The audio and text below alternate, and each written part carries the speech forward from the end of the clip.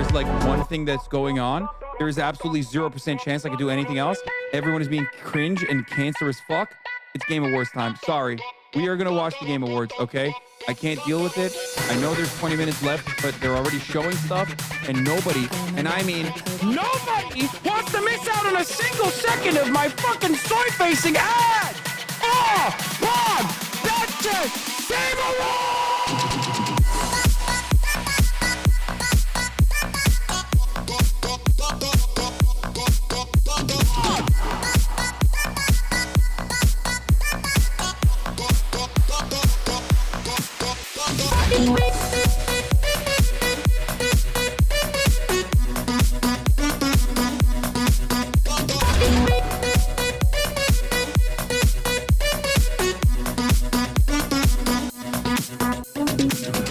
I can't even focus on this anymore because all of you motherfuckers keep talking about the PlayStation event. Fuck you, dude. Fucking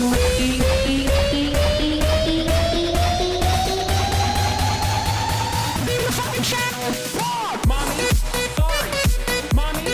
Sorry. Mommy. Sorry. Mommy. Sorry. Mommy. Sorry. Mommy. What's going on, everybody?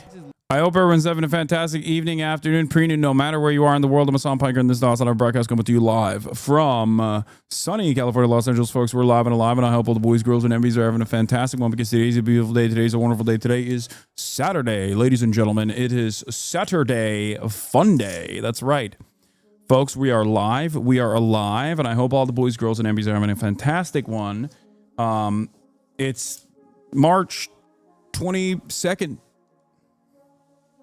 2025, and I am late. I'm late. It's 1 p.m. I'm exactly here at 1 p.m. I'm actually 2 hours late, and the reason for that is actually a pretty good reason. We will, of course, get into that in a brief moment because this is the part of the broadcast where I tell you about my personal news. And the personal news that is what I've done in between the time period where I press the stop streaming button and press the start streaming button. That's right. For all the parasocialists out there. Okay, so 2 hours late. I know I am 2 hours late. Don't worry. I will get into it in a second. Whew. So last night I did the broadcast, didn't really do much, played a lot of Kingdom Come Deliverance as always. You already know what it is. I've been playing a lot of that. I've been playing some Assassin's Creed as well, but I'm trying not to play Assassin's Creed because I'm going to be playing it on stream. Having said that, outside of the usual, did I do anything out of the ordinary? Absolutely not. As always, I went to bed, I woke up early, and I'll tell you what, I didn't want to work out. I didn't want to work out at all. Okay? I did not want to work out at all. I was tired. I knew that I had the podcast at 10 a.m. and I had a very special guest for the podcast. So in my mind, I was thinking, maybe it's okay if I don't actually work out this morning. But I said no, because yesterday was the first day that I had actually done a perfect diet day in a while, and a perfect deficit day in a while. I thought to myself, just like Andrew Huberman, what would Andrew Huberman do? I went and I worked out this morning, and I'm actually very happy that I did because I feel pretty goddamn good. Leak. Who was the guest? The guest is Phineas. Not Phineas and Ferb. Phineas, Billie Eilish's brother / producer. Incredibly musically talented Phineas. Yeah, that's right. That was the special guest. That episode is going to be coming out on Monday. It was insane. He is the man. He is one of you guys. He's a HasanAbi head, and you can really tell. He shined. He shone. Okay, he was fantastic. One of my favorite guests for sure. Okay. Message you on Discord with proof that I'm the doctor of Bin Laden's doctor's daughter. With proof, please check your Discord DMs. Okay. Why? I don't understand what you want. What you want from me on that front. But anyway, sick.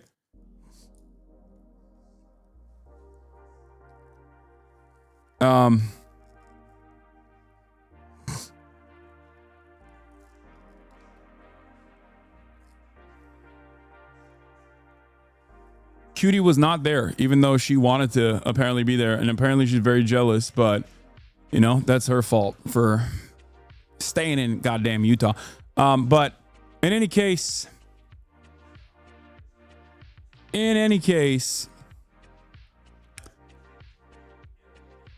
yeah, it was great, and I'm very excited for you guys to see it. I think you're gonna enjoy it. I think you're gonna enjoy the final product for sure. It's a definite can't miss. It's a definite lock, can't miss ass episode for the most part. 10 Speed 86, thank you for the 20 gifted subs. God damn, wow. But what was I gonna say? Austin and Will are doing ad reads in the background for the podcast right now, and I can't even focus on it. Oh my god. It's like memeing. iDubbbz did a meme video. That's cool. We'll watch that. But oh god, I can't even hear myself think right now. They're yelling so much. Oh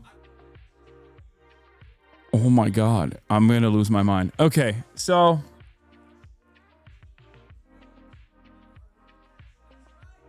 I can't. I'm gonna have to literally wait for them to be done. It's crazy. Can you guys hear them? Oh, you can hear them. Yeah, when I talk, you can probably hear them in the background. It's insane how loud they are. All right, the Macy's, thank you for the playlist. Anyway, personal news wise, had an incredible podcast. Worked out in the morning. I feel pretty good. I feel pretty good about all of this stuff. And of course, it's the reason why I'm late. So apologies for that. Yeah.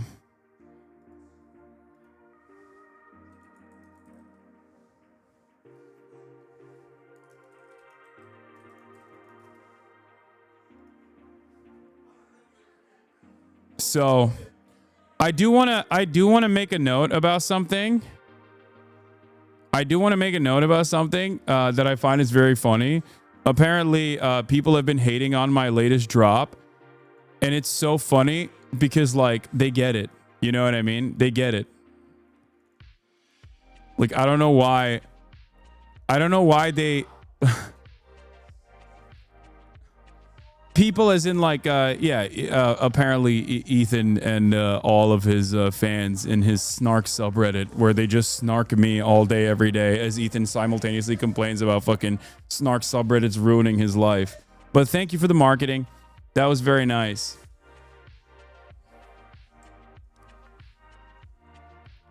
When you were partying, I studied the dialectical materialism. When you were getting married and starting a family, I mastered the socialist grift. While you wasted your days goofing and gaffing, I cultivated an audience of leftist activists who pay for my Porsche. And now that the world is on fire and Trump is in office, you have the audacity to question my going to Gaza. Yeah. It's basically just like stupid sexy Hassan over and over again.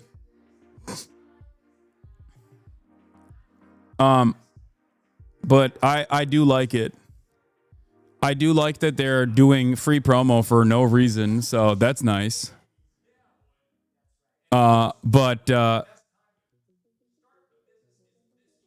Yeah, there's a lot of stupid shit going on.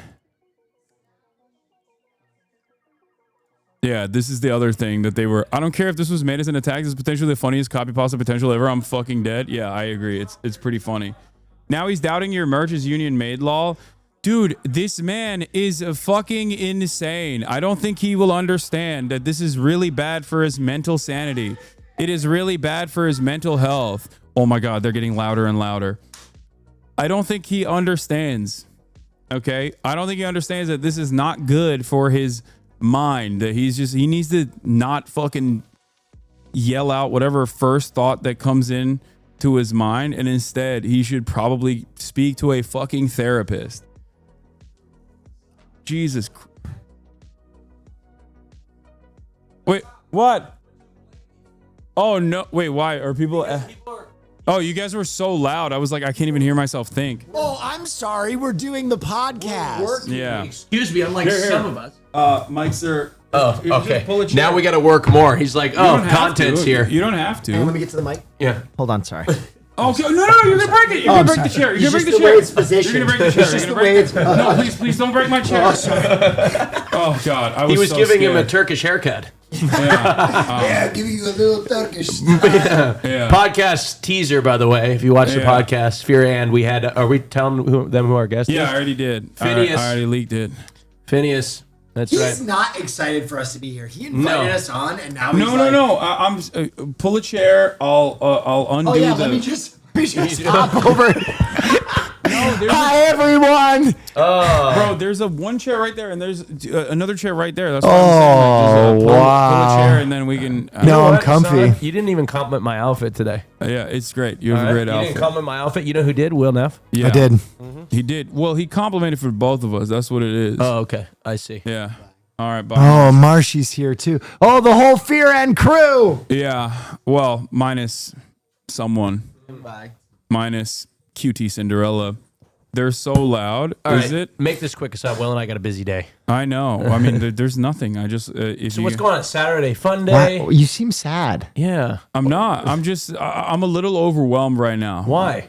Because there's a lot going on. Is there a lot of things happening? Yeah, there's a lot going on in the world, but that's not what I was talking about. I was talking about like there's a lot going on with you guys.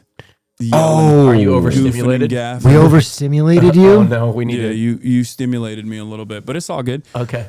Why don't you pull a fucking chair? Are you? Is this making you It's uncomfortable? making me a little uncomfortable that you guys are just not simply pulling one chair. There's another one. Yeah, just. Oh, there it is. Fine. There it is. All right. Fine. They're loud as fuck. Wait, really?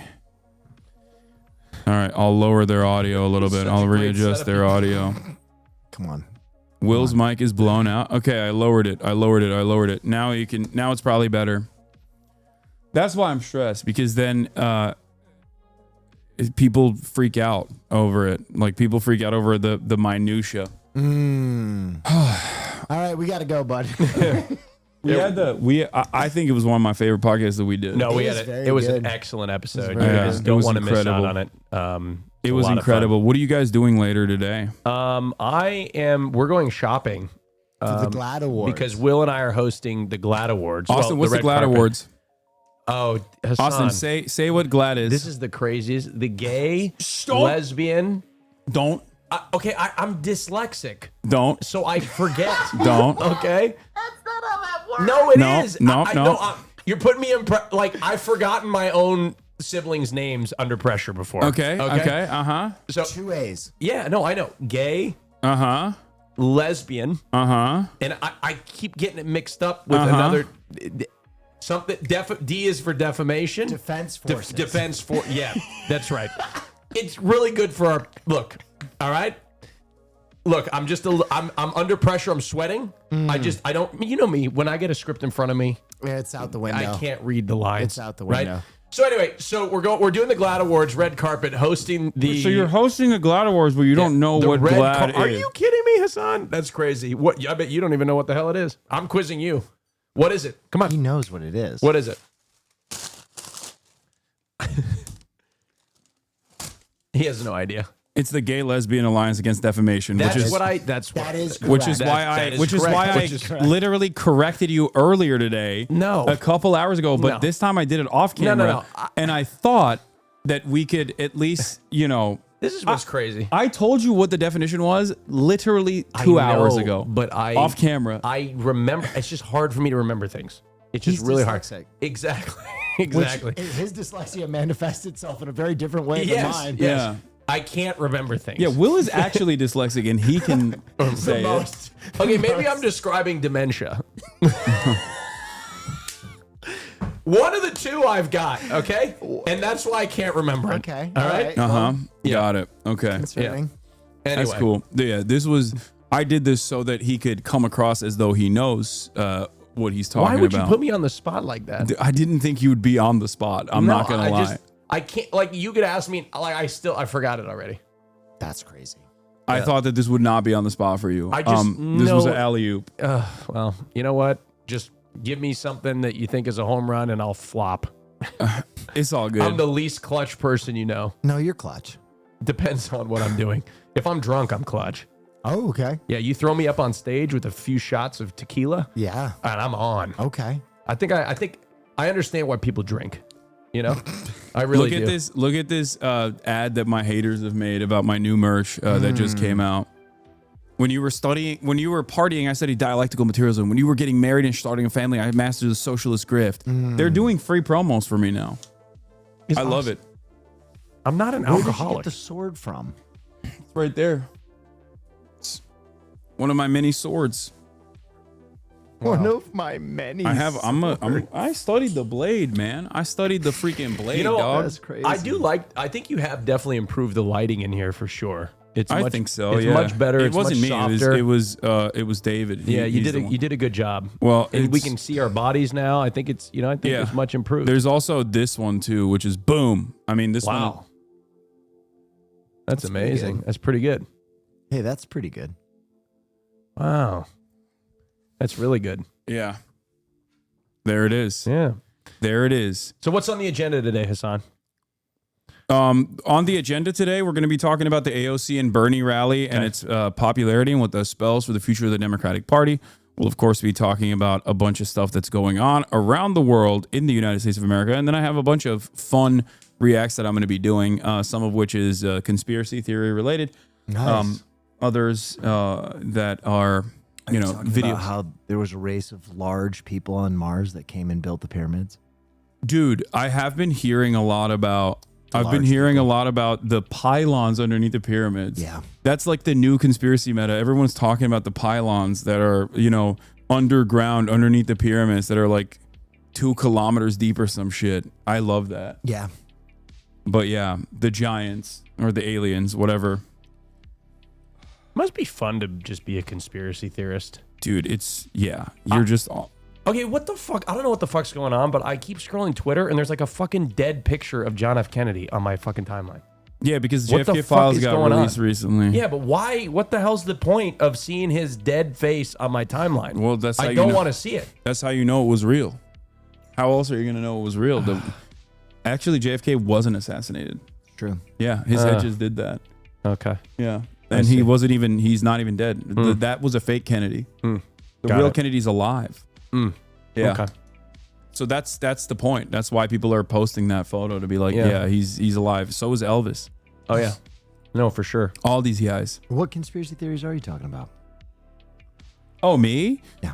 It's not even conspiracy theories. It's just like CIA history videos that I've been meaning to watch from this one channel. That's really good. That talks about like a bunch of CIA operations around the world that were very damaging to those countries. But yeah, Oh, other the than Hitler that, conspiracy one. Before we go, have you seen the NVIDIA robot yet? no. What is that? Type that in. Pull that up for me, Jamie. All right, hold on. Wouldn't JFK be like 100 now? No, dude. He also has a serum, so he survives. Type in NVIDIA Disney robot. Yes. This thing is cute. This is the one. Very These little cute. droids are different than other robots Oh, I've look at tested that. because they're designed Look and at him. trained by Disney to be cute. And that He doesn't is a look like he's going to surprisingly big enslave deal us for- all and end up. But it will end up doing that though. I mean, like he's gonna do that, but like at least we're getting destroyed yeah. by of cute robotics. robots. These droids aren't These autonomous. things. They're operated using this controller. But I'm not telling it exactly how to do that. The way that it responds comes from its training. Using ducklings as inspiration, the engineers created a bunch of animations that told these robots how to walk or jump or dance. Then they put digital versions of the robot into a simulation, where they're rewarded for performing those movements and sticking as close as possible to the original animation. who I think After what the robots I get think are tons of cute reps in is the little digital world, delivery they upload the robots. training to real do you? prototypes. Yeah, there's in Los Angeles or other major cities. There's these delivery robots. Do you think they're cute? They put 2 eyes on it. Just Yeah, I to, think like, they're cute. I'm like, oh, and then like I don't know mean, why I want to kick them. Is that fucked up? Speak on that, I've Ken. seen- No, I mean I don't want to say it out loud because then when the robots come in and become our next overlords, they'll remember they're that. keeping a tally. Yeah. I saw one get hit by a car, which made me so sad. It threw its, I don't know what it was, maybe it'd been overworked, but it threw itself in the middle of traffic and just got absolutely. You think the robot committed suicide? Yeah. The robot had a death wish. I don't know. It made me Amazing. Made me very sad though. It delivered one too many Long John Silvers Yeah, when it was ready to go. Yeah. Yeah. I don't know. I think that they're stuff cute. freaks me out because, like, dude, there's so much stuff like that we just had no say on. Obviously, like the robot AI delivery mechanisms are not that damaging overall, but like the full self-driving Tesla stuff. Have you guys heard about this? Mark Rober, who's a former NASA guy and a huge YouTube guy now. He's a huge YouTube content creator. He tested out full self-driving, which relies on visual cues and video rather than LiDAR to see like which one was better. And we had full self-driving cars doing FSD out and about.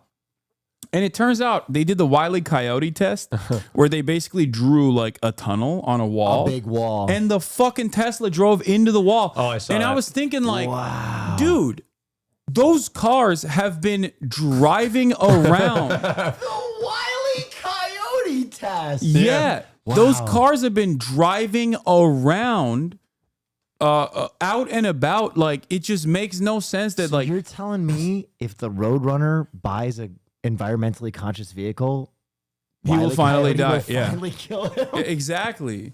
And it just, Do you think what that's is this why- shit kind of fooled me in the video, not gonna lie, not defending the car. Dude, that's crazy. This guy's like, well, I thought it was a real road too. Wow. Do you think that's why they shelved Wile E. Coyote versus Acme? Here we go. Warner Brothers? Here we go!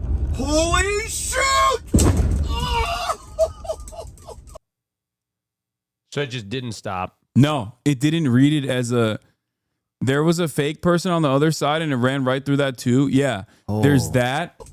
There's also when it rains, the Tesla visuals don't pick up like if there's any sort of density around a human. Tesla visuals don't see a human there. Oh.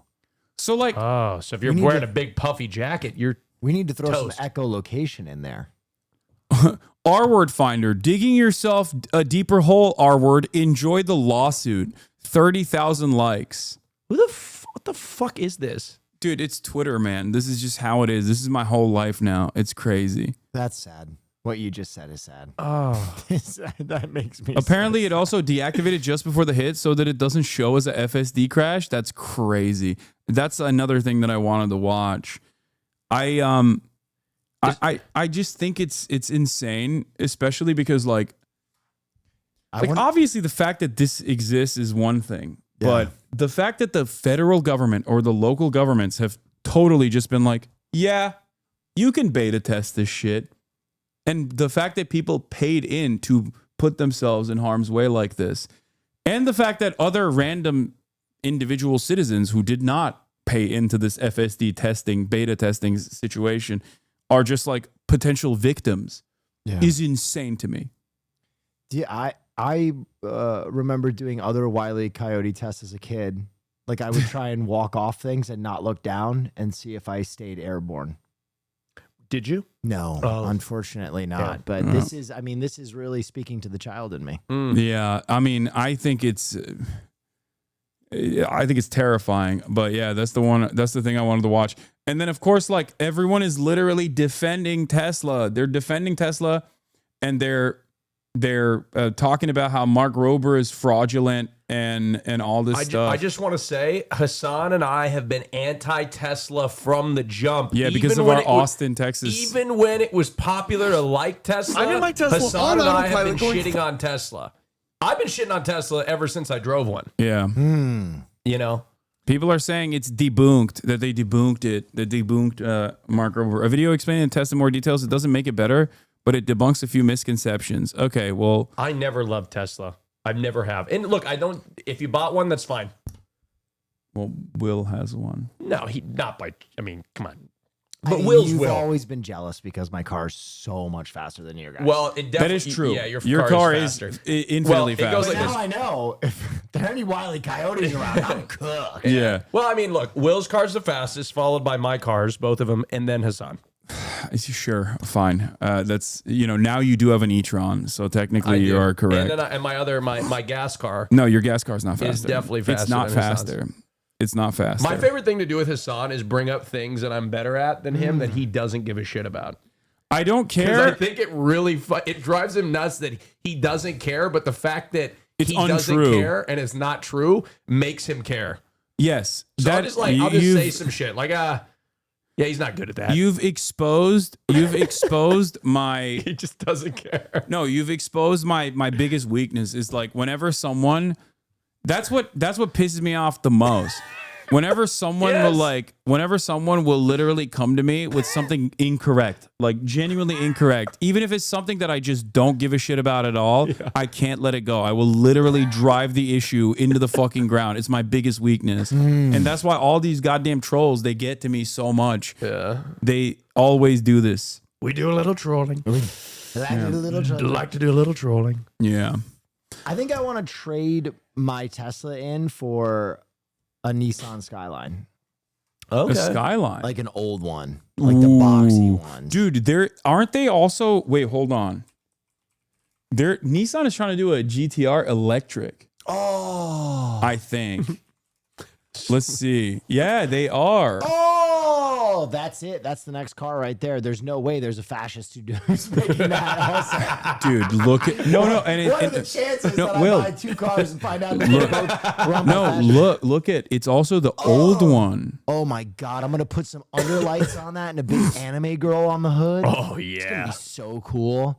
Put some anime titties on that. Yeah. Come on, talk to me. That hood is looking, that's prime real Begging estate. for Sometimes anime I titties. love that. Sometimes I fantasize about being a straight man. Like I'm not a straight man, but like cosplaying as one. Oh well, this would be a Like just like I would have a femboy. have just so. like you know, like a hot chick, a big Well, you can poster. get some yaoi on there. Okay, just like I mean, I don't know. I just like I fantasize about it. Do Like you read any yaoi? Do no, you know what yaoi is? no. You might be into it. You think so? Yeah. Yeah, Okay. I think so. Yeah. Well, do that with the R34 and I start to blow some dick.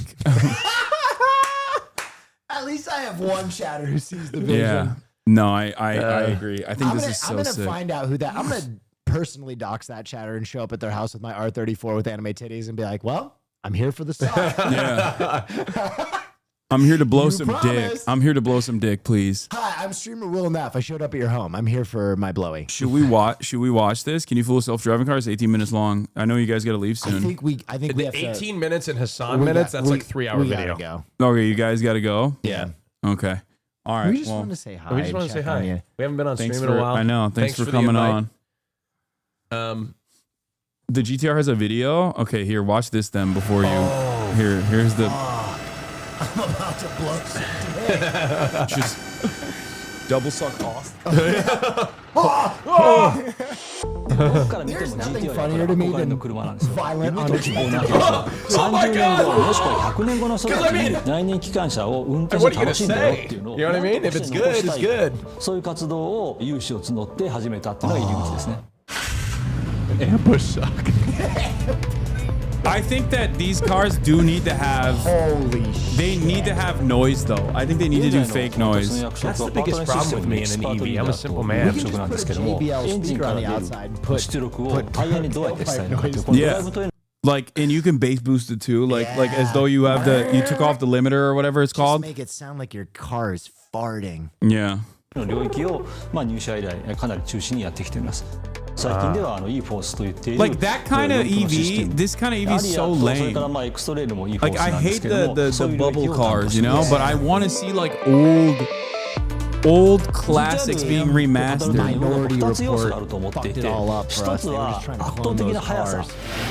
それからもう一個は運転して楽しいと絶対的な速さがもしなかったとしてもやっぱり運転すごい楽しいっていう味があってそこを Yes. モーター駆動でどこまで再現できるかっていうのをチャレンジしたってことですね I don't know if it's a concept. A lot of these guys like tickle you with the I concept. need it now. It's annoying that I need it immediately. ハードウェアとしてRS9を電動化するっていうのは思ったより大変でした No, they're gonna show you that まだ it's, キャドがあります they're gonna show you what they そ did. してそれぞれのパーツ Oh, it's の in English. 3D 化を起こすっていうのを初めにやってます I thought, oh, they're just okay. English Yeah, subtitles. they take the R34 and then they reassemble it and put a fucking EV battery in it. If anybody has one of these or can do this process, I'll pay for it. It says there's no plans to commercialize it. Son of a bitch! Yeah. You could do it yourself, though. The problem, R32, sorry, not R34. There's the problem with these concept cars that like you need to at least like be a car guy, I think, to be able to deal with this because there's going to be issues. Doesn't it fuck with the center of gravity and things of that nature with where they put the battery, change the physics of the car? No, when they I'm not a genius or anything, but I'm when just they thinking, resto mod it, they obviously account for that. well, I mean, I think it's a good question to ask. No, you're right. Right? You're not wrong. Like when they redid the 737, they redid the Max. Okay, they changed the size of the engines. Austin, and they changed the center of gravity of the plane, which is what led to MCAS and that tragedy. That, he wanted to just say he knows plane stuff. That's the reason why he brought this up. Yeah. At first, I thought. At first, I was going to say, Austin, if you have these concerns, don't you think car engineers have also thought about them? I mean, I don't know. I don't know. Well, clearly Boeing didn't think about it, right? Yeah, but this is this is entirely different thing. Okay, this is a sin that you have not opened these yet. No, I have. Oh, no, I did open them. I used them. They are the best fidget toys. Yeah. Yep. All right, let me see. Yeah, we got to go, Hasan. Okay, here. Oh my God. Click. Whoa. Dude, go back to the fucking boxy. Back when cars were cars. Yeah. You know what I mean? No, I agree. Like, I that's what I want.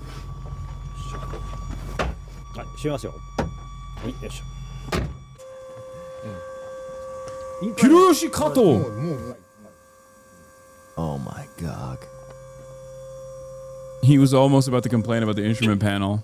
Deja vu. I've just been to this place before. Oh, wow. They need to add noise to it, though. Yeah, I wish there was engine noise. You need to have engine noise, man. We're doing boners right now. Wait, this is a lot more boring than I kind of like the one with the engine better. Are you going to play Deja Vu? So smart.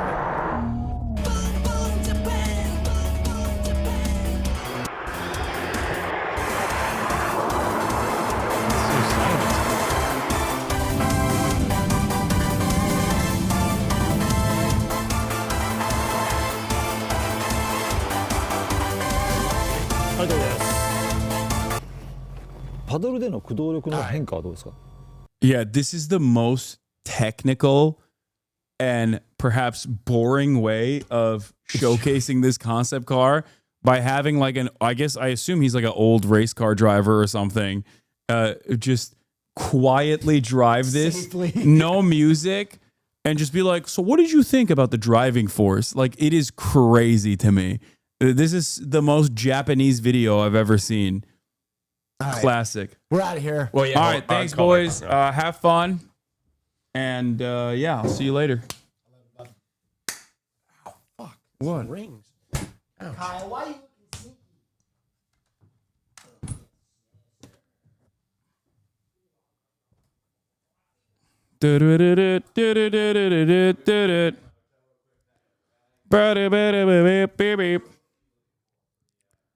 It gives Wii vibes for no reason. What's the fidget toy? I'll show you in a second. But yeah, all right. We're back. We're back on our usual bullshit. Okay. Hold on.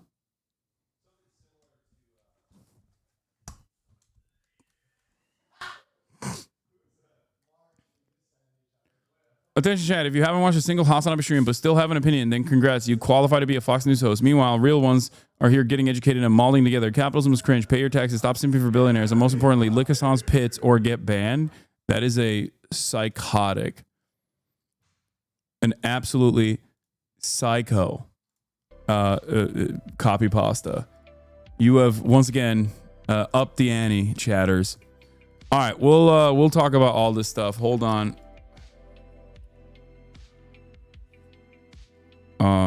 Where is it? All right, let me blast off real quick. Okay. All right. Light news. AOC and Bernie. Momentum.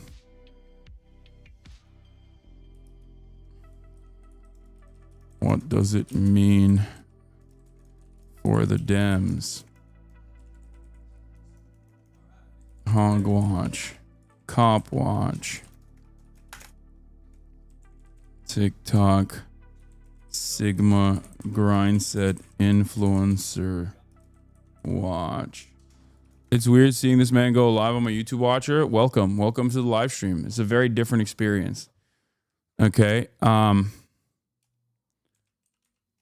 AC Shadows continued later. Yeah, Israeli civil war. Fingers crossed.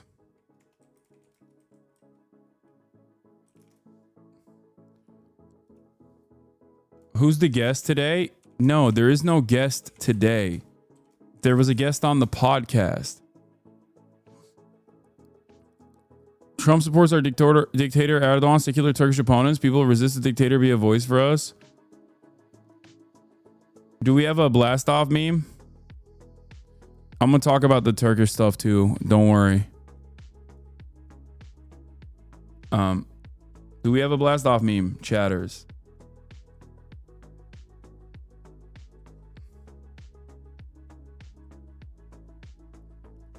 Whatever happened to the treadmill? Bringing it back? No. It's back there somewhere. I don't use it.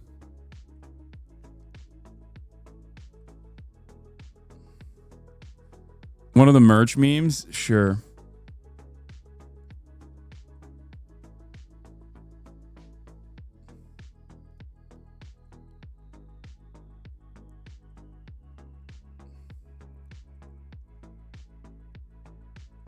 Brother, it's 1:30. Blast off meme expired. Why? What is your deadlift max? I don't know. My lifetime PR is high. Where do you get your frames? All over. These are Gentle Giant though. Or Gentle Giant? Gentle Monster?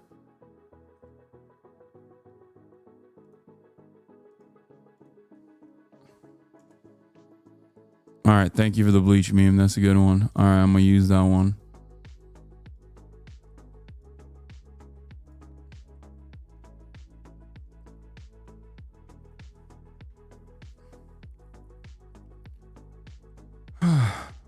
When are you gonna play Safe Lane Slark again? I don't know what that is.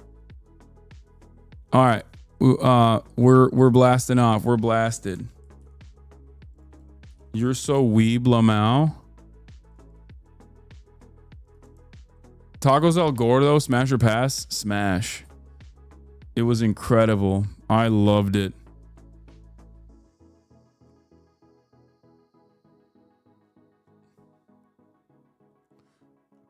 I'm going to talk about Elon banning accounts. AC Shadows reached 2 million sales within 3 days. Please check on her boy Grums. Make sure he's not posting a 9-year-old character he wants to wife up again. Yeah.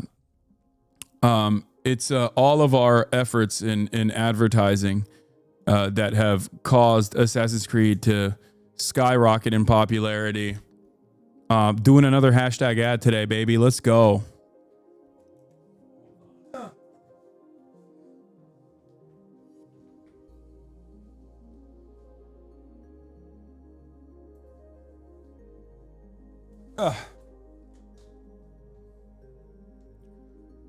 Why y'all spamming the link? What do you mean? Brace posting has been giving me life. Mom of Data Republican. Okay, here's the deal. As a mother of someone who benefited from special ed, I absolutely trust the states to provide for kids that need extra help. I absolutely trust the states to provide the kids that need extra help. The ADA requires that they have equal access. Some states will obviously do a better job than others, but that is already the case. Some states do a better job in education, period. We absolutely do not need to throw money at the Federal Department of Education. Brace responds, my shit is rancid and you are so ancient that ADA laws may straight up not even be enough, lol. If we slip up and hit raw due to passion or mojito, our kid will need this. Reconsider. Brace has been going on a tear as the reply guy who is like insanely horny. He's been presenting himself as an insanely horny reply guy. And also actively posting in like the craziest right-wing accounts, right-wing communities. and he's been on a generational run on Twitter. This is so me. Scientists explaining importance of good sleep. Me at 3 a.m. watching him explain. The reason you're up at 3 a.m. is because of anxiety. I was recently listening to a Doechii song about this. She fucking nails it. I've been having 3 beers in the hour before bed to chill out and help me get to sleep quicker. Try this.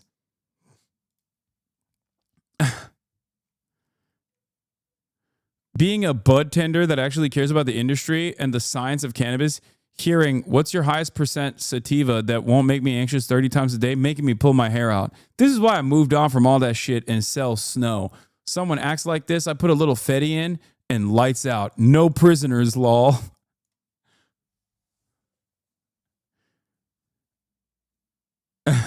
Oh, you going to jail. I'll do it in jail too, lol. Which was the one where he was talking about Planet of Memes. If you enjoy my content and would like to support this account, consider becoming a subscriber for just $3 a month. I appreciate all who's become subscribers so far. I'll give you 5,000 to start drinking again. Maybe that will help this bullshit streak you've been on. Content fucking sucks now. You fucking suck now. I used to think that I would do anything for you. Now I think I would do anything to you. The one with the lady, the one with the Republican in front of the Tesla is perhaps the most insane one I've seen anyone ever type out.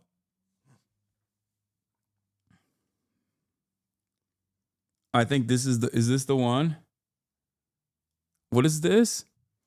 I sometimes desultorily masturbate to video interviews you do, but oftentimes find it difficult due to your webcam quality, e.g. attached picture. You are my favorite writer thinker, but some stuff needs a major upgrade. Camera off. I can do it to just audio or AI image.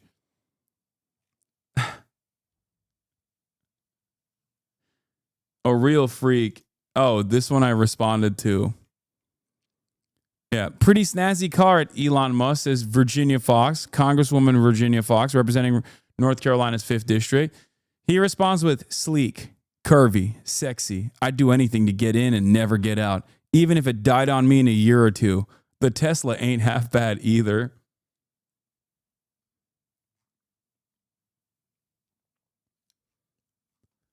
He's lost his mind. He is just, there's that clown account that he responds to apparently was like quitting drinking, and he's just been telling him to start drinking again over and over again.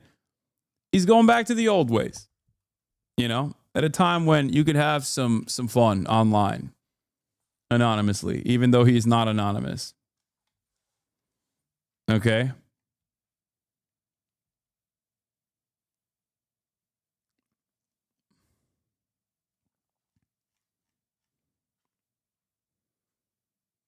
Piss Pig is back. Yeah.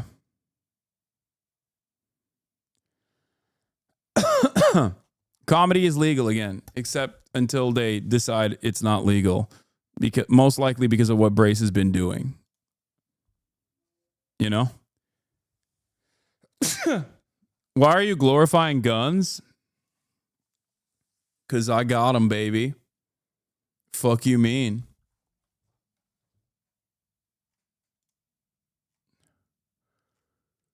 Ay, ay, ay.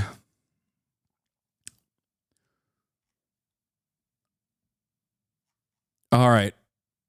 Did you see what they caught David Shore saying? Oh, here's the one that I was talking about. 7 days sober. Drinking in your 40s isn't worth it. Time to do things differently. Unfortunately, it is too late to stop. Irreparable damage to liver. Kidneys likely shot. Relationships ruined. The rest of your life will be miserable. You will never have fun again. The drink is gone, but you will remain a burden to those in your life. Miss me yet? He's going insane mode.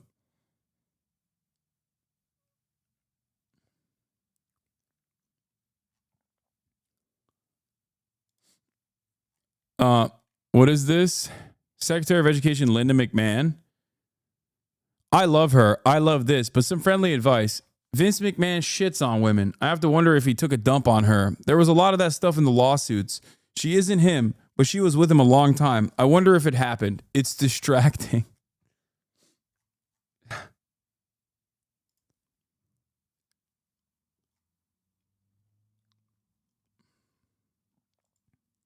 What is this? W. Mike and Jack. I sometimes wish you were W. Brace. You will grow tired of seeing your reflection in your bald husband's degraded pate. He will succumb soon to whatever sickness that made him look like that, and I will lift up your black veil of grief and blow your mind. Pate? Is it pate or pate? I don't know what that is. What is pate? I don't even know what that word means.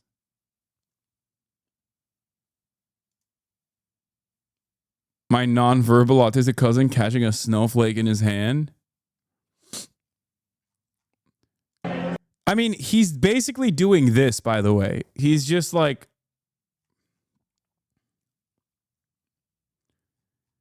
he's writing in a way that really pops off on Twitter. Is a really commonplace, unfortunately, on Twitter. That's what he's doing. My nonverbal autistic cousin catching a snowflake in his hand. Pressure. I can only begin to fathom the weight he carries at this moment. Not merely a nation, but the world itself looks to him in expectation. The burden must be immense, although almost unimaginable.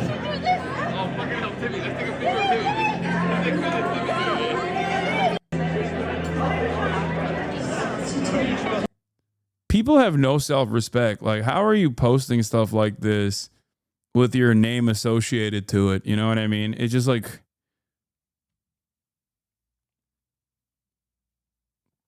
he got May Must to post him on Instagram. Wait, what? Was reposted by May on 3/11/25. She's rather elderly and hasn't remarried since Errol. Is it Delulu of me to think that maybe the repost means something? I'm sure lots of guys tag her every day. I feel insane. I can't tell if like there are people who are sincerely replying to him or if it's all also irony posters.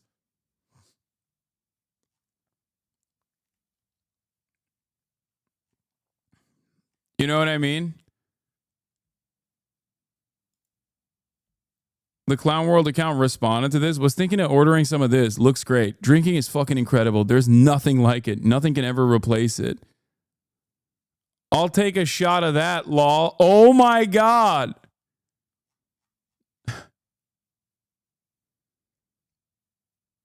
That's crazy.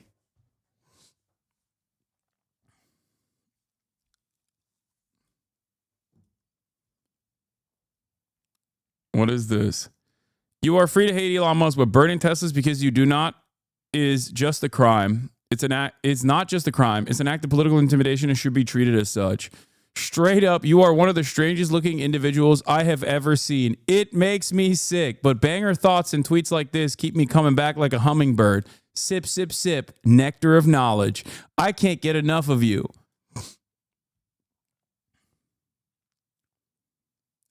I love Tesla. All right. Enough Elon posting. Enough Brace posts, okay? Why do people want it to be terrorism to dislike a car company? Because we live in very interesting times. Okay, I got it. Pate, not pronounced pate, is the bald spot on the top of your noggin. I got it. Thank you. Thank you, chatters, who have been correcting me nonstop. All right. I want to do... This is awesome. Am I forgetting anything? I cannot believe how much this man has captivated Twitter. It's crazy. Let's get started on the YouTuber car. Or I guess like we'll get started on the news first and foremost.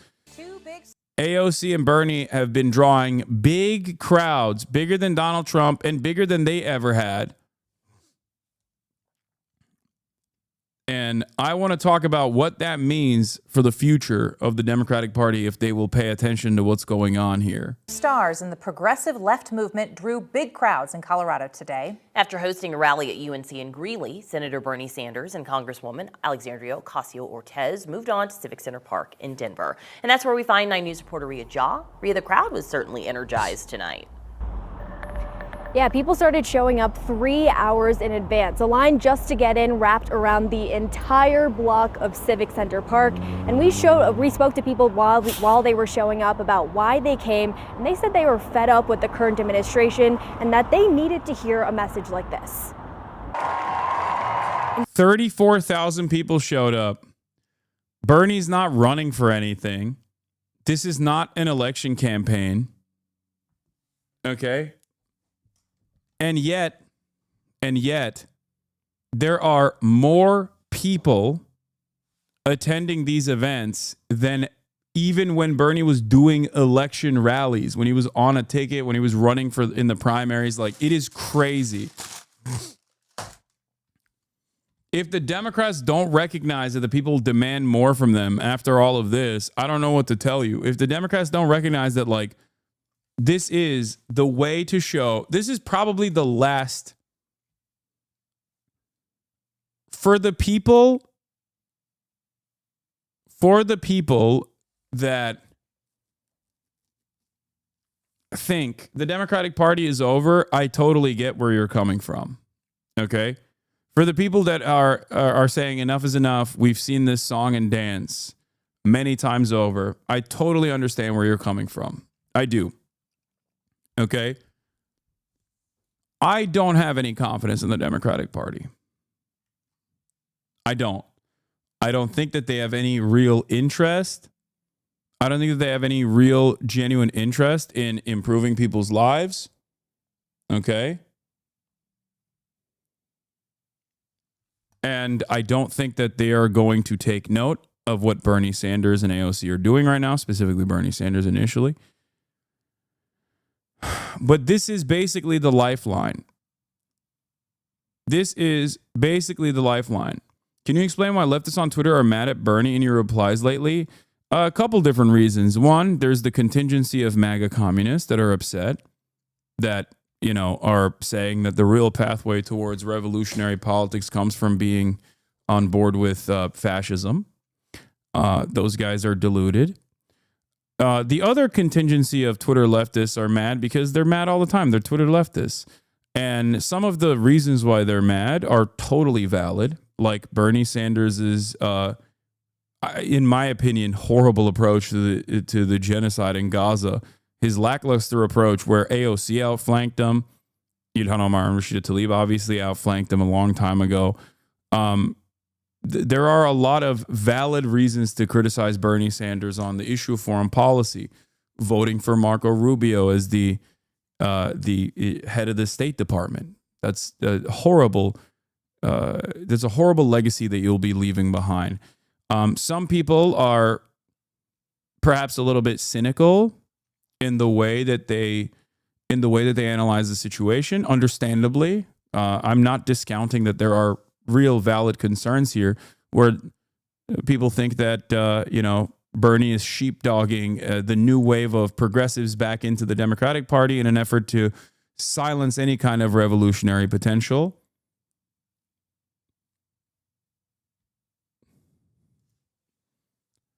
And I think that is another concern that people have. How the fuck are we cynical? Bernie is a cynical one. He doesn't give a single fuck about a single Palestinian. No, I'm saying that the anger that people feel towards Bernie Sanders with respect to his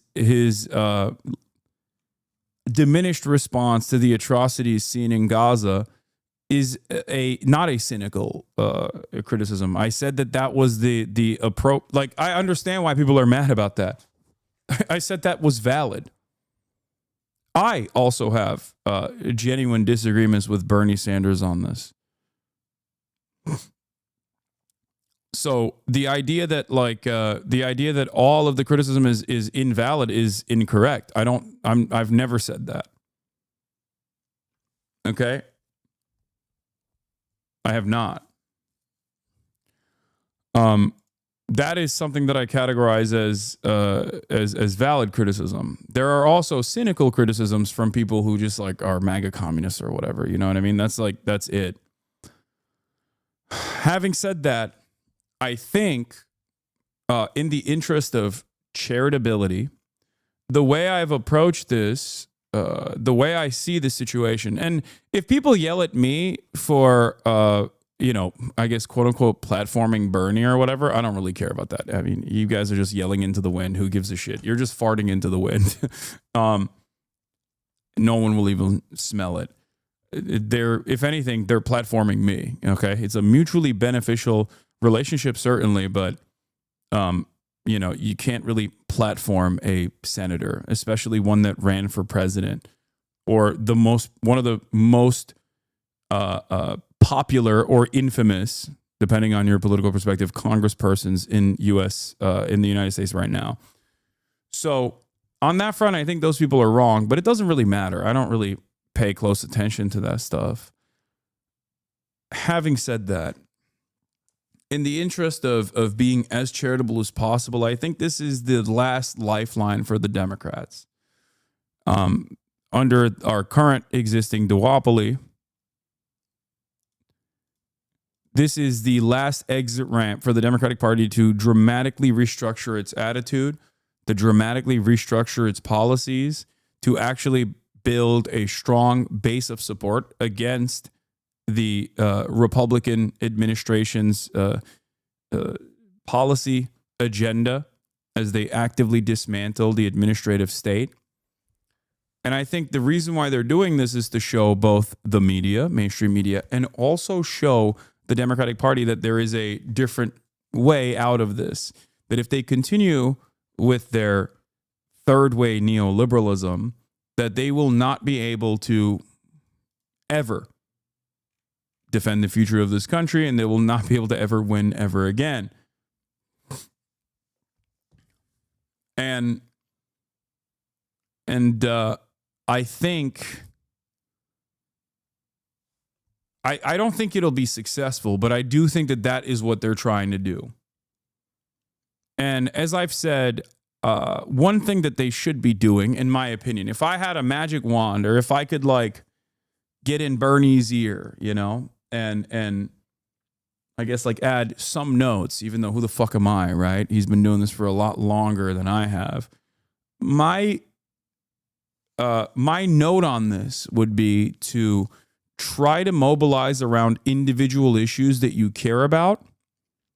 Mobilize around, not just organize and not just do an awareness campaign, but instead mobilize around specific issues and get all of these people to show up for specific issues. It's fine to do these kinds of massive rallies as well, but I think it's important to also, do one of these sorts of rallies outside of the detention center where Mahmoud Khalil is being held, right? To talk about how damaging it is that the Trump administration is revoking the legal permanent residency of someone over free speech grounds. And how terrifying that is for the future of this country, how fascist it is. I think that is a show of force that goes along with your agenda, that goes along with your message, that also has a little bit of momentum behind it, that could potentially strike fear in the heart of this administration. And that's my attitude on this. I think you could do a two-parter. Yeah, Daniel Denver also is of the same mind here. Bernie and Andrews should rally at Columbia against the repression. I think that's a fantastic opportunity. And I think that's what they should be doing. And by the way, what they're doing right now, to give credit to a horrible monster, what they're doing right now is what the right has been doing with a lot of AstroTurf movements specifically. It's like what Marjorie Taylor Greene does. It's what Trump has been doing. So do more of it, but for good things, right? That's my attitude. I think it would be very smart to take all of this momentum and then try to use that discontent to make real, tangible changes. I think he's sticking to economic policies, hence the focus on oligarchy and workers. They're not going to rally around Palestine or Khalil. Yeah, except there is also a workers' rights issue there as well. Also, free speech is a fundamental value that that protects workers anyway, or is supposed to protect workers in theory. What do you mean? In terms of Colombia, there is a really fantastic opportunity to drive home that message that Grant Minor, who was the leader of the Student Workers Union in Columbia University, who is Jewish himself, and also was studying, I think it was like Jewish classics, like medieval literature, specifically focusing on Jewish literature. That person was fired by Columbia for negotiating with Columbia a union contract, and also simultaneously unenrolled from Columbia in the process.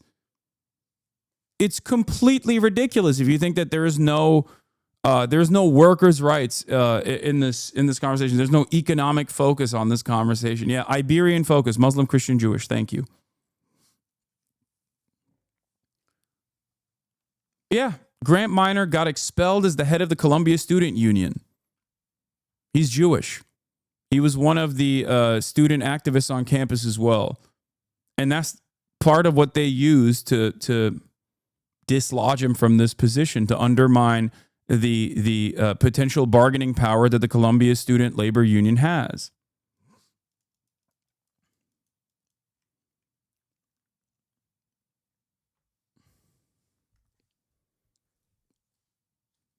It is completely unacceptable.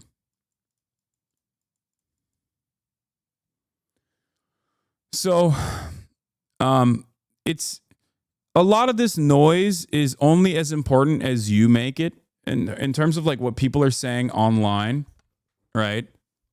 It's only as important as you think it is. So there's no reason for you at any point to give it any additional power. Just remember, it's just noise. Okay? So when you see people that are, you don't have to be charitable to Bernie, you know, you could be ruthlessly critical and still not be disrespectful. Wait, what? Ruthlessly critical?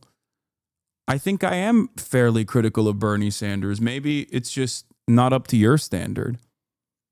I think Bernie Sanders' opinion on specifically Gaza post-October 7 is something that I have regularly criticized Bernie on. Especially considering that he was leading the charge and moving the needle in the direction of anti-Zionist thought as a formative and very popular political figure in the United States of America. He was usually at the cutting edge, talking about cutting funding to Israel before many other congresspersons ever even entertained the thought. He ran on it in 2016. And now he's completely outflanked by other congresspersons. It's unacceptable.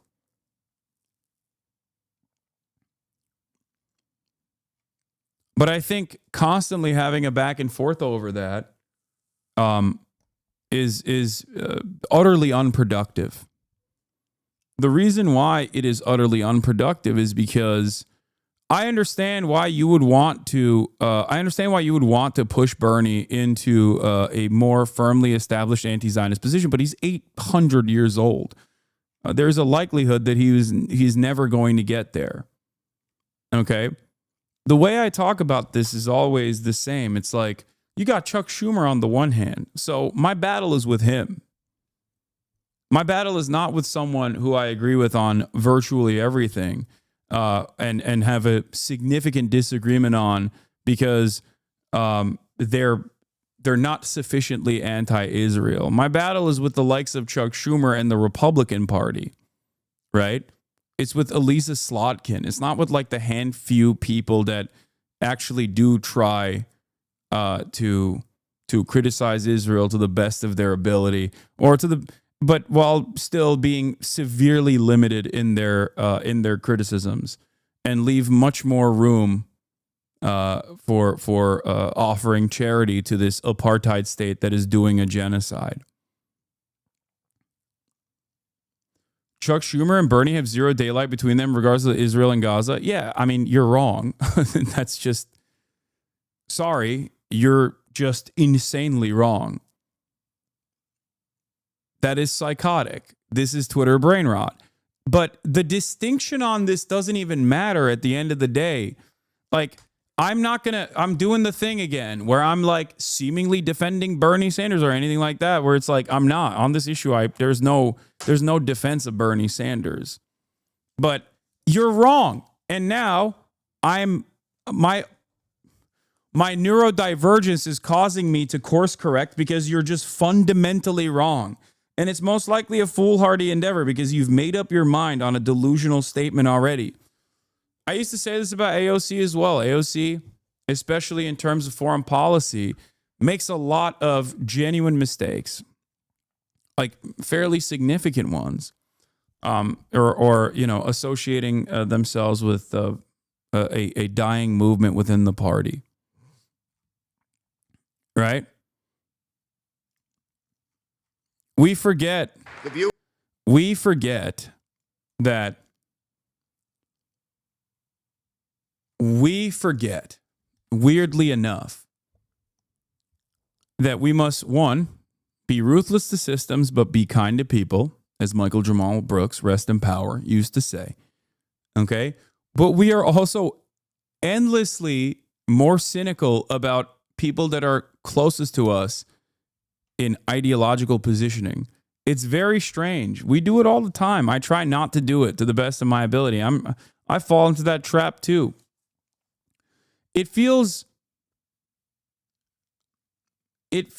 more, I mean, it has more impact when someone you expect to know better, like Bernie Sanders, doesn't do the right thing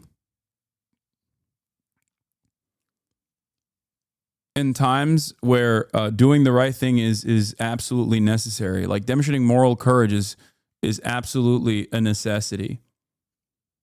I get it. I understand why it feels different when you hear from someone that you admire. Right? But if you make a statement like, there's no daylight between Bernie Sanders and Chuck Schumer. I mean, here's Chuck Schumer. The view of Palestinians is simple. Well, the Europeans treated the Jews badly, culminating in the Holocaust, and they gave them our land as compensation. Of course, we say it's our land. The Torah says it. But they don't believe in the Torah. So that's the reason there is not peace. They invent other reasons, but they do not believe in a Jewish state. And that is why we in America must stand strong with Israel through thick and thin. We must, because that is the like, this is the minority leader in the Senate for the Democratic Party. What a psychopathic thing to say. It's just utterly unacceptable. It's completely unacceptable. What the fuck do you mean? Oh, the Torah. Get the fuck out of here. What are you talking about? Oh, the Quran told me that we need to re-implement a caliphate. And the Jews don't want that. So I say, we have to support any kind of implementation of the caliphate. Like, if I were to run around saying stuff like that, you'd be like, what do you mean? What you want to do ISIS? Like, I don't understand.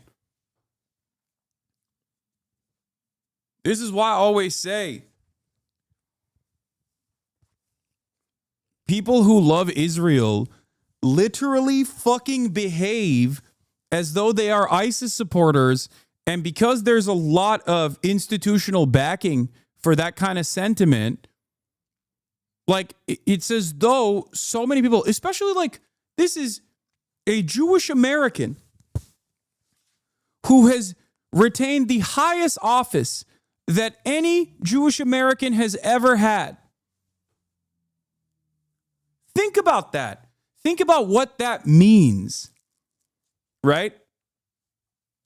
As a Jewish American in the highest office that any American Jew has ever had in the United States of America, you stand on the stage at AIPAC and you basically present the Jewish version of ISIS and you associate it with Judaism And you think that this is like a positive association. It's so psychotic. I'm sure it's positive in that crowd, but that is a psychotic thing to say out loud. Maybe it's because as a dude whose name is Hasan, living in post 9/11 America, I just cannot ever wrap my head around how people would offensively use this kind of association as a positive in broad daylight, educating Americans on this false conflation that Israel is Judaism and Judaism is Israel over and over again at a time when many Americans are waking up to the reality that maybe Israel is not great. It's so short-sighted. Even if you don't care about like the genocide, it's so fucking short-sighted in terms of self-preservation. You are so dumb for doing a dual loyalty trope, but wokely, thinking that like Americans are not going to respond to that. Thinking that Americans are not going to respond to that negatively and be like, okay, well, you taught me that this is for the Jews and it's because of the Torah. Now I'm believing a whole bunch of Nazi shit. Yes, I know this was in 2018, chatters. I know this is an old clip. It doesn't change the dynamic at all, and it doesn't change the reality of it. He still has these opinions. What are you talking about? Reason, not any of these other false shibboleths, why there is not peace in the Middle East. Too many people don't understand that here in America.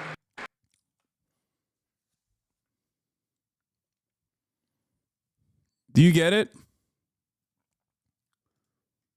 Do you understand? Schumer was already getting his wish a decade before even a single rocket was fired. To this day, Israel justifies carrying out preemptive strike and starting the 1967 war based on a partial blockade from Egypt, but Palestinians is apparently just necessary medicine. Yeah. So, for people like myself, when I heard this, I was like, that's why I always try to tell people to, like, I guess, be a little bit more charitable, because I know the societal attitude towards Israel until recently. Like, a lot of you guys are very passionate. Many of you just found out about it. And I'm not talking about Palestinians, okay? They obviously were very aware of the situation for their whole lives. But like, there are many people in the West who are just like very, very understandably passionate about the situation because it's a genocide. It's like the worst thing you can do. It's the worst crime that you can commit against anyone. And so in that passion, you find yourself taking hardline stances and not understanding the position that certain people have, not giving people grace, and maybe even removing the nuance from the equation. And that's where that conversation takes place, where you're like, Chuck Schumer and Bernie Sanders, there's no daylight between them. No, that's not true.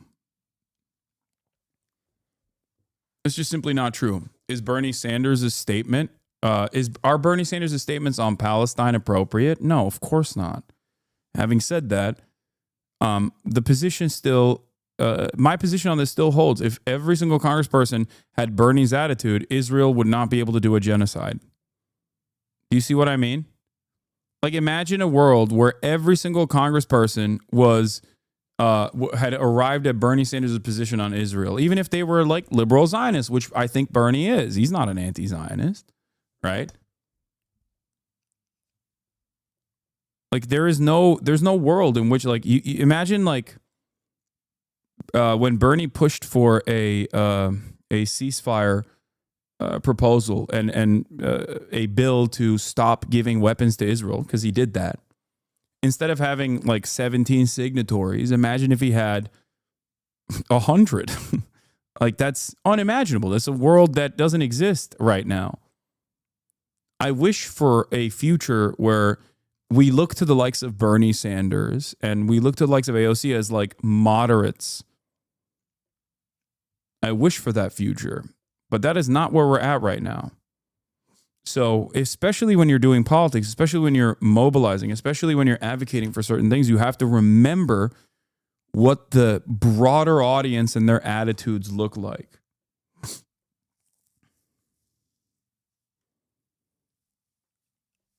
Having said that, I think Bernie Sanders could be saying a lot more about Israel. I think he does the classic thing where he just like hyper focuses on Benjamin Netanyahu, even though he will at times say that there is like Israel is engaging in morally repugnant behavior. Like he will openly say that Israel is doing this, not just Benjamin Netanyahu. So he gets it to a certain degree, but I think that there is too much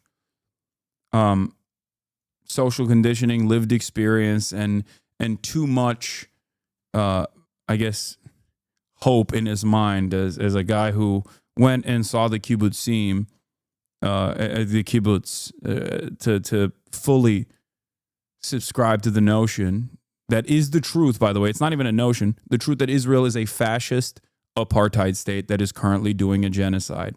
You have to recognize that. That is not, I understand why, and that's precisely why I understand why people think this is not like simply a difference that is reconcilable. This is an irreconcilable wrong that must be corrected. Okay? In front of this crowd, these two didn't need any introduction. In the hundreds of rallies that I have done, we have never, ever had a rally as large as this. Thousands of people flooded the Civic Center to see Independent Senator Bernie Sanders and Democratic Representative Alexandria Ocasio-Cortez, drawn by a sense of urgency, fear, and frustration. Well, the reason I'm here is I don't like the way this country is going right now. Even before they spoke, the crowd knew what they were hoping to hear: accountability for the issues they care about. I'm actually a psychiatric nurse practitioner, and I have so many patients who have Medicaid or Medicare. I'm afraid for the country. On stage, AOC wasted no time challenging not only Republicans, but her own party. And this isn't just about Republicans.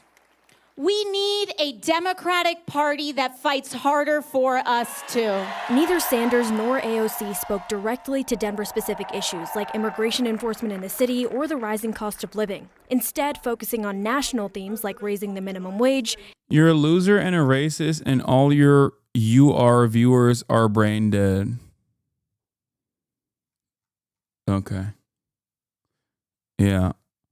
Don't ban this guy. I want to know what they mean when they say I'm a racist. I really want to know. And taking on billionaires. Is we will not allow America to become an oligarchy. This nation was built by working people. And we're not going to let a handful of billionaires run the government. Both leaders finishing off with a reminder to the people: the power is with them. No, it's not Bernie. Not Bernie. I got bad news for you. It's you. I want you to look at every level of office around you and support Democrats who actually fight, because those are the ones that can win against Republicans. We are going to get through this. Was one of many stops across the West this week, and tomorrow they will be in Tucson, Arizona. Yeah, right now they're in Tucson today. We're joined by someone who knows all about these issues and has warned about them in film and in politics. Michael Moore, the Oscar-winning filmmaker, has campaigned in previous cycles with Bernie Sanders. He's, of course, an author and a popular Substack columnist. Welcome back. Did the guy respond about what I'm racist about, or did they just like move on? Did they say anything? No, that's it. Just that I'm a loser and a racist and my viewers are brain dead. Huh. Interesting. Thank you, Ari. Where do you want to begin, Michael? Go ahead. Oh, wow. Well, first of all, it's great seeing Bernie and AOC out there across the country. And it's starting to feel, I don't know if I should say this, it's way too early to talk about 2028 yet. Everybody's thinking about what we're going to do next year. I believe that Alexandria will be 35 by Inauguration Day in January of 2029. And perhaps historians will see this tour where Bernie and AOC barnstormed the country, oligarchy versus democracy. And that introduced the idea of we need a whole new person, a kind of person in the White House that is going to fight for the people. And while Bernie may think, well, maybe by 2028 he's going to be too old, you can see just how not old he is. It's just been amazing to watch the tour this week, and to think about. God, I mean, it's interesting to see. This is a moment of vindication for someone like Michael Moore. It's a moment of vindication for someone like myself as well. But like, I can't help but see the danger ahead, and so close that I can't think about like who's gonna run and what their chances are in 2028. You know what I mean? I'm sure he can't either. He basically said that.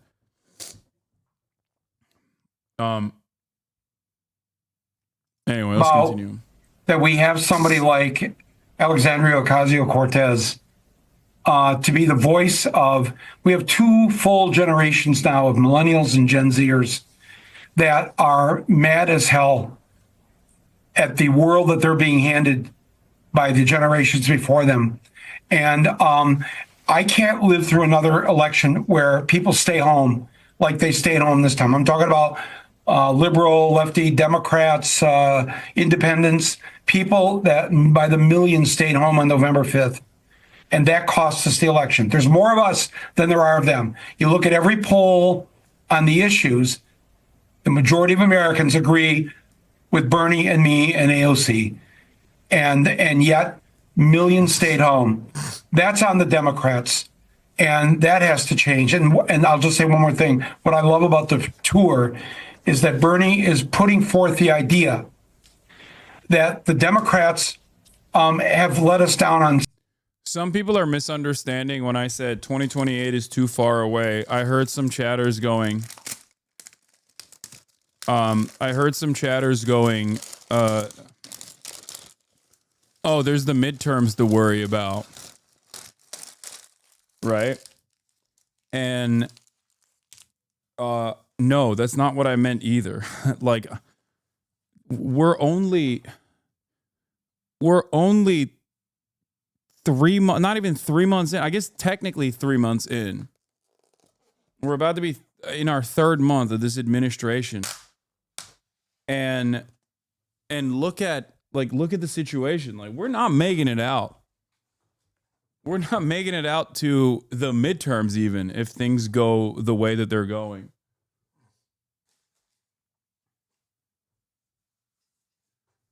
And I'm being very serious about this. I'm being very sincere about this. I'm not fear-mongering at all. The Trump administration is causing irreparable harm.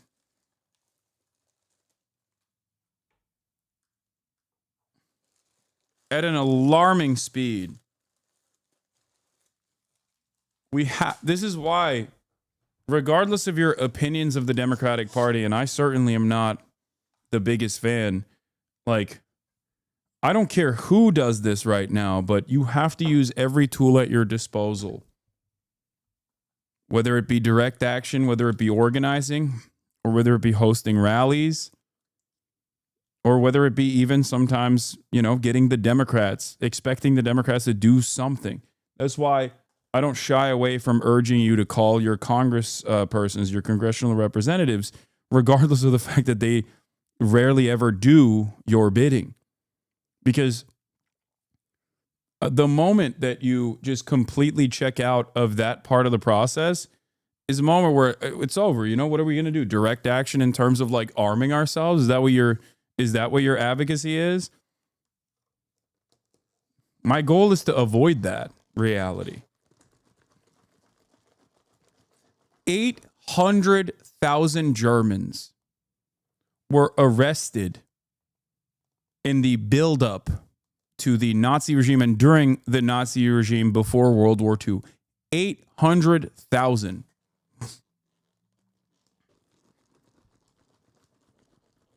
Many of them were killed in these camps.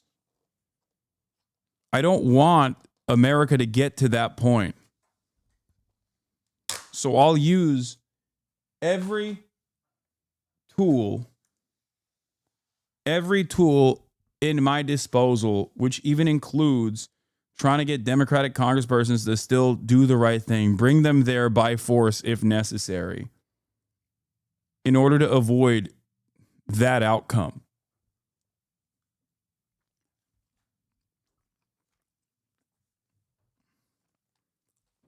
Including Uber Eats. What?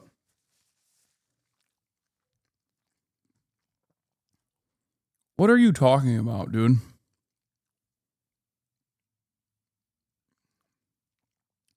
Some of you literally have lobotomies, I think. One of the many tools at your disposal. God, shut the fuck up. God, it's just like, I know you're joking. Here, I'm going to unban you so you can be like, I was just joking, actually. And then I'm going to ban you.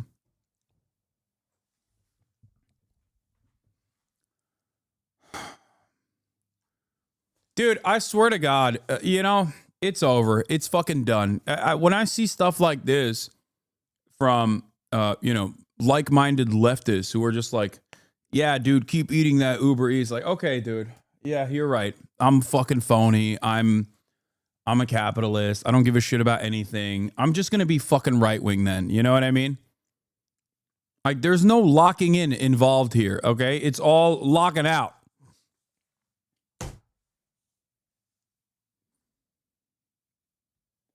Is everybody's BDS or something? No, it's not. It's just people doing like fake, phony, I'm leftier than down nonsense.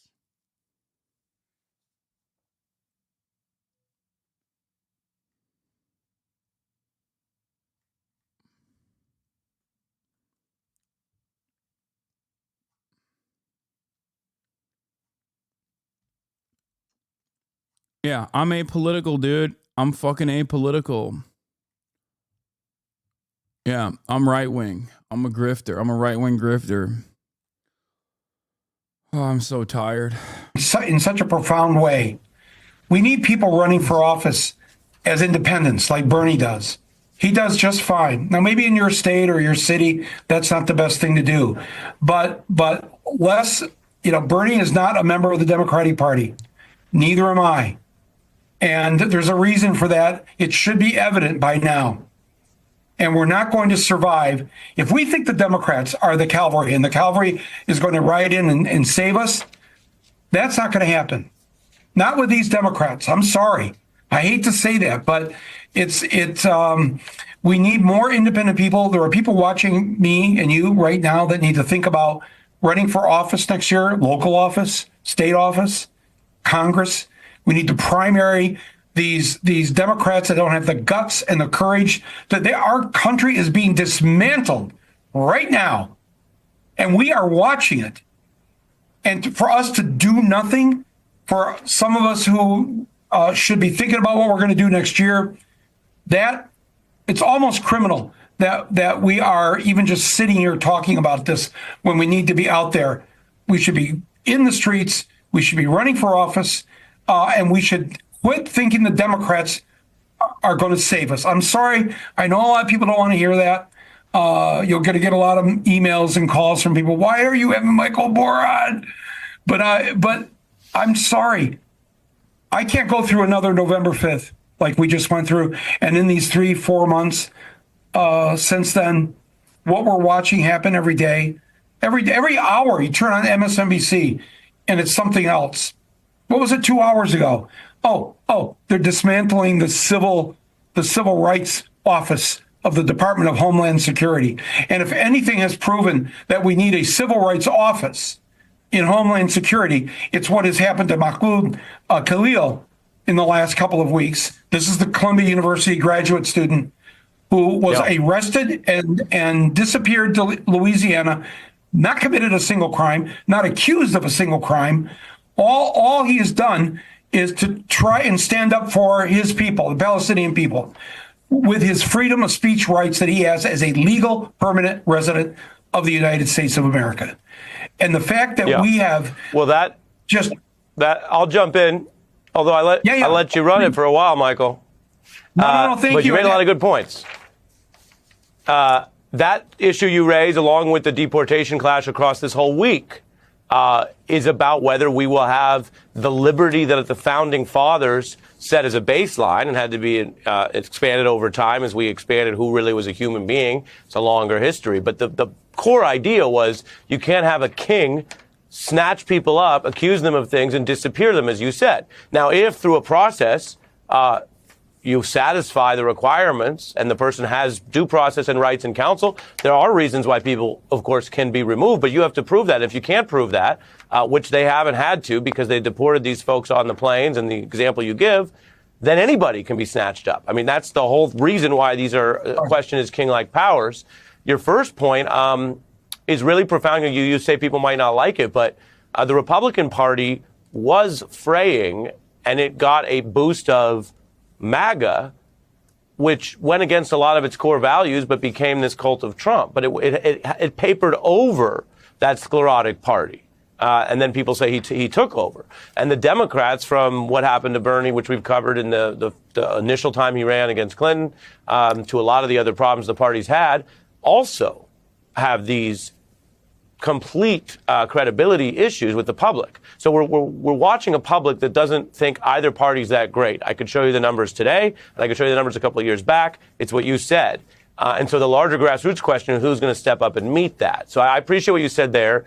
I want to give you more time, and I want to show you something on prices because all the way back to Flint, Michigan, we ignore the working people at our peril in a country like this, as you've documented. And so here's the double talk from MAGA on what people do care about, which is jobs and prices. Are you expecting agricultural products to be more expensive as a result of tariffs, Secretary? When they voted in November of 2024, they knew that's what they were voting for. There may be an interim period as we're readjusting the entire economy. But listen, real change takes disruption. I will immediately bring prices down starting on day one. I want on groceries. It's a very simple word, groceries. Like almost, who uses the word? I started using the word. The groceries. Starting the day I take the oath of office, I will rapidly drive prices down. Prices aren't down. Markets are down, and tariffs are up. Is this a bait and switch? Go ahead. That was the word, groceries. Okay. Listen. This is the gift of Trump, if I could put it that way, that he has already started to turn his own people against him. They're not quite there yet, but when they start going to the doctor and there's no Medicaid payment, and they're going to have to pay that doctor for their children and all of that, just go down the whole list of things that is going to cost them more and more money. It's going to be harder and harder to live. And they're going to understand that he's the one that made this happen. And maybe he's thinking, well, I'm really good at lying. And if you just say it long enough. My fear is they won't. And the reason why I think that is not because of the cultish mentality, because some are in the cult and they'll never see it. But the real reason why people won't see it is because there's no active, deliberate attempt to make people understand that he's doing it. And without that, absent of that, he could just keep lying about everything. They'll just say, we haven't punished trans people hard enough. We haven't punished Mexicans hard enough. We haven't punished the Democrats hard enough.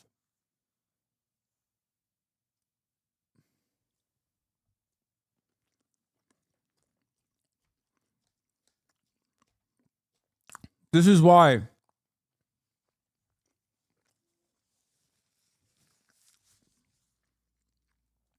I say I don't have to be a supporter of the Democratic Party or a card-carrying Democrat to know that they have to do this messaging.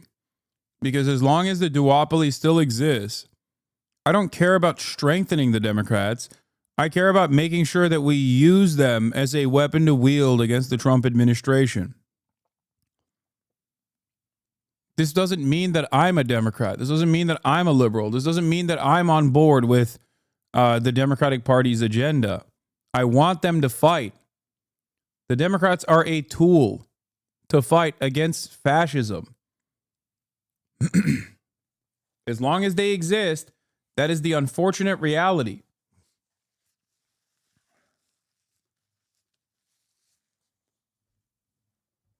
Do you understand?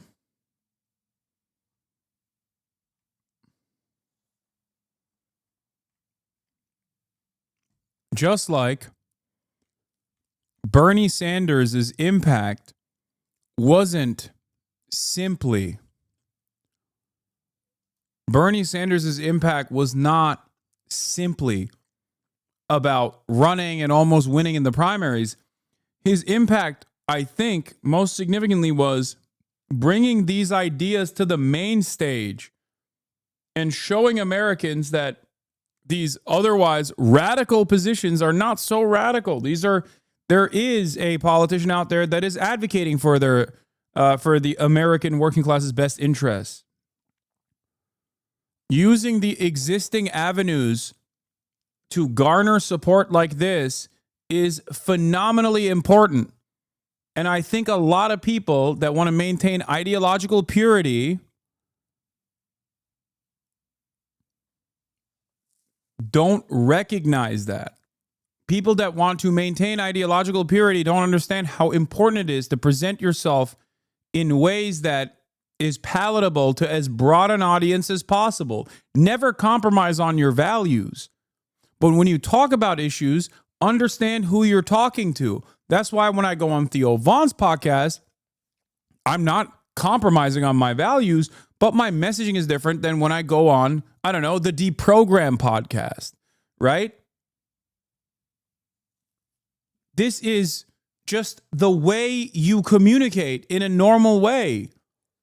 If you want your otherwise unpopular or not well-known worldview and perspective that most people inherently despise due to a century of Red Scare propaganda, if you want those positions to come across as palatable, you have to be fucking normal. And you have to use every outlet you can to keep moving the needle in that direction, to bring more people on board.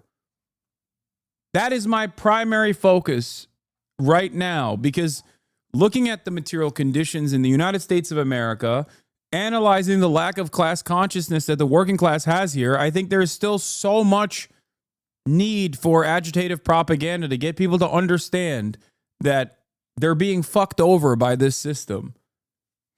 A lot of you fantasize about a post-communist utopia when you live in one of the most reactionary countries, reactionary anti-communist countries on the planet. This is not about propping up the Democrats, but instead using their platform and trying to get them to understand, perhaps it's a foolhardy endeavor, and I certainly think so, by the way, but to get them to understand that you have to change trajectory and you have to focus on the material. You have to focus on policies. You have to talk about how Trump is harming American lives directly, and drive a wedge between Trump and his base of support to the best of your ability, and try to undermine the Trump agenda every step of the way. If you don't do that, you're done.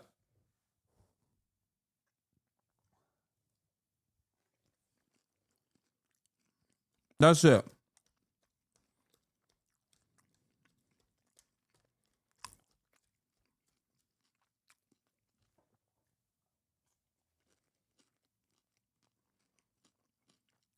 And you might disagree with my methods.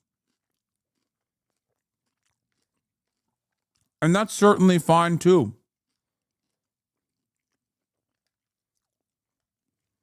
That's fine. Go ahead. You can disagree with me all day.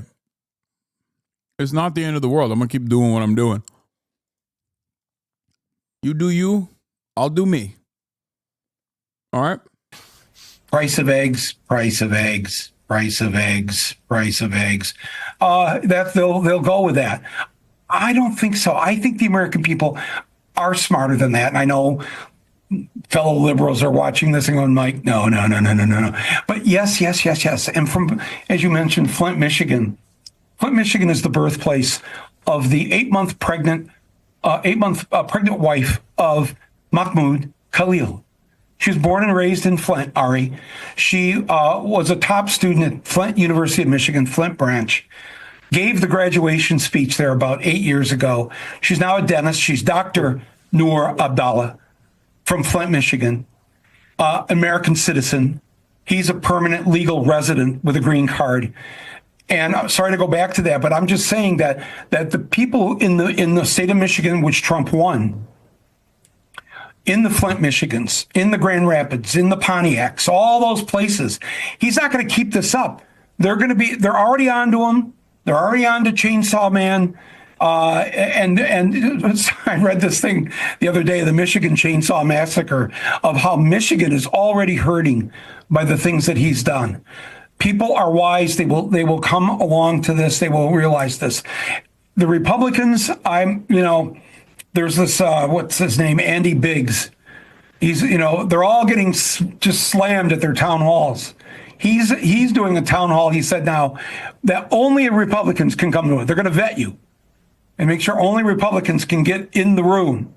Andy Biggs, if you don't know, if you're watching this, is one of the 147 Republicans who, after a violent mob took over the United States Capitol on January 6th, and it took almost till late in the evening, near midnight, for the police and the National Guard to remove them from our Capitol. And then all the members of Congress and the senators came back in. And at 2 or so in the morning, now January 7th, 147 Republicans voted to overturn the 2020 election. They voted to overthrow the vote of the people. I'll exactly quote the New York Times. 147 Republicans who voted to, quote, overturn election results. And Reuters, Republicans, 147 of them voted to overturn the election. To me, I'm sorry.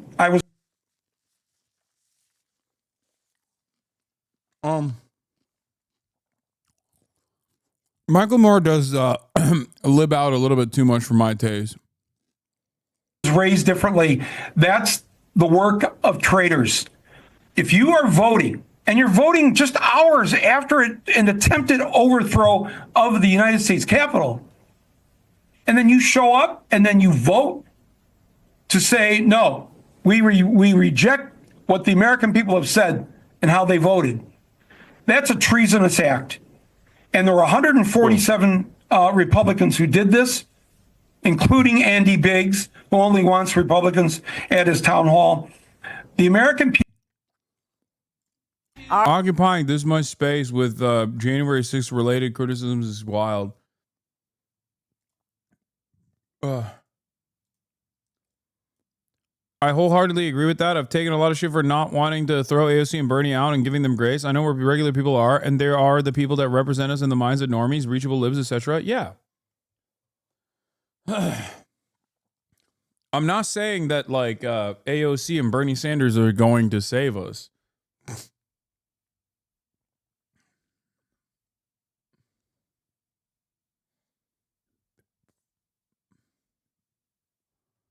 I'm just saying that they are, as elected representatives with a lot of motion, with a lot of popularity, they are incredibly valuable tools at your disposal.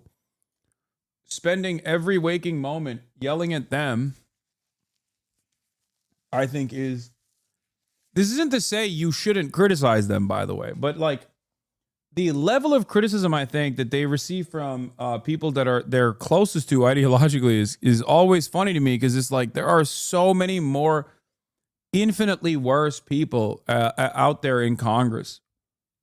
I understand why you'd be more upset at them, because it's like disappointing to see someone that you trust, right?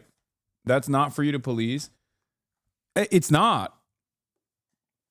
But you know what my job is? My job is to try to find the most effective means of most effective means of communicating certain desires that we all share.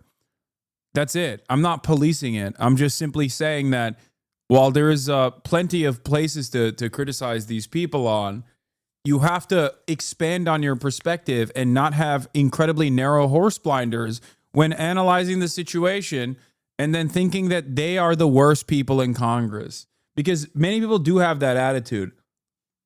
It's a strange way to appropriate, you know? You got Richie Torres and Chuck Schumer and many other people like that in the Democratic Party. Then you have the entirety of the Republican Party as well. You know, if you think that like the absolute worst people to constantly yell at is the likes of, AOC and whatnot, then you're just not, you're missing the forest for the trees. Ironically enough, until Ethan Klein quite literally changed his entire content to fucking psychopathically pursue every little thing I do and like lie about it and actively try to deplatform me and successfully deplatform others. The reason why I was always like, I don't give a fuck about what Ethan is saying about Israel, shut up, he's not your enemy, was for this reason. It was for this reason, because I was like, initially he had said a bunch of pro-Palestinian things, and I was like, yeah, there's no reason to constantly hyper-focus on what he's doing. And over the course of the past year, obviously his attitude changed dramatically, and he became like an insane Hosberist, an insane propagandist for Israel in that time frame. So that's the reason why I think it's there's a point that where it's understandable when you fucking start criticizing people.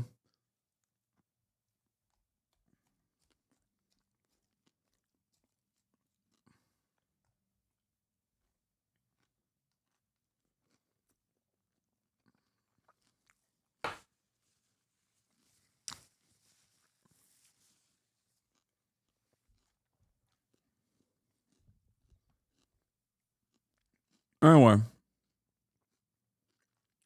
All right, moderates, watch out. The socialists are stepping up to fill the leadership vacuum in the Democrat Party. Bernie Sanders and AOC are hitting the road with their Fighting Oligarchy tour in red and blue states, taking aim at the usual suspects like Elon Musk and President Trump.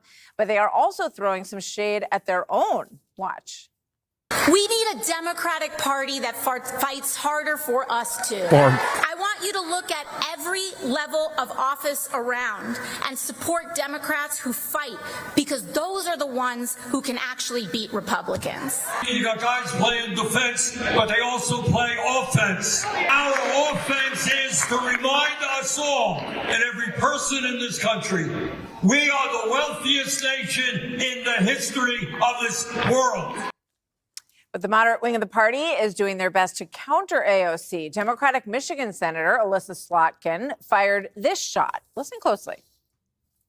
I can't just chain myself to the White House and become an activist full time, because you and others here are going to call me for things that you need. All of those things require me to be more than just an AOC. Everyone you mentioned has a lot of words. But what have they actually done to change the situation with Donald Trump?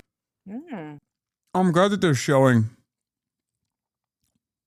the person that the Democratic Party positioned as their rising star, former CIA torturer Alyssa Slotkin, who just won her election in Michigan. She's the person who responded to the Trump joint congressional setting. You got two planks broadly in the Democratic Party. I almost called it the Republican Party. My strategy right now is to target centrist Democrats and try to program normie liberals to hate them for collaborating with the right wing. That's the opportunity we have now. Show that the left is the only thing that will fight Trump. That lets us earn trust, spread class consciousness, and promote Palestinian causes. Show that Chuck Schumer is supporting Netanyahu as Netanyahu is openly supporting Trump. That's what I see them doing right now, but they need to sharpen up. Yes, I 100% agree with you on this. And that is my strategy as well. And I think that that is their strategy as well. I think they're trying to do that. Yeah, that's it. That's why I think they're doing this whole like fighting oligarchy tour and showcasing how popular it is, to show the rest of the country that there is a different way out of this. that there are real fighters out there, but those real fighters are not fucking moderate centrists. That's it. Yes. The moderate centrists like Slotkin think that they can go to their town halls and be like, no, I can't do anything. I'm not here to be an activist. Otherwise, I can't be a good legislator.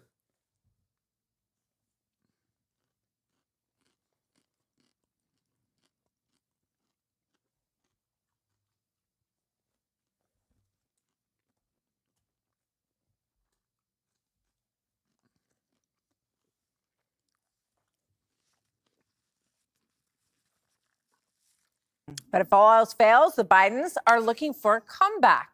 NBC News reporting that former President Joe Biden and his wife, former First Lady Jill Biden.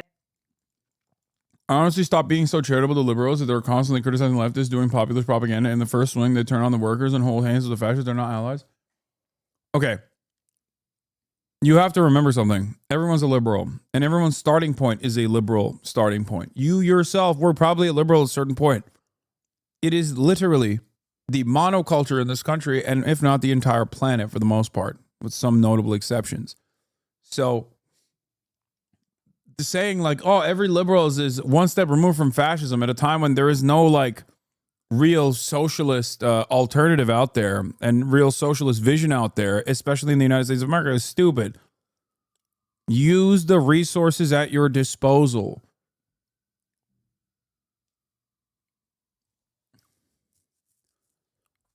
The overwhelming majority of this community at a certain point in time, maybe 5 years ago, maybe 6 years ago, maybe 10 years ago, was an avowed liberal, if not libtarded, if not right-wing reactionary conservative. That's it. All right, what are you talking about? If you can arrive at the worldview that you have right now, then others can as well. Try to internalize, try to recognize where, at what step in this game did you have your mind change? Was it someone like myself? Was it something else? Was it your own personal experiences? And then figure out exactly what the pivoting point was for you, the pivotal point was for you. And then use that experience to convert others, to get them to see the truth. Have been putting out some feelers to Democratic leaders and saying, look, you know, we can help you. We can do I agree. They do need to. I agree with this, by the way. They do need to endorse Zoran and do a rally in New York City ASAP. Bernie and AOC can't have it both ways. They say, run as independent and we'll endorse you. And then they haven't endorsed Zoran yet with 90 days left. I agree. I think they absolutely have to use this momentum to endorse Zoran Mamdani. I'll do everything in my power to make that happen.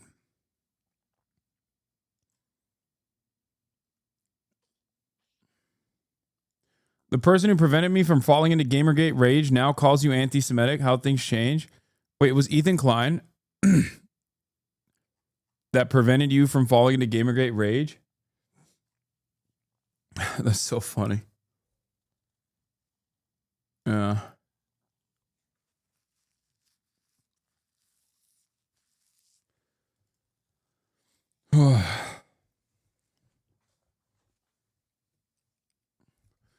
Yeah, well, the world is a crazy place, you know. With my political development, I think there was a time when Ethan and I were in the crosshairs of one another or at odds with one another. Not that I really paid attention to what he was doing back then, but, you know, having Jordan Peterson on and things of that nature, like that would have put me directly against him ideologically. And now we're back to that norm, I guess.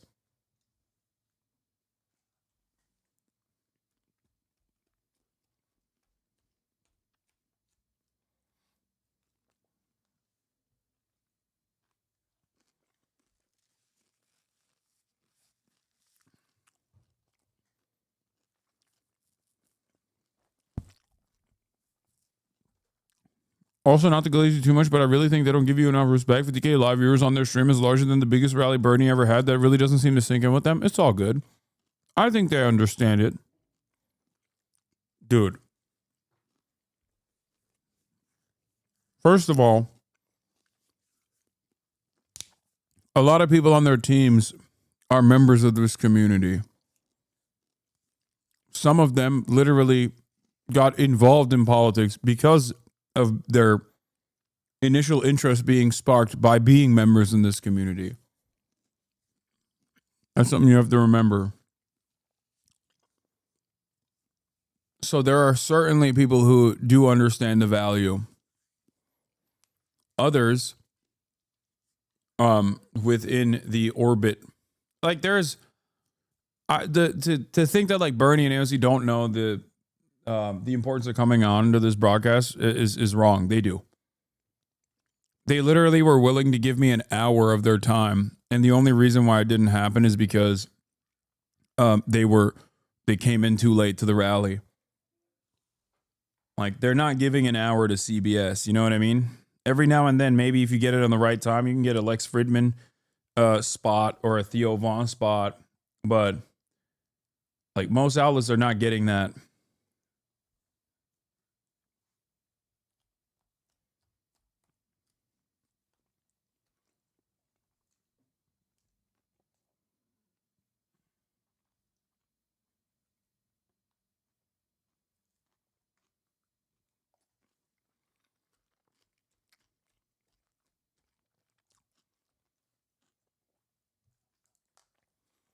We can do anything else necessary to help Democrats recover the lost ground. And boy, it's lost, Janine. It is down to about 29, 27%.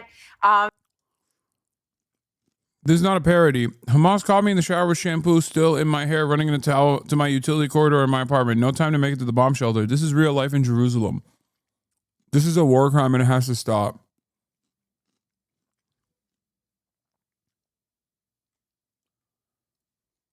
God, it's fun. It would be funny if it wasn't so, like, if it wasn't so disgusting, you know what I mean?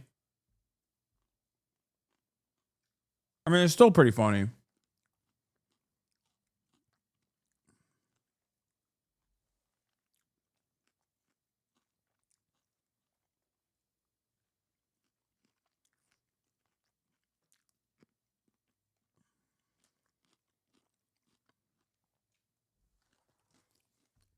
My shower was interrupted. We must do maximalist genocide.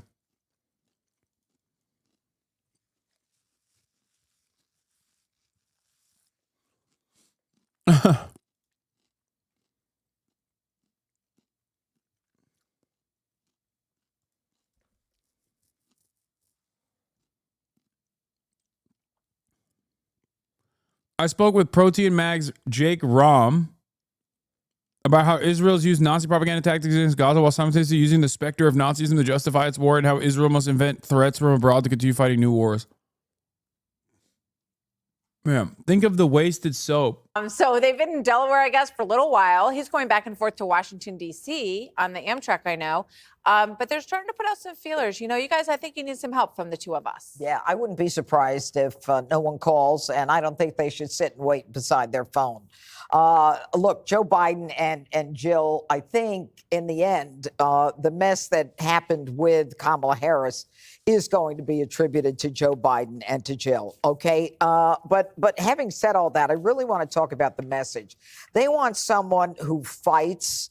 They want someone who does actions, according to Elise Slotkin, actions over words. And, you know, does that mean that you don't talk about things that, you know, you get out there and you torch things or you burn things up? I'm not sure what that means. And plus, I think it's kind of crazy that they want to fight an oligarchy when I think it was Fetterman the other day said, I don't think the Democrats should use the word oligarchy. The American people don't know what it means. And I don't think they know what it means, especially Bernie Sanders, because he's a socialist. And the truth is that, you know, socialists control pretty much every aspect of your society, and they want to fight the oligarchy. I mean, I don't quite get it all. But this is a whole bunch of...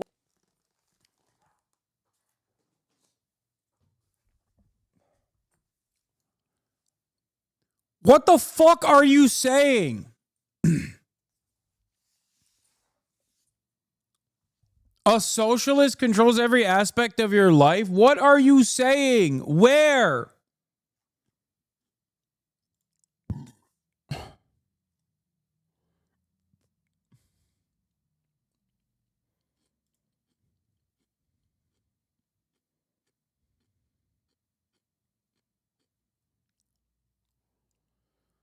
Oh.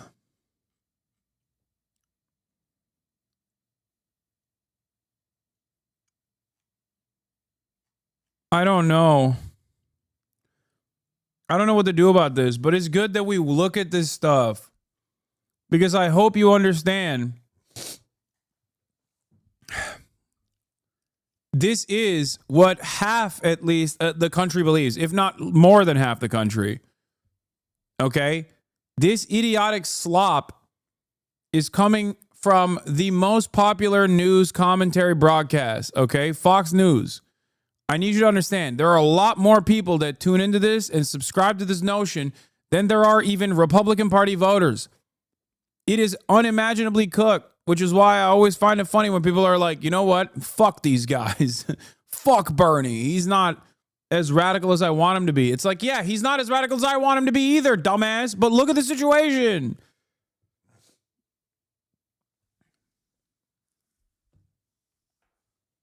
Look at the goddamn situation. Our socialist is controlling every aspect of your life. It's like, where? Who? What are you talking about?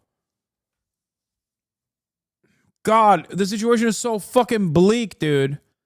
We got direct billionaires. The wealthiest billionaire on the planet has complete control over the administrative state and is using every opportunity to dismantle it. And this is the dumb shit that people are hearing and going, hell yeah, to. The notion that, like, socialists control every aspect of people's lives. Like, what are you saying?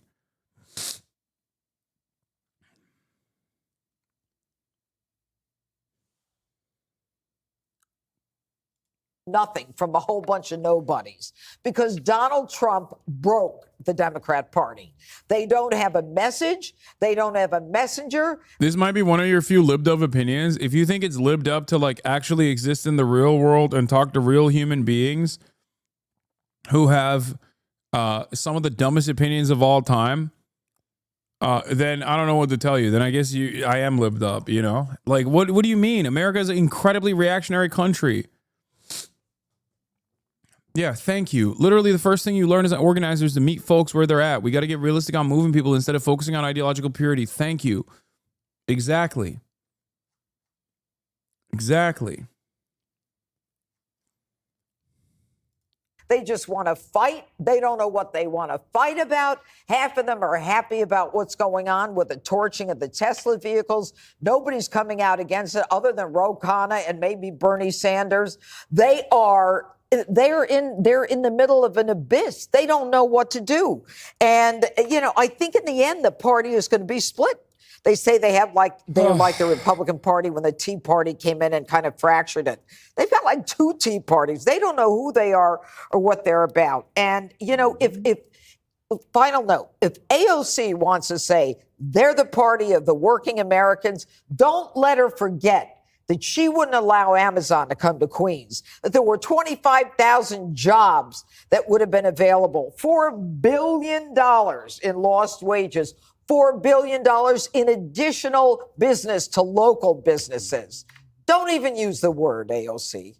Just, I have the same question when she talks about fighting, wanting someone who fights and fighting the oligarchy. What does that actually mean to you as you hear it? It means that we need representatives that want to be out there with the people, holding rallies and town halls, people who are talking about what's going on in the administration, the trade-offs of, you know, Trump wanting trillions in tax cuts for people who earn a ton of money and that they're going to come and cut your Medicaid. She's talking about people that are open and honest and responsive, and people who admit what's going on, the harsh realities of what's going on in some blue cities, which is, she had been talking about it. And this week I've mentioned it every day, but Ezra Klein and Derek Thompson's new book, Abundance, is coursing through the conversation in Democratic circles. So, you know, AOC and Bernie, you can call them radicals. They're democratic socialists. They're talking about things like, you know, it should be a basic human right to have good health care and to have the right to a good education and a roof over your head and be able to make enough money to put food on the table. That's not where, listen, Democratic Socialists is the left side of the party for sure, but they are bringing in crowds. He has more people showing up to his rallies now than even when he was running for president, and he had big crowds at that moment. The reason, though, that this isn't a Tea Party movement within our party, at least at this point, is that you're not seeing progressives winning their elections. They're not primarying moderates and winning it all. Moderates were hugely successful in the 2024 election on the congressional and Senate level, which is part of what Elisa Slotkin's talking about. She won Michigan as a moderate Dem when Donald Trump won as well. But Pritzker's getting on the road, and these town halls, they're huge. 800 for Pat Ryan, 1,300 for Jason Crow. That's what fighting is. It's showing up. Tea Party, Jesse. You know, when I think of the Tea Party, I think about smaller government and less regulation and lower taxes that pushed the Republican Party back to those roots. I'm trying to figure out, you know, if that, I mean, do they want more government, larger government? Is that where a fringe Tea Party would push the Democrat Party at this point? Well, we know what they parallel? want, and no one wants it. It was DEI, it was trans surgeries, it was cash bail. It's been rejected, and it's all based in cities. The Tea Party was a national movement. It was intergenerational, and they won massive midterms. And it wasn't just in the House. They put Tea Party people in the Senate. And Trump came out of the Tea Party. So I don't see a Tea Party yet, but it could be fun to watch. The Tea Party is not an analog because the Tea Party was an AstroTurf movement. The Tea Party also is aligned, not diametrically opposed to the agenda of the Republican Party. They just are basically Republican plus. This is the major difference between a real populist left movement coming from within the Democratic Party and outside of the Democratic Party. It cannot be AstroTurfed in the same way that the Koch brothers basically designed the Tea Party movement. It can't. No billionaire is going to fund a socialist movement. They're not, because it's, you know, inherently against their existence. They're not going to do that. So that's number one. Number two, the Tea Party is Republican plus, whereas Democratic socialists, socialists alike, and trade unionists even, and their advocacy is directly at odds with the advocacy of the Democrats. That's why they sign off on messaging bills that say communism will never come to the United States of America. Communism is bad. Nancy Pelosi and Bernie Sanders do not see the world in the same way. They don't. They are at direct odds with one another. Donald Trump and the rest of the Republicans, on the other hand, do see the world in the same way. Now, maybe the Republicans wanted to be more moderate, wanted to be more stable, and obviously resisted against Trump, but there's a reason why they fell in line. They fell in line because their worldview is the same. Okay? The direction that they are moving in is the same. Trump did not invent anti-immigrant sentiment. He merely unshackled the dog whistles. He said, no more dog whistles. Just say they're rapists, dumbass. Just keep saying brown people do rape and serial murder. That's all the difference is between Donald Trump and what you used to hear from the normal Republican Party, in the ways that Nancy Pelosi wanted a normal and strong Republican Party because he's a fucking idiot. Donald Trump read the room, saw the direction of the Republican Party, many of those opinions he already aligned with, and just unshackled the messaging. That's it. You have to truly believe that the Democrats are interested in social progress or advancing an agenda that will uplift the material conditions of working class Americans. You have to truly believe that they're being earnest and not simply using that as a messaging strategy to try and win votes to the best of their ability with no real interest in advancing that agenda.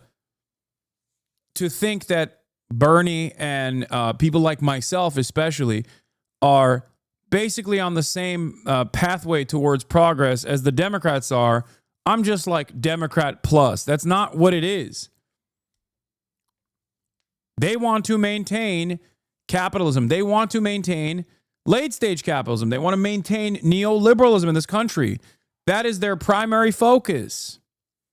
Therefore, We are diametrically opposite to one another. I'm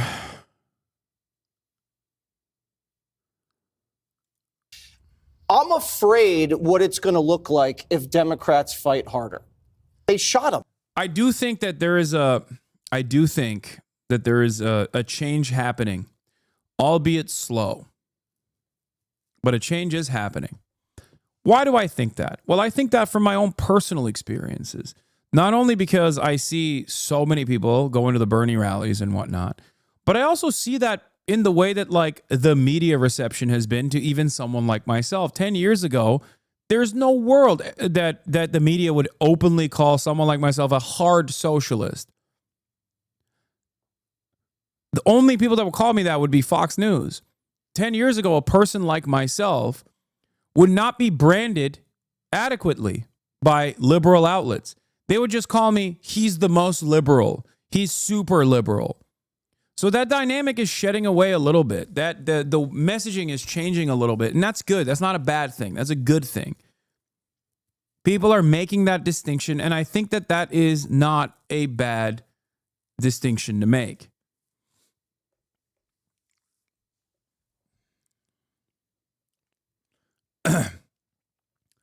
Anyway, it's interesting to also have this as the backdrop here, because while I'm talking about the minutia,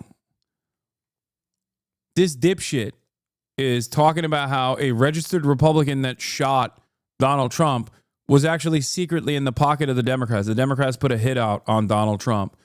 Yeah, totally, dude. That's how ballsy the Democrats are, which is why they voted for the fucking CR bill effectively. Like, how does that work? How do you live in a world where you think the Democrats wanted to fucking kill Donald Trump, like assassinate him, but also as soon as he came into office, they just rolled over and were like, please, sir. Like, how do these two things work at the same time? Registered Republican, incel, wearing some gun tuber merchandise, goes out of his way to make a name for himself by shooting at the fucking president. And they're like, this is the Democrats' fault. The very same Democrats that fucking keel over and give Trump everything he wants every step of the way. Ridiculous. It makes no sense. All you're doing by supporting Bernie/AOC is taking your very finite population of fans and making sure they remain Democrats for all eternity. The actual people who need to be reached are the tens of millions who are being taken by the right, and you fail to reach them. Yes, dude, I know. If only I was more fucking racist, I would be able to reach those guys. I know, MAGA communists. You got it. You're right. Totally. It's just weird because the only motion you get with your pathway, with your way of changing people's minds is just normalizing the fucking racist sentiment, which is anti-materialist. It's stupid. Yeah, real Nazball revolutionary sentiment hasn't been tried yet. We'll eventually get there. Thank you, dude. You really got it. I'm glad that it's no longer just a fucking meme flag online, and it's now a real robust movement, according to you.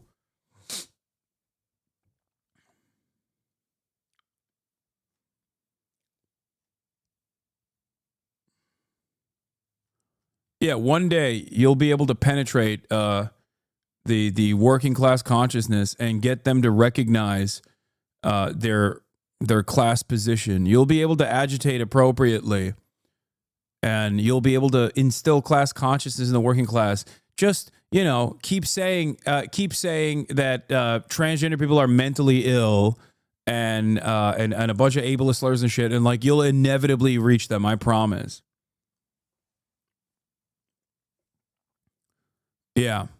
If I say the R word, if I say the R word a couple more times and call people the F slur or whatever, I'll be able to truly get real working class people on board, because that's how they speak. Sure. Okay. That is how they speak. Got it. So what? Your job isn't to fucking, your job shouldn't be to lean on the reactionary tendencies that they have. Your job is to move them away. Hassan, centrist, right-wing grift arc. What?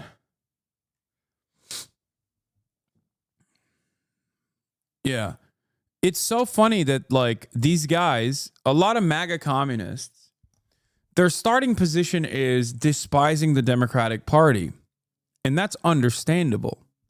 It's understandable to despise the Democratic Party. It's a bourgeois party under the duopoly that still is very much on board with maintaining capitalism, right? It's a controlled opposition party. And yet, what you're doing is literally the exact same thing that they're doing. They also are like, let's just drop the trans stuff, actually, fuck it. And maintain neoliberalism that way. Okay, good luck.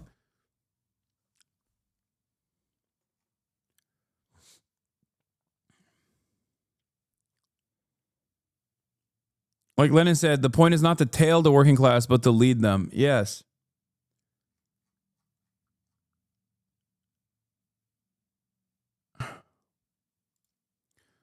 Why do you avoid talking about their party, the ACP bullshit? Because I don't care. It's irrelevant in the grand scheme of things. And if they're doing like real direct action in terms of like helping people out in communities and whatever, great.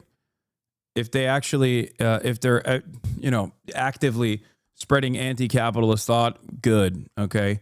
I think there's a whole bunch of reactionary garbage there, and I don't personally care about it. And it's the nicest thing I can do is to not yell about them all the fucking time.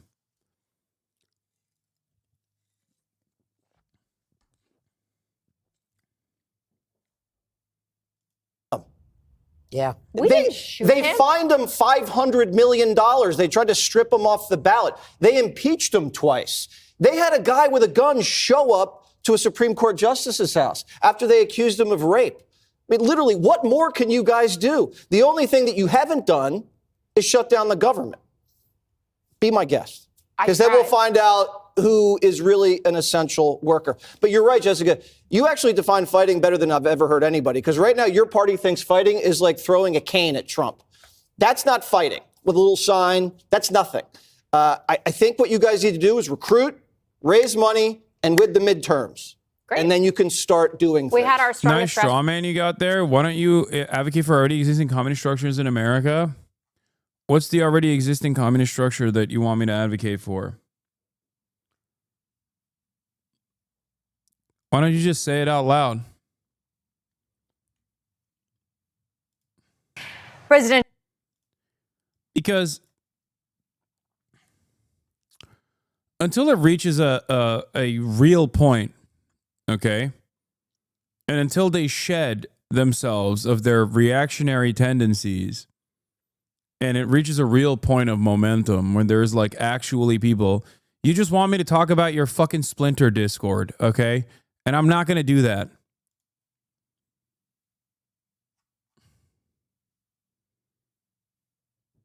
It's the same reason why I don't talk about like Baba Vakian all the time.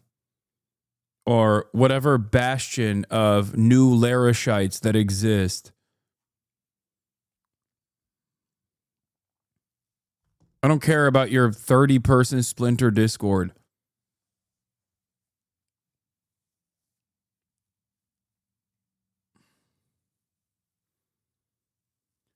You are from our blood report about Turkey. You born in this land, and is your content already come on? But I don't know why people think I haven't talked about Recep Tayyip Erdogan arresting Imamoglu. I did. I talked about it extensively, and I will cover it.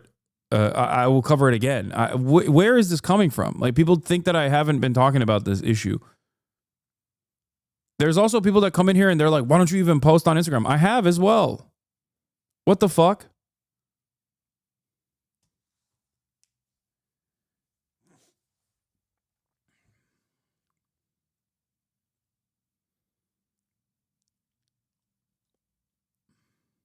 And Trump is ramping up attacks against the federal judge at the center of a deportation standoff with his administration in a contentious. It's a bourgeois duopoly, guys. Supports Bernie and AOC Glaze Kamala.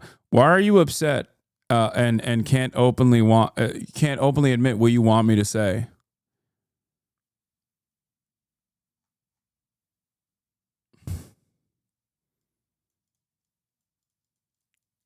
Why are you making up a bunch of shit they didn't say? It's a bourgeois duopoly, guys. Supports Bernie and AOC and Glaze Kamala. Glaze Kamala is very funny. I like that you said, why are you making up a bunch of shit they didn't say?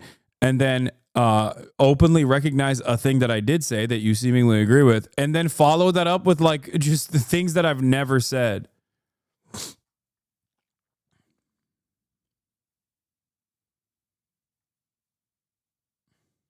Come on, man. Come on. Say what you mean. What do you want? Who do you want me to support? Just be open about it.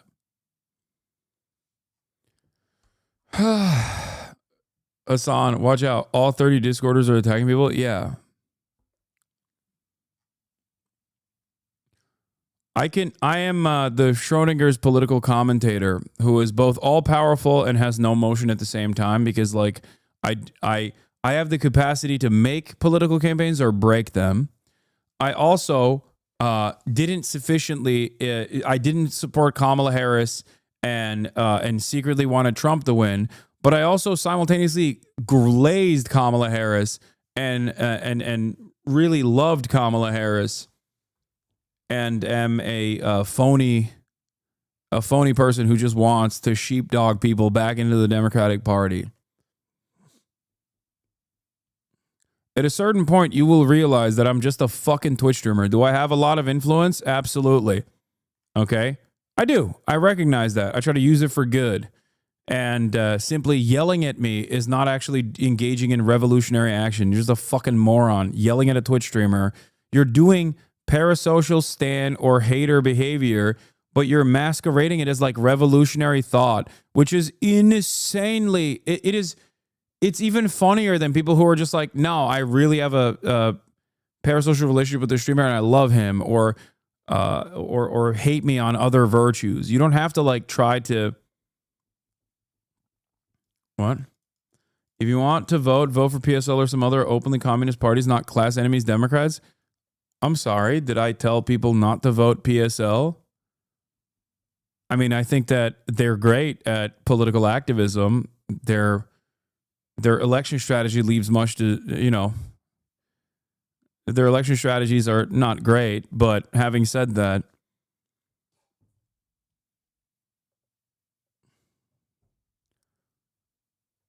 the only people that the only group that I actively came after was Jill Stein and the Green Party. And the reason for why I did that wasn't because, the reason for why I did that is because I just don't believe that they're serious. They're not.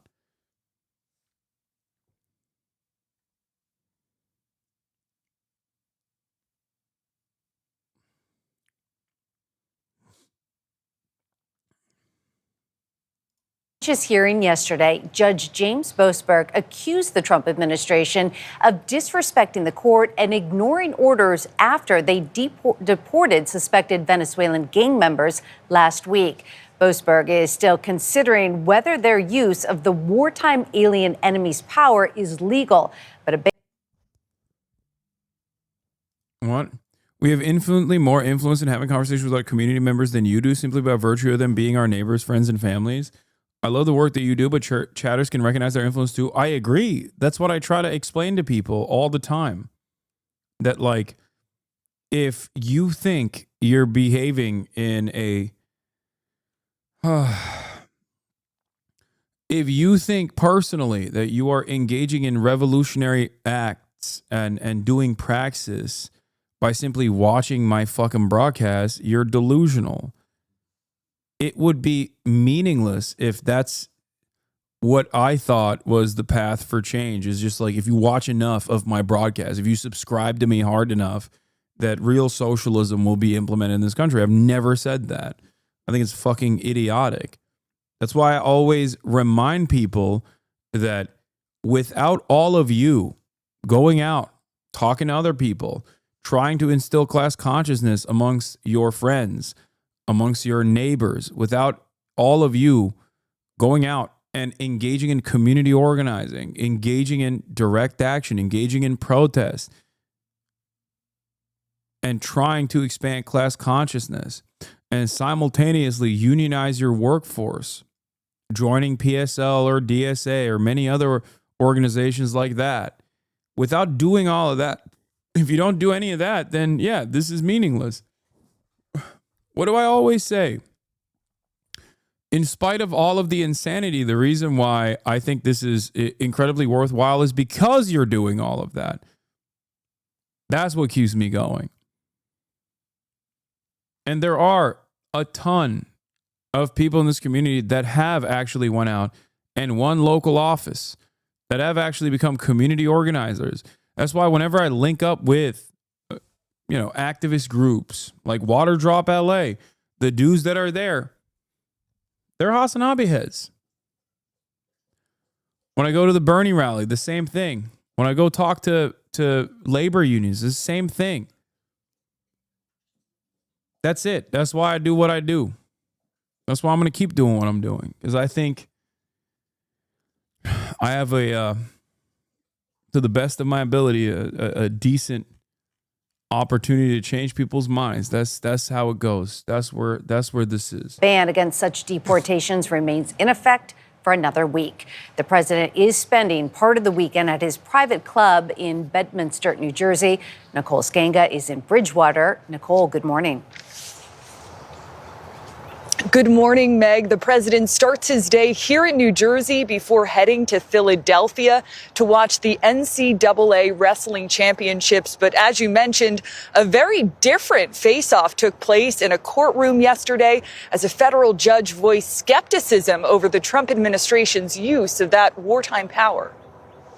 A grilling from the federal bench, the latest chapter in a high-profile showdown between the president and the judiciary, following the deportation of 200-plus Venezuelan nationals, including suspected gang members, to a high-security prison in El Salvador. They're bad people. We don't want them in our country. We can't let a judge say that he wants them. He didn't run for president. He didn't get much more than 80 million votes. And we just can't let that happen. Presiding over the landmark case, federal judge James Boasberg. In court yesterday, the federal judge rebuked the administration for ignoring his order to turn the planes around 1 week ago, mid-flight, until he could review their cases, and accused Deputy Assistant Attorney General Drew Ensign of using disrespectful language and missing deadlines. Did you not understand? Boasberg asked the lawyer for the Justice Department. Advanced Democracy, a nonpartisan research nonprofit, found President Trump's made at least 34 posts referencing the judiciary in recent days, with at least 10 criticizing legal decisions that limit his authority. Lawyers for some of those transferred to the high-security prison in El Salvador last weekend argued in court filings they weren't gang members at all, including the Venezuelan professional soccer goalie, Erce Reyes Barrios, who claims the U.S. government misinterpreted his soccer tattoo as a gang symbol, with no legal recourse before being transported to El Salvador. The government actually just wants us and the American people to believe what it says without any process or any evidence at all. Sky Perryman of Democracy Forward is co-counsel representing the plaintiffs in the case. Are you concerned that there are individuals sitting in a high security prison in El Salvador right now that have been falsely accused of being TDA members? We are deeply concerned about that. And this is something that should concern every single American in this country. And in a separate move overnight, President Trump revoked the security clearances of former President Joe Biden, former Vice President Kamala Harris, and several former top administration officials, including Secretary of State Antony Blinken. Another former Secretary of State on that list, Hillary Clinton. Michelle? Nicole, thank you. Now to that late afternoon notice from the Trump administration to revoke the legal status of potentially more than 500,000. Yeah, there's also this. 500,000 immigrants that got TPS under Biden, which was an extension of the Trump program as well, which is something that the American government has done time and time again, is now being revoked. Cubans, Nicaraguans, Haitians, and the like. What is this? Hasan has literally said he shouldn't be the nexus of our organizing. He's just a newsman and stands on that. Some of Haas Twitter seems to confuse stand behavior with activism. It's not. Go find your local mutual aid group, PSL chapter, PSL branch, DSA chapter, and volunteer to help out. Yeah, I agree. Yeah. watching me is not activism, okay?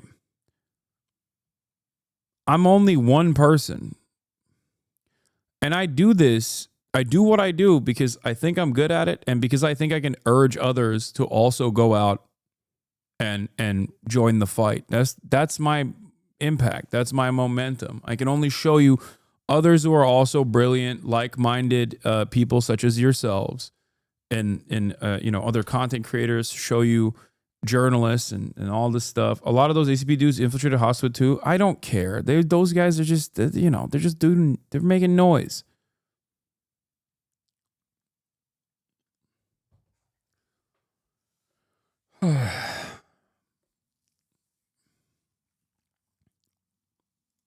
Immigrants currently living in the United States. This as we are learning more about the Venezuelans deported under the 18th century wartime law. I'm joined now by immigration reporter Camila Montoya Galvez to help us unravel all of this. First of all, Camila, let's start with 500,000.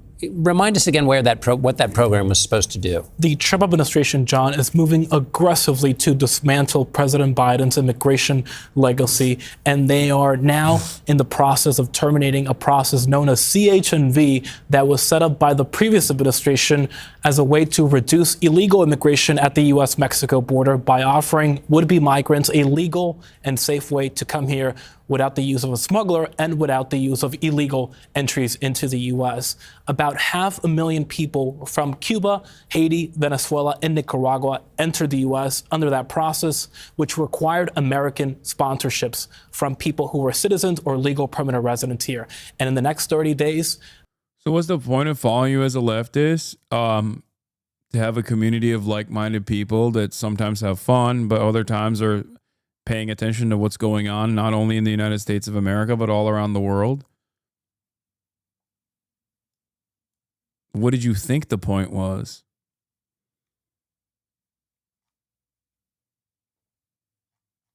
What do you think I do here?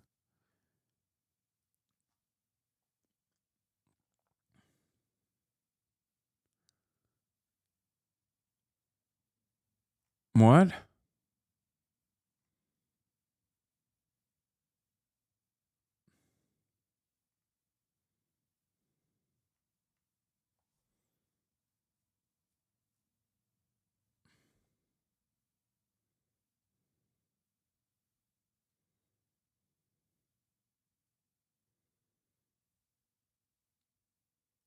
I'm actually trying to figure out what you mean by this, like what you're talking about.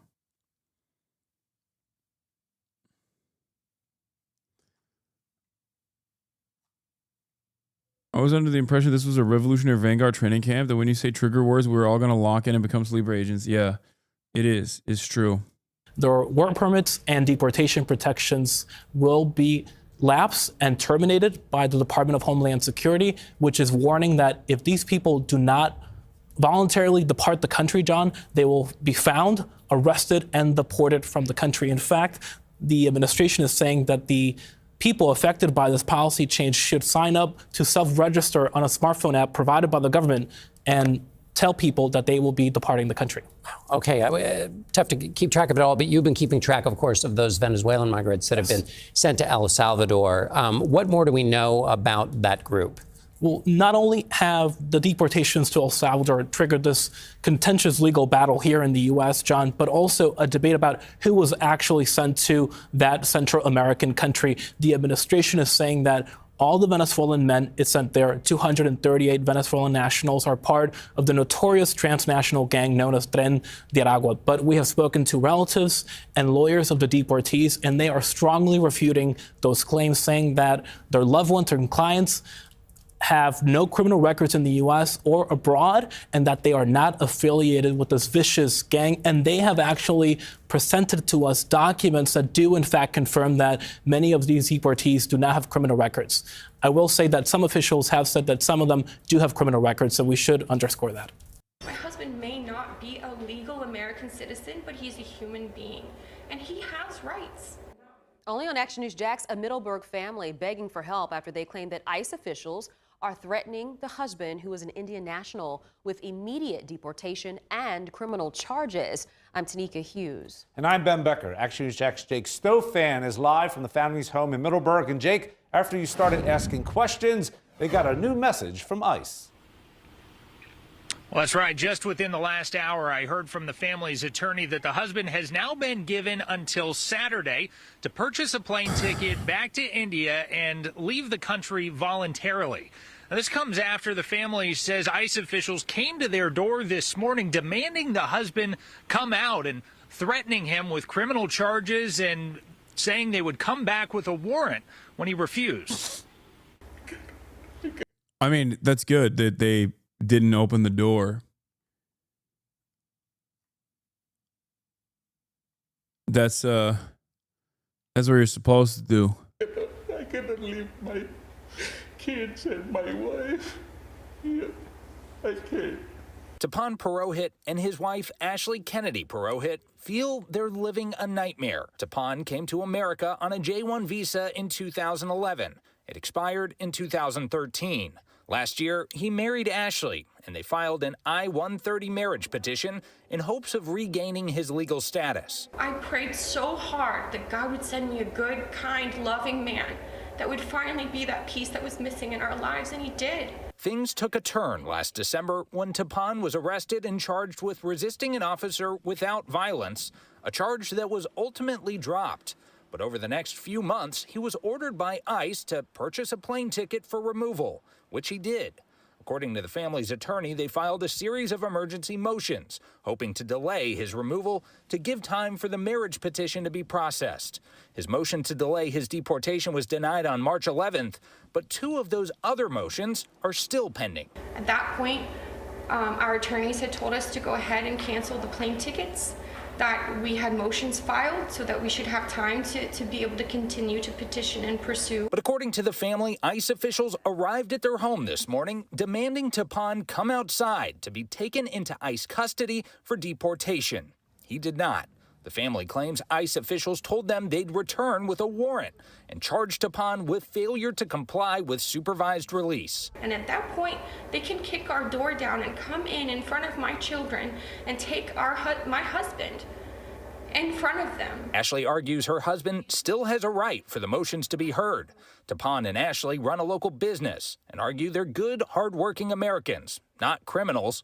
But they claim throughout this process, they've been treated as less than human by ICE officials. I said, my wife is pregnant, sir, so he said, oh, that's not your kid, that's her kid. Ashley says she feels like this sudden rush is being driven by a numbers game intended to fulfill a political agenda rather than ensure public safety. It's Yeah, just no another shit. check on the box. I mean- we deported 1,001 Yeah, that's exactly what it is. That's exactly what it is. There's no, it's also because it's built on a lie. It's built on a lie. There's no massive amounts of undocumented migrants that are responsible for incredible amounts of violent action and criminal behavior. It's just made up. people today, and Tapan gets to be that 1,001. And yes, it's not necessarily just a lie that the Republicans told. It's one that the Democrats also played along with, refused to fight against, refused to combat. And here we are. Oh, I hate this. Now, the family's attorney tells me she's holding out hope those two outstanding... Yeah, this is how all the Indians will be dealt with when they're done with the Muslims. The Indian nationals, BJP, and Hindutva think they're a part of the in-group. They're not. And you know who is also not a part of the in-group, even though they're much more firmly a part of the in-group than Indians are right now? Jews. They are eventually going to go after Jews too. Okay? They're already going after Jews that are anti-Zionist, but they'll go after all Jews eventually. You're a fucking idiot if you think, if you're a Jewish American and you're like, nah, dude, Israel, yeah, Am Israel Chai. Yeah, these guys are actually doing the right thing by going after these naysayers, these Arabs, these pro-Palestinian protesters. You're a fucking dumbass. You're basically literally clapping like a seal for your own demise.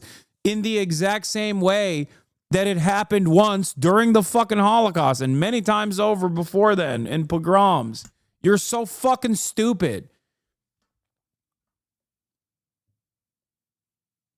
No, as a Jew, I say, is Israel high? Okay. Ay, ay, ay.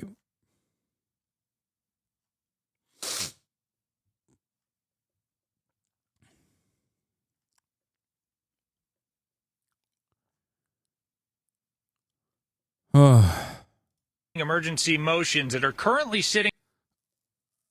And we're taking. It's ironic because a lot of the anti-Semitic sentiment is directly caused by the Trump administration coming out and basically behaving in the way that like David Duke says the American government operates as. Americans are stupid, but even they recognize when the fucking Trump administration is saying Shalom Mahmoud, okay, as they're deporting someone for exercising free speech, you're definitely creating a lot of resentment. Jews should be the first people to recognize how dangerous that kind of association is. It is shocking how fucking short-sighted Zionist Jews are in this country. It is literally it is so alarming that they don't understand what the fuck is up right now.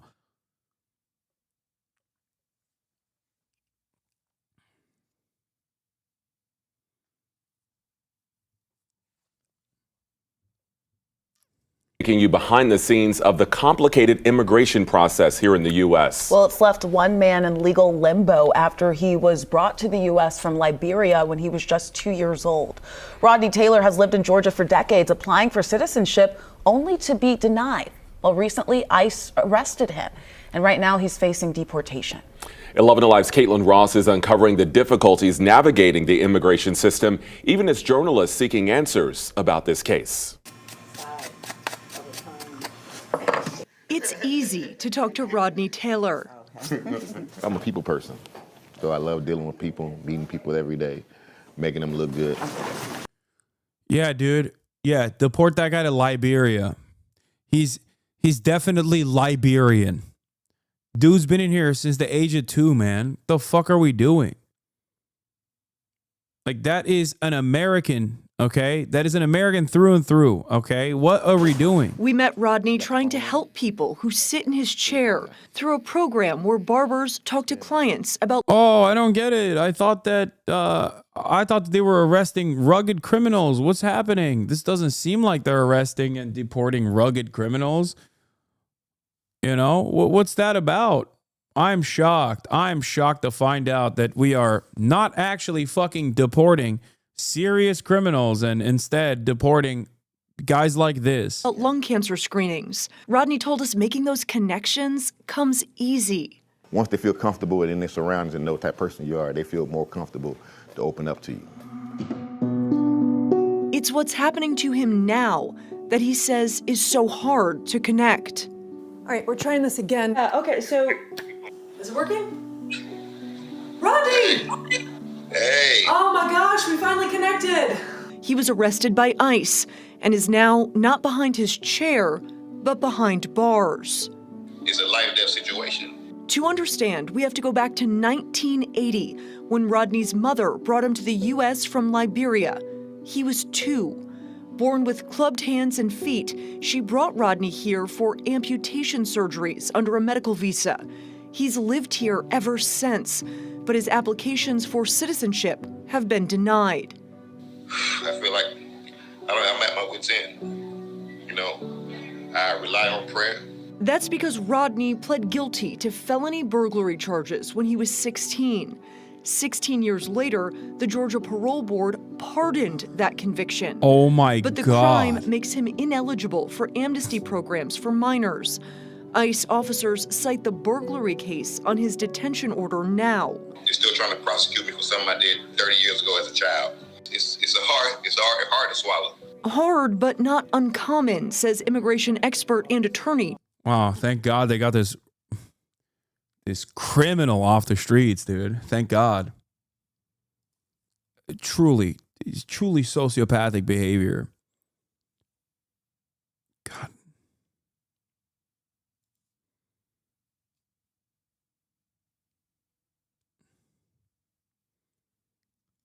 New, a Time photojournalist was on hand in El Salvador as prison guards beat a man who's likely to be Andre, a gay Venezuelan barber / makeup artist who was seemingly falsely accused of being a gang member and rendition by the Trump administration with literally no due process. One young man sobbed when a guard pushed him to the floor. He said, "I'm not a gang member. I'm gay. I'm a barber." I believed him. He began to whimper as his head was roughly shaved, folding his hands in prayer as his hair fell. He asked for his mother and cried as he was slapped again. Earlier today, the media released a list of names of people from Venezuela that were forcibly removed by the United States to an El Salvador mega prison. Our client, Andre, was one of them. Yeah, the full story is here. These are first-hand accounts from an American photojournalist on the scene. Remember, the Trump admin has offered zero evidence for any gang ties to any of these people and refused to permit them any way to prove their innocence.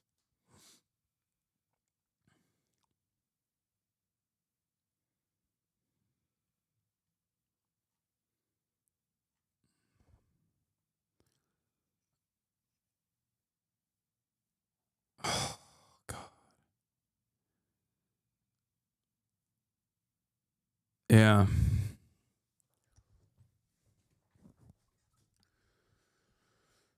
It's there. This is happening already. This is what I mean when I say fascism is here. Okay, we have already dipped our toes in the waters. We are pushing our whole body into it.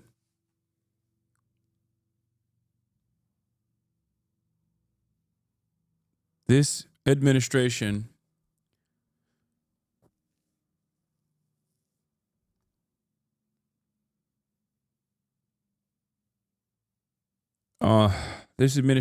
will eventually do these exact same acts of cruelty to you and a loved one.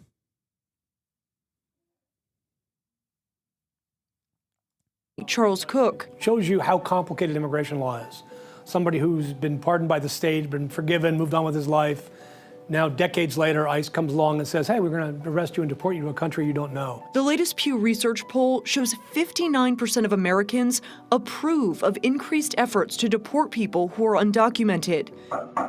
Over the last several weeks, 11 Alive has reported on the uptick in ICE arrests in metro Atlanta and across the country under President Trump's administration. ICE data shows that includes immigrants with criminal records, but also a 221% increase in immigrants without criminal records. The reality is our laws have not changed. Our laws haven't changed in 30 years. What's changed is how they're...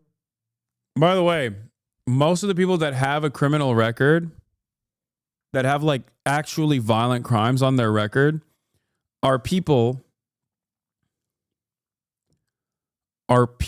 that are already in prison. They're deporting people from prison to pad the stats.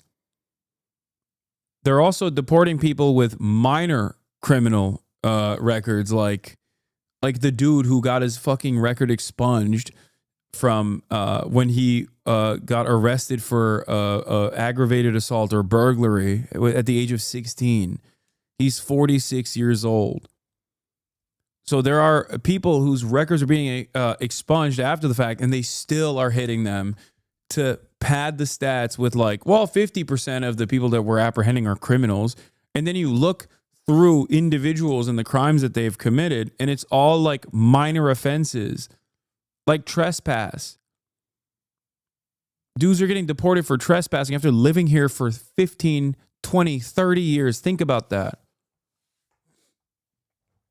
They're not arresting, apprehending, and detaining like rapists and murderers.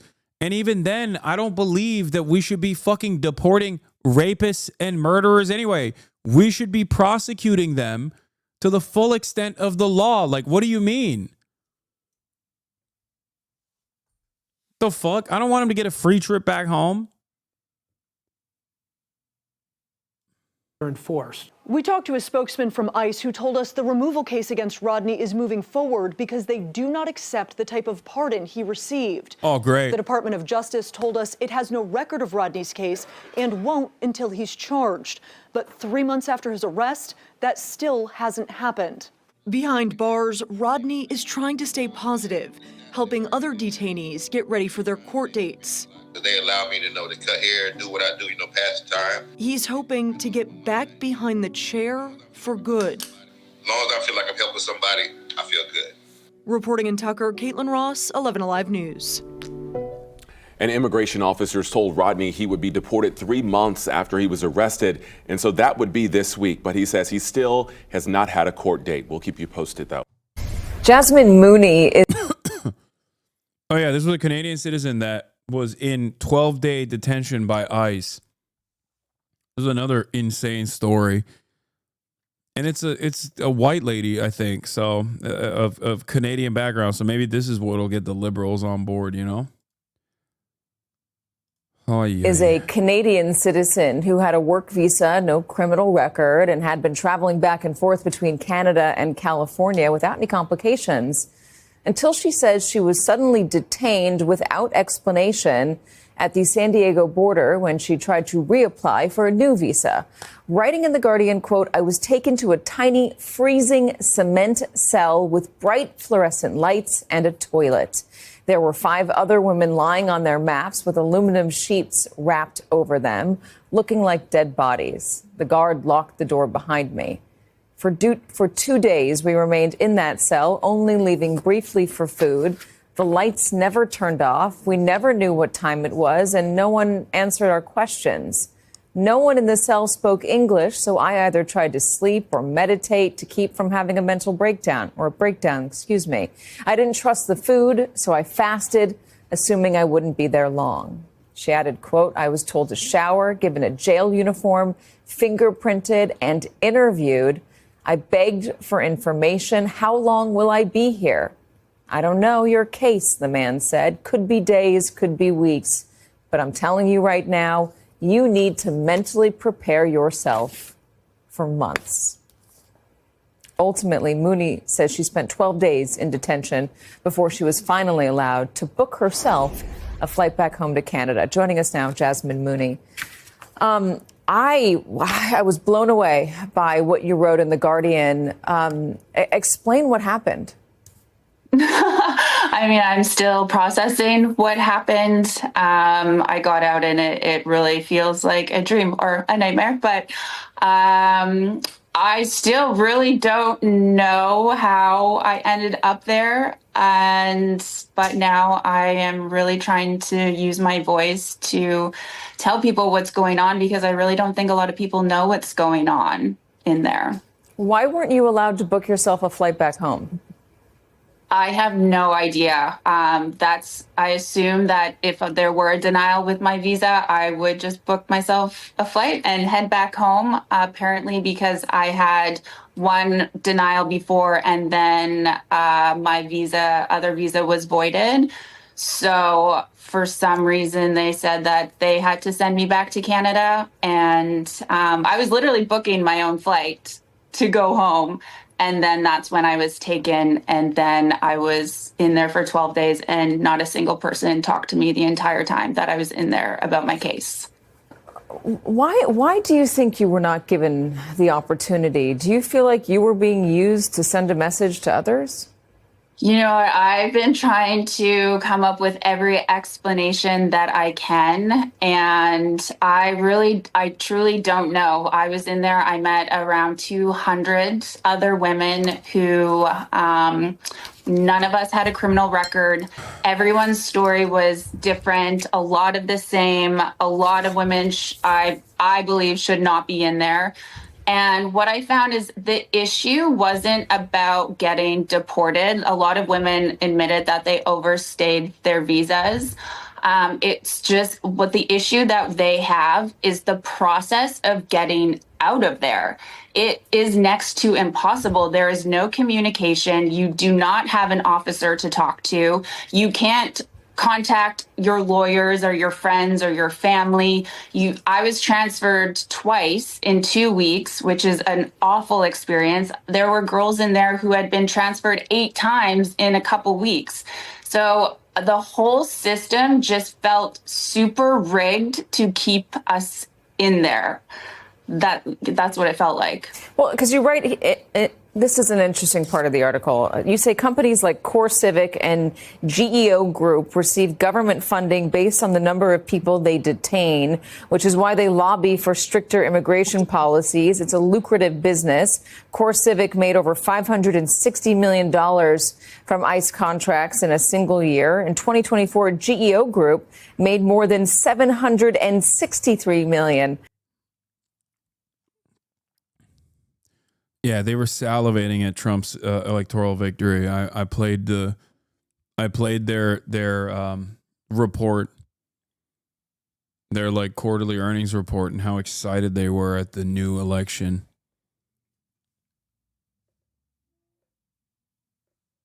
The GEO Group is tasked and ready to take advantage of the new wave of mass deportations and mass arrests, and set up new detention centers. Oh, insane. Canadian Airlines are taking away. Here's at least a little bit of a silver lining on all of this. Canadians, stand strong. We are with you. Flights to popular U.S. cities. This after many Canadian vacationers apparently are avoiding the U.S. entirely. Asher Red joins us from the Atlanta International Airport. And Asher, the airlines say they're just following the demand. Yeah, exactly. And some Canadian airlines are starting to shift their focus to Mexico and the Caribbean. That's where the airlines say that Canadians are starting to vacation instead of right here in the United States. And they've noticed that in the past few months. Now, the U.S. Travel Association says that Nevada and Florida rank among the most popular destinations for Canadian travelers. But starting this month, Air Canada is dialing back service to those states as well as to Arizona. In the latest investors meeting, Air Canada said that it was adding more routes to Canadian leisure destinations instead. Other American airlines, or Canadian airlines rather, like Porter, have stopped advertising some American destinations entirely. A Porter spokesperson says in a statement, quote, "We are mindful of the overall sentiment of travelers, and it's because of this that we've decided to adjust our marketing and emphasize Canadian destinations for the time being," end quote. And according to the Travel Association, Canadians visit America more than travelers from any other country, with 20.4 million visits just last year. And the association says that Canadians spent $20.5 billion in the U.S. last year, supporting 104. Why should you come here? This place fucking sucks. Why should you come here and also risk your safety and security? You could get fucking hassled by a high school graduate with an inferiority complex who's gonna fucking big dog you and possibly detain you permanently. Fuck this country, okay? Don't come here. And by the way, this is the same energy that Israelis should be having towards people that want to implement boycott, divestment, and sanctions on the fucking apartheid state that is currently doing a genocide. And if Israelis don't have that sort of energy, then, you know, they're not with it. They're not with the shits. That's it.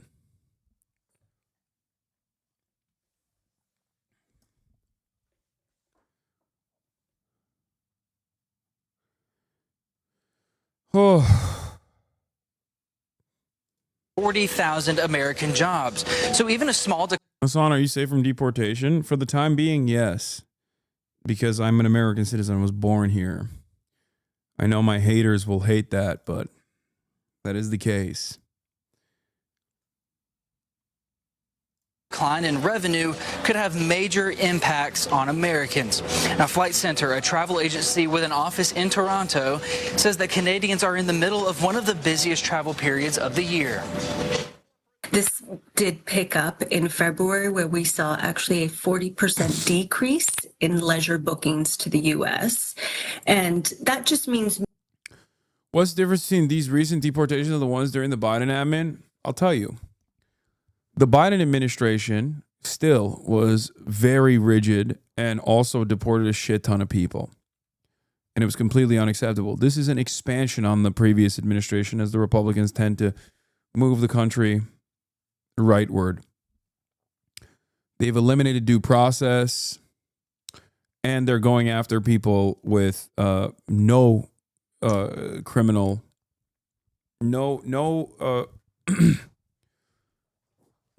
background whatsoever. They're just trying to grab as many people as possible.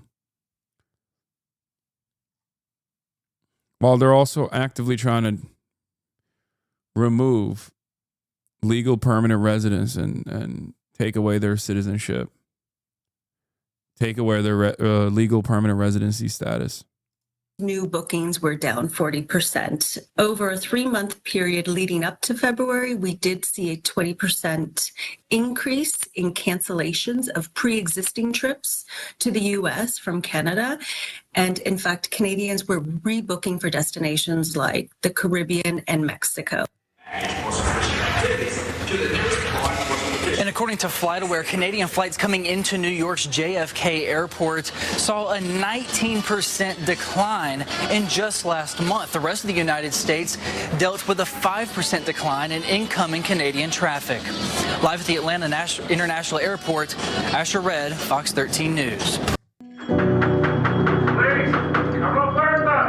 With a president in the White House who most Americans came to know through a reality TV show, it is somehow fitting that one of the issues that Donald Trump obsesses over, undocumented immigrants, has been packaged into reality-style TV. Almost 4 a.m. and we are now rolling. I think it's really important for Trump's governing style to have these things sort of televised. For him, if these things don't happen on TV, are they actually happening?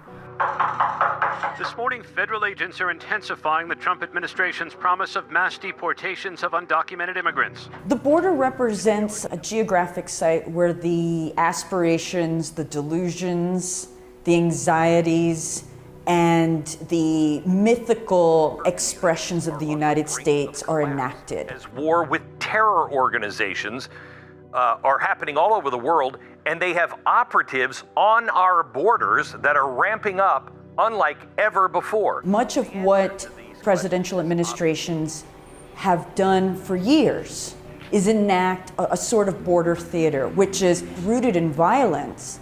It is through those images, it is through the confrontations, manufactured in some instances, that the United States defines its sense of citizenship for the people. Now, the president is dramatically expanding the powers of federal agencies to help with mass deportations. He knows the power of this thing right here, the camera.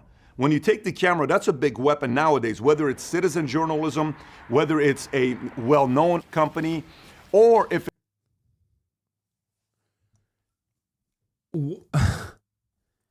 I'm sorry, what?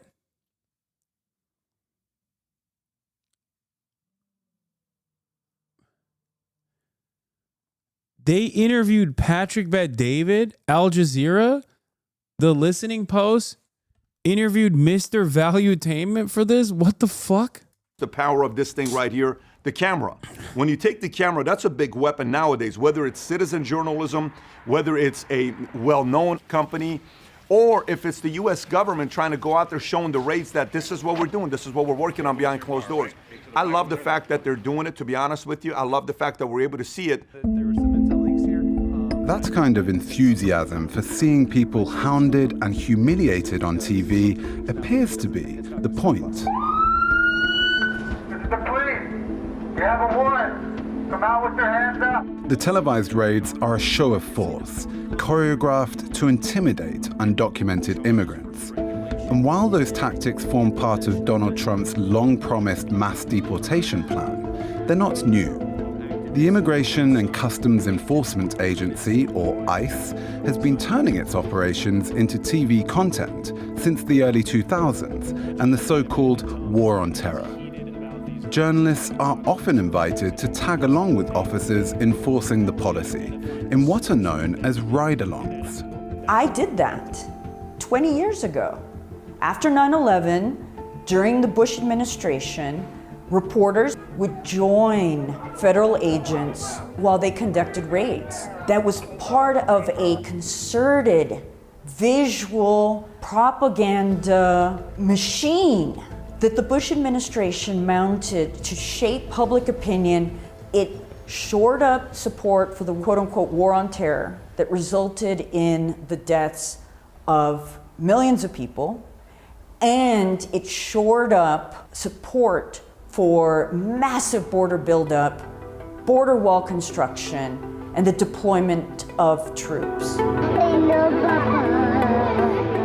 Fast forward a decade to Donald Trump's first term in office, and immigration enforcement had become a PR disaster for the White House.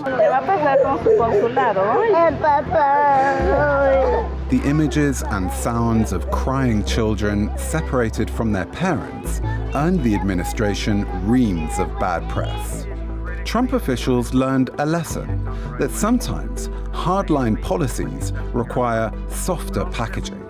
So this time round, the administration has used some popular media personalities, like daytime TV host Dr. Phil.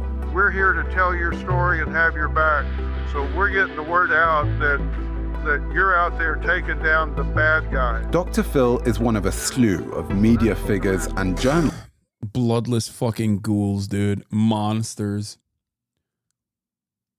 I wonder if the listening post will put a clip of Asmongold saying that he wanted to dress up as Ash Ketchum and go on a ride along.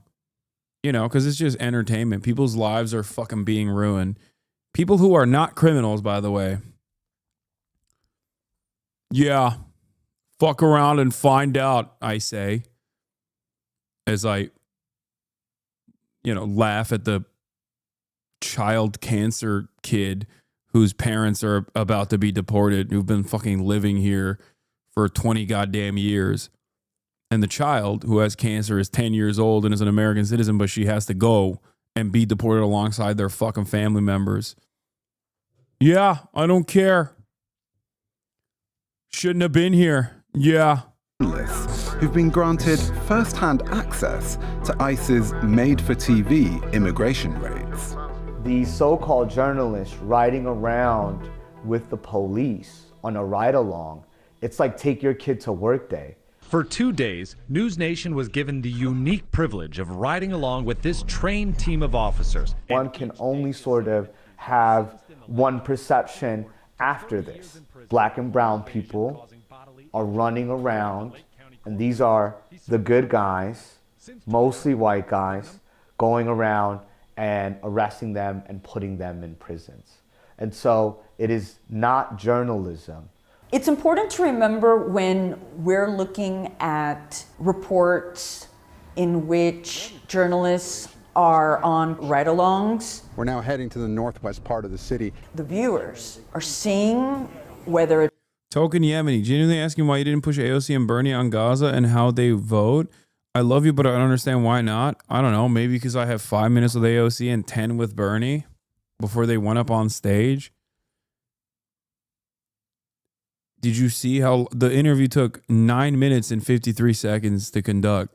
How am I supposed to get anything across in that situation? Whether it be the border, whether it be any. I also did start the conversation about Gaza, specifically from the perspective of defending First Amendment rights.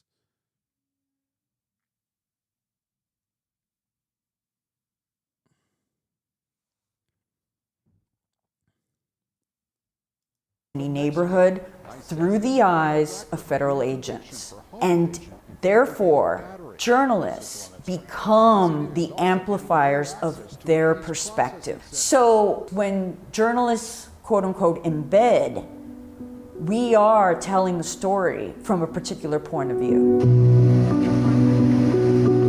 In the United States, not having the right documents isn't actually a criminal offense. It's a civil one. But you'd never know that from the language used by politicians and journalists. If you're here illegally, get ready to leave. The goal should be to deport every illegal in this country that we can find. If you're here illegally, we're going to hunt you down and we're going to deport your ass. As successive administrations have hardened their approach to immigration, the packaging of that news for public consumption has become more and more sensationalistic. Because you got criminal aliens that are on the street that have weapons, that have grenades, that have all type of things. In Trump Term 2, the government provides news outlets with not just the drama of the raids, but a new TV-friendly protagonist, Secretary of Homeland Security Kristi Noem, who joins in on the action, complete with branded body armor. Homeland Security Secretary Kristi Noem came along for the raid. How many of these do you expect you'll witness as secretary? I hope a lot. One of the most important things the Trump administration is doing is the fact that they're televising their raids. And the reason why this... Why is Patrick Bet-David talking about this? Like, I'm so confused. They couldn't find another guy. Like, they had to find a guy who's like pro-Trump. This is like genuinely shocking to me. This is very important is because that's what their voters wanted. They were concerned about the 10 to 15 million illegal immigrants that came across the border. And so their job is to say, hey, we're doing our job. It's televised. Here's the camera. This is what we got going on. You want cameras at these events, don't you? And some would say you want this spectacle to be filmed. It's not a spectacle. This is our nation's law enforcement judicial process. It's such a great publicity stunt to scare the crap out of the people that are here illegally, specifically the ones that are criminals. Televised events, raids, are so important to defining an enemy. Someone who cannot speak for themselves, someone for whom we have little to no information, imagery that is meant to communicate to people where their places, and in some instances that they have no rights, and ultimately nothing can be done to help you. Social media is where ICE showcases the numerous quote-unquote criminals they've apprehended. In most cases, the agency makes no distinction between those suspected of a crime and those who've actually been found guilty of criminal activity. However, data released by ICE paints a different picture. It shows that the surge in arrests of undocumented immigrants largely targets people without criminal convictions or criminal charges. And yet, the show goes on. In February, the White House tweeted a video. Scenes from the deportation of immigrants. It was ugly and gratuitous. But for Trump supporters, it serves as evidence that they're getting exactly what they voted for. I don't mind imposing some fear in criminals that came here illegally and are hurting citizens. Our job is to make sure people who live here legally are safe. So if we can make an example of them and show clips like that, I'm not surprised that they're doing that. I actually like it. And if it makes some people uncomfortable, I like it even more. Americans voted on November 5th, 2024, and they wanted America to be safer, and that's exactly what this administration Yeah, I is. feel so much safer with this image juxtaposed over Patrick Bet-David, resident expert on growing fascist movements in the United States of America. I feel so safe, dude. When I think about safety, I think like Nazi Germany, you know? I think Nazi Germany style Gestapo raids on unsuspecting people who've been living here for 10, 20, 30 fucking years, who haven't really done anything wrong. Amazing.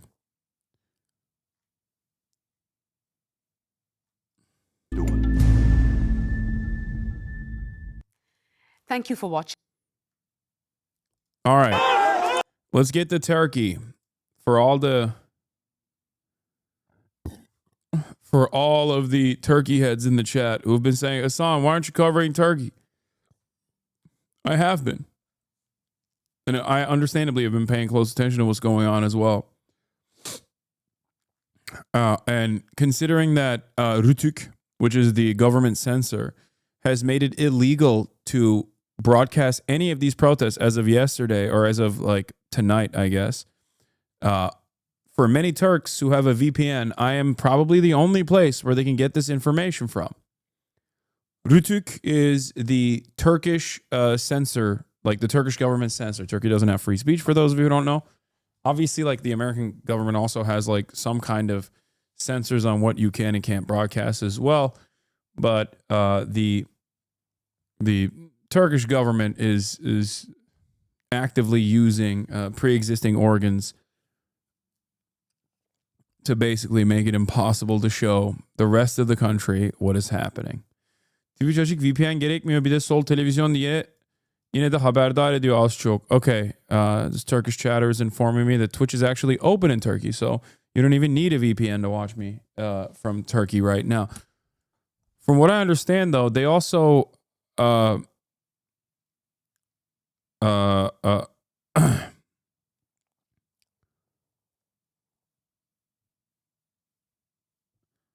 no, this is partisan chatter. This is not Nazi party. Partisan. It's just in reverse. The chatter is like trying to read what the fuck. Partisan. Chatter's trying to read this in reverse and going Nazi trap. Yeah, dude, they have English banners.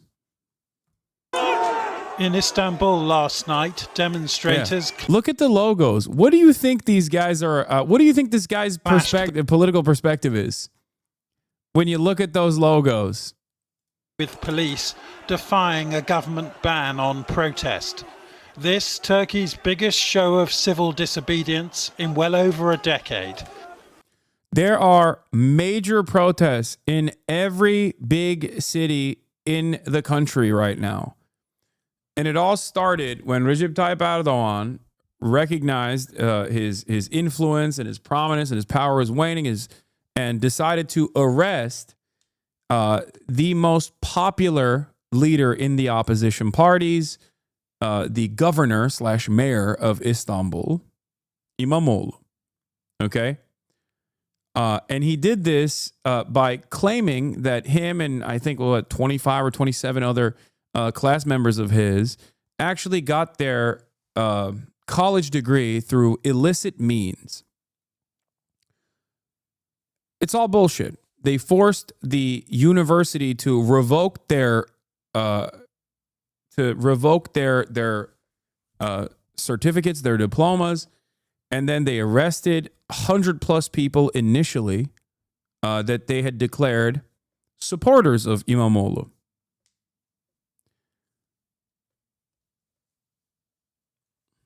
It was all established. It's all a lie, for the record.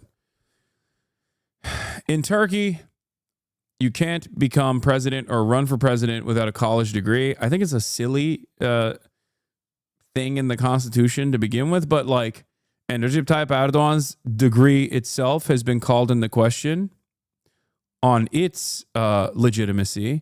It's like a little. It's basically like an open secret that he doesn't have a real diploma. But it is a prerequisite to become the president. And previously, I believe it was, the premier initially. And since Turkey is now a constitutional, it went from a parliamentary system to a presidential one. Now it's the president that has always needed it, but now it's like the top office in the country because of a referendum that Recep Tayyip Erdogan pushed for after implementing martial law after the coup. Anyway, I don't want to get too far into the weeds. Having said that,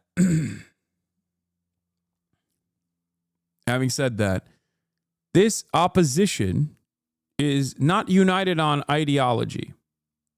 There are communists, socialists, Kurdish revolutionary groups. There are even some nationalists in the opposition, like breakaway parties from the ultra-nationalist party. It's a very unique opposition that comprises close to 50%, if not a little bit over 50% of the country.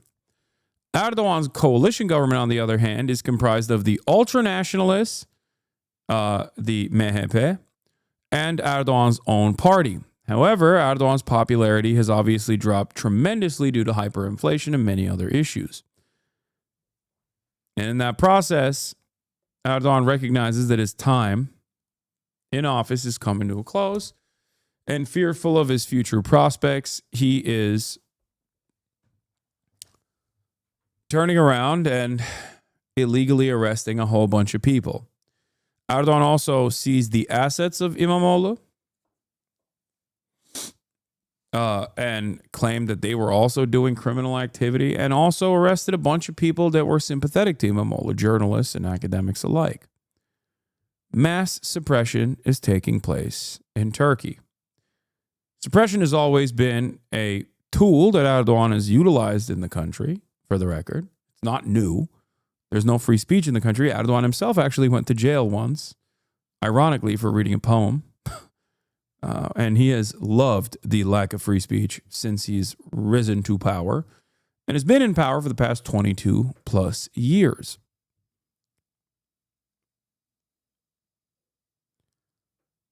What? We gonna keep playing iTag, or are you gonna thank me for the follow?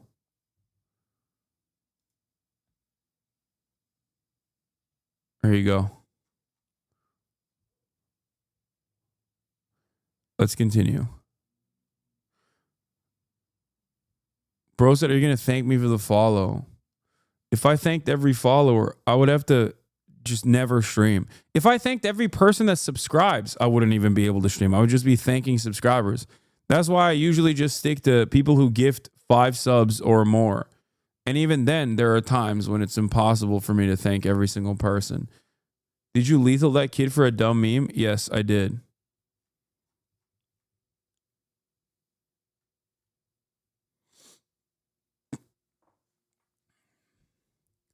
Bill Vog, thank you for the 5 gifted. Sex Saver, thank you for the 10 gifted. Maggie Fondor Connoisseur, thank you for the 5. Decoy, thank you for the 5 gifted. Mods, you can unban that person that I swatted away like a fly. I was just memeing. You should thank me for giving you the opportunity to let you follow me. All right? All right. Everybody stop gifting subs. I'm not going to thank people any longer, okay? It's just, I'm getting back to the story. It's imperfect democracy seemingly sliding towards elected dictatorship. Üzülerek söylüyorum. Istanbul's mayor is Ekrem İmamoğlu. On Wednesday, his wife filmed him getting ready to hand himself over to police waiting outside his home. We're facing great tyranny, he said, but I will continue to fight against the person using this whole process as a tool against me. The person he has in mind is President Erdogan, in power for 23 years and winner of multiple elections, though the press and all the instruments of state seem to have succumbed to his... Yeah, that's why I say, listen, you need to understand something. Turkish elections are usually not fair, but they still are real elections. And it's important to understand that, regardless of what people say, because it's important to understand that he does have popular support, okay? He will rig the elections in his favor by using the media and through other methods of political suppression against his opposition. But at the end of the day, there is real support, at least across the 50% boundary for him and his coalition. That's why he had to make a coalition, by the way, with MHP. Having said that, right now, ironically enough, this is probably the most popular he has ever been in terms of foreign policy, especially with the Ukraine stuff, especially with Syria. And yet, this is the least popular he's been in the country. So I think that's the reason why he used the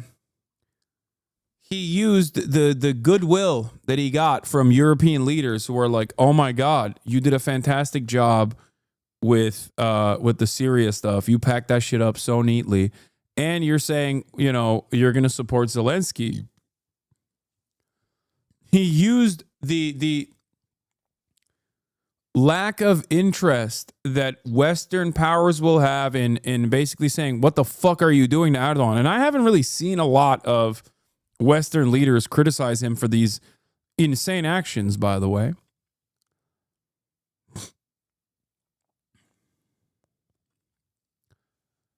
But he used that moment of opportunity to present to basically engage in political repression, supercharged in a way that is even unique to him, and he's been doing this for a very long time. So if you're wondering why European nations are not talking about this, part of the reason why, with the exception of like some news coverage from like Channel 4 or whatever, I'm talking like, why are European leaders not calling out Erdogan? You might be asking yourself that. And the reason for why is because he has a tremendous amount of support from European leaders right now, because he's like saying he's the protectorate of NATO. He's the protector of NATO at a time when Donald Trump is undermining NATO, right?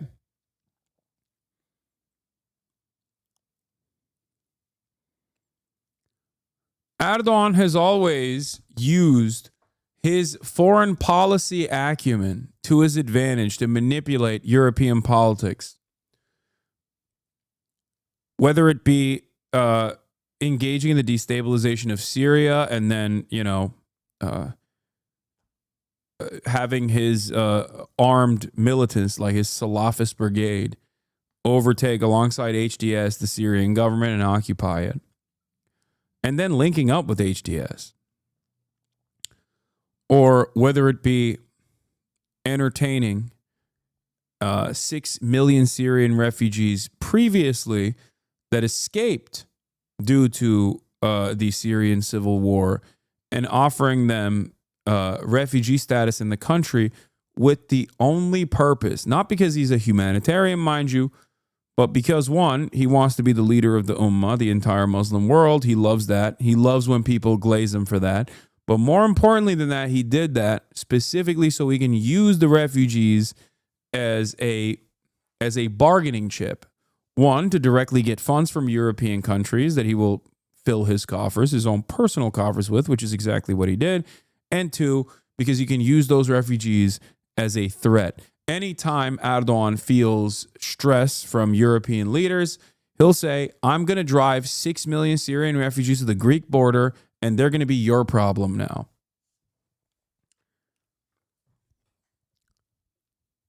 Make no mistake. While I do agree with the actions, and I certainly find myself at odds with the coalition's opinion on the refugee status of Syrian migrants, because I ultimately believe in humanitarian aid and opening up your borders to people who are escaping political instability and violence, I still recognize where Erdogan is coming from, what the motives are here, right? Now, having said that,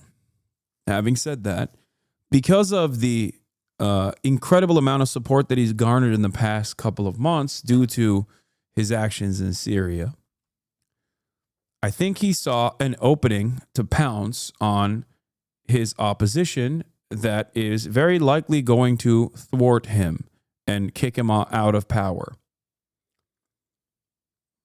Authoritarian will. But the arrest of Mayor İmamoğlu looks like a new low. This evening he was taken to Istanbul's State Security Court with around 100 others accused of corruption and supporting terrorism. And it may be no coincidence that tomorrow he was due to be nominated as a presidential candidate himself. This was the coastal city of Izmir last night. Along with Istanbul and Ankara, it has an elected mayor from the main opposition party. Turkey has a history of military coups, but these protesters see what's happening as a political coup. Turkey's president going to war with his main political rival. Mr. Erdogan is... Yeah, he cooked them before he even could fucking run. Also, I do want to point this out. Elon Musk claims to defend free speech, but today he enables authoritarian censorship in Turkey by blocking access to critical accounts on X. This is a global issue. We call on journalists, activists, and the public worldwide to hold him accountable today. Yeah. Elon Musk's social media platform X has suspended several accounts belonging to opposition figures in Turkey amid widespread civil unrest in the country. This fucking piece of shit.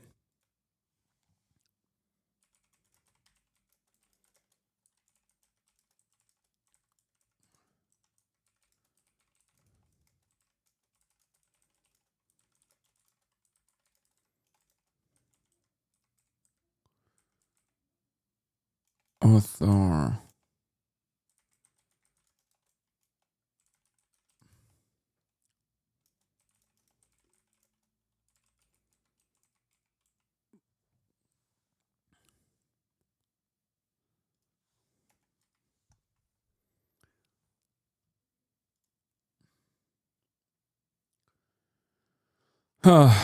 Meanwhile, while Twitter is one of the few outlets that people can show political discontent, and Elon Musk is gladly banned opposition accounts. Like I said earlier, the Turkish government has also stopped most broadcasters from showing the protests and the discontent altogether. 71 now. Yesterday, he lit a fire to celebrate the Nevruz, or the coming of spring. He was himself arrested when he was mayor of Istanbul. And is Turkish President Erdogan's move all about timing? Turkish researcher, yeah. Erdogan aims to end Imamoglu's political career, but he does not worry about global pushback? No. Yeah, I told you. It's because he has the most motion right now. He's got so much momentum. Turkish chatters, I told you this fucking 3 days ago when he first moved in this direction. It's because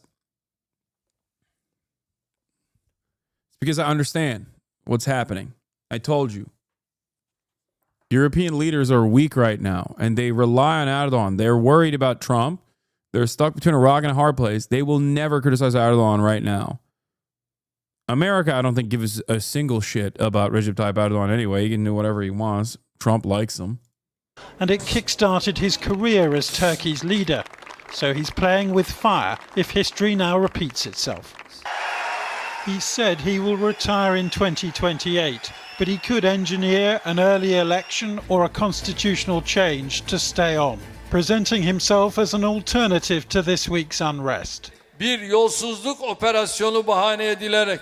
They are trying to create turmoil on our streets, using an anti-corruption operation as an excuse. We won't allow a hand. Oh my God. Erdogan is also such a fucking chameleon. Hey, don't do that. Don't show that. Chatters, come on. Don't show other chatters who are in Turkey who are fucking protesting. What are you, crazy? Do you know how many people watch this fucking broadcast? Are you insane? Don't do that.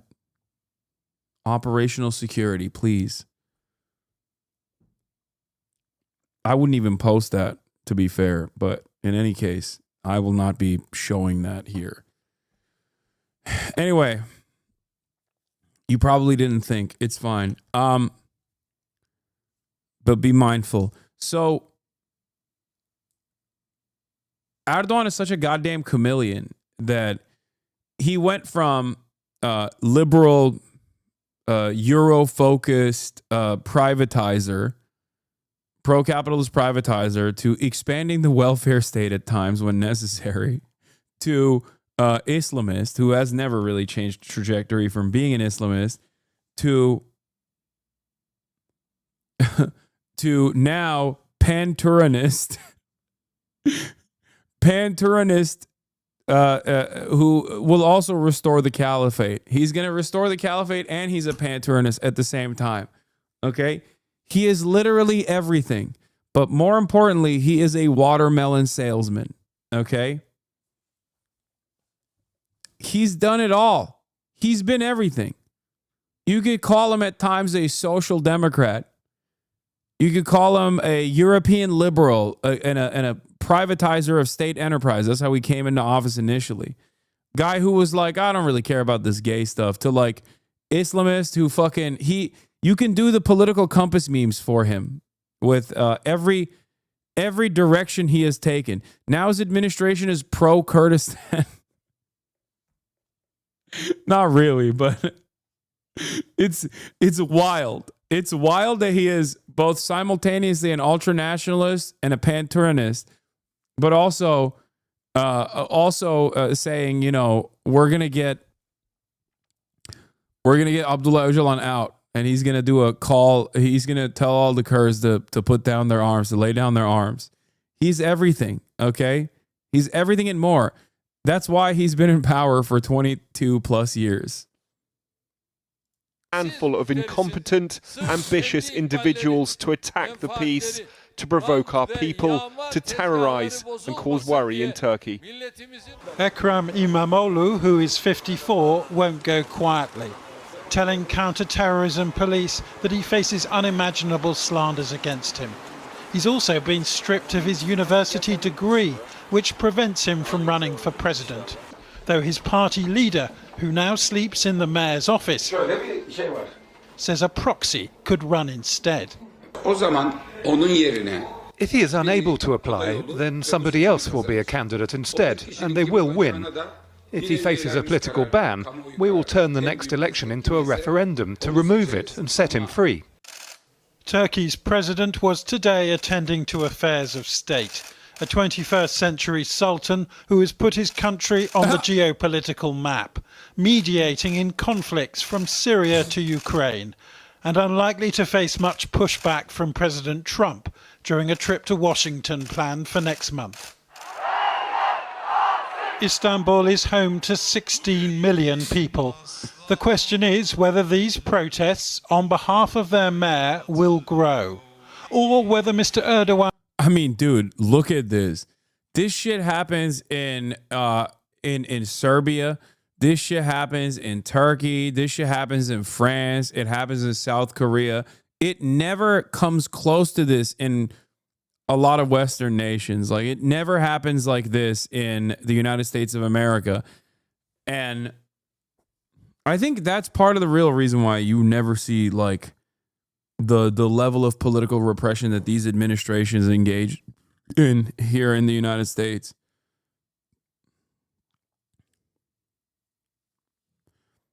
They left Saraçhane, that place, left protesters to get mauled by the police.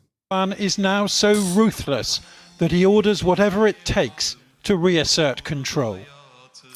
Jonathan Rugman reporting. Well, earlier I spoke to Gönül Tol, who leads the Middle East Institute Turkish program. She joined us from Washington, D.C., and I began by asking her if Mr. Erdogan's move to detain his main opponent, Ekrem İmamoğlu, was a sign of authoritarian rule. It is indeed a high-risk, high-reward strategy. If things go as Erdogan plans, he can remain in power for life. What he's trying to do is not just block İmamoğlu's run for presidency in 2028. He also wants to resecure Istanbul municipality. Istanbul is Turkey's biggest town and its economic powerhouse. And Erdogan used the city for many decades to build his clientelistic network. But when those resources were cut off, when Ekrem İmamoğlu won the mayorship in 2019, that was a huge blow to Erdogan's financial network. So he wants to recapture Istanbul, and the terror charges linked to İmamoğlu is because of that. Turkish democracy, many would argue, has been endangered for some time anyway. Is this now the end of Turkish democracy? Until now, political scientists consider Turkey's democracy as a competitive authoritarian regime. It is competitive because there are still elections. You still have legitimate political parties, and they actually compete in the elections. But it's authoritarian because Erdogan holds so much power over institutions, over media, over courts, that the playing field is not fair. So far, electoral competition in Turkey has been unfair but real. But this is a turning point. Arresting his strongest rival is a turning point where Erdogan is trying to shift the country into a Putin-style autocracy, where he handpicks his opponents and he won't accept any surprises at the ballot box. But not without a reaction, right? Because although İmamoğlu is in jail, or because he's in jail, we've seen demonstrations, mass demonstrations in 7 Turkish cities, including Istanbul. More than 300 protesters have been arrested. Does that now mean that opposition politics has moved onto the street? That's right. And that's why it could backfire. Erdogan's strategy could backfire on him. And in the past, it did. In 2019, when Ekrem İmamoğlu won the municipal elections in Istanbul, Erdogan did not accept the result and call for a rerun. While in the first round, Ekrem İmamoğlu had won by a razor-thin majority, in the second round, people got so angry and frustrated that they handed Ekrem İmamoğlu a bigger win. So this could easily backfire. And now that hundreds of thousands of people are on the streets, this could turn into something much bigger that Erdogan had not expected. And could it turn into something much more violent? Because we know that Erdogan has cracked down on the demonstrations by arresting. That's a real ass Turkish accent right there, by the way. For those of you who are wondering what the Turkish English accent sounds like, that's it. Straight up. That's what it sounds like. People, but could he take it to the next level? I mean, could this get really bloody and nasty? It could. This is the latest demonstration since 2013. Oh yeah, the Turkish government also issued travel restrictions to Istanbul to curb the spread of anti-government protests sparked by the detention of a prominent opposition politician. And it's 2:40 a.m. right now, and protests are still going. These are scenes from Taksim. Taksim is a major hub. This is where the very famous Gezi protests also happen. And Taksim Square is like the Times Square kind of the United States of America. İmamoğlu is a true OG style Sakdem, by the way, built multiple metros and train roads in Istanbul. He also built so many municipality-owned food places all over the public parks where they have low as fuck prices for coffee, tea, snacks, and bagels, etc. He also built many halk lokantas, which kind of translates to the people's restaurant, where they serve food for workers at like 1/3 of the private restaurant prices. He kind of gives me hope, not gonna lie.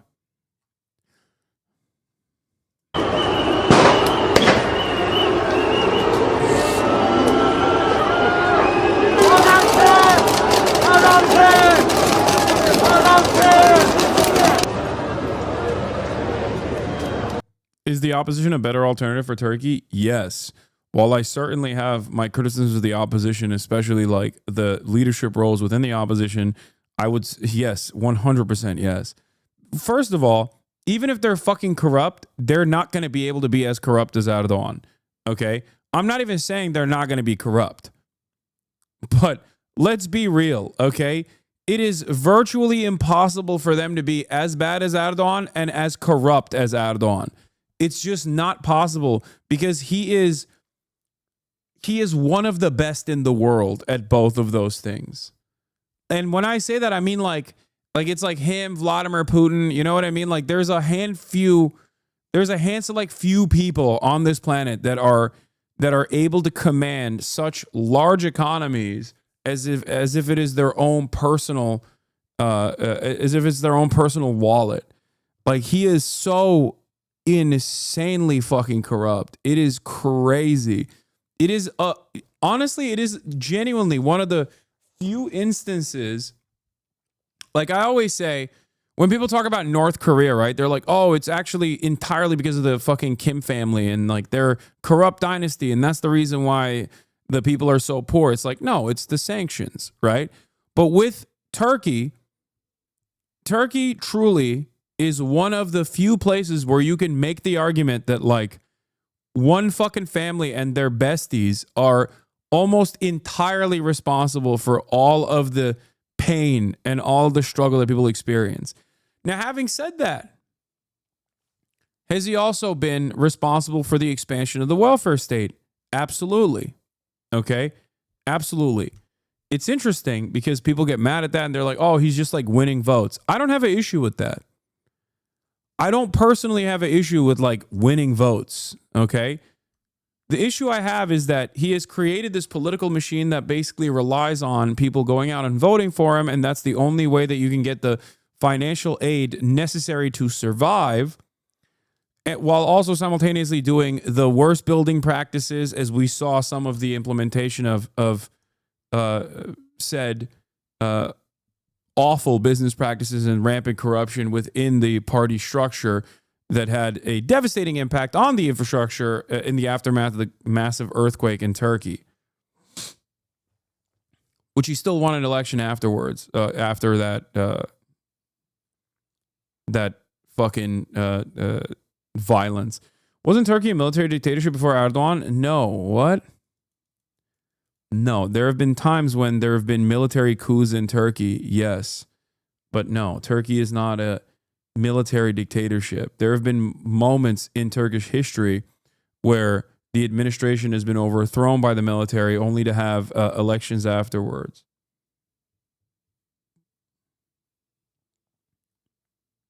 Military coups.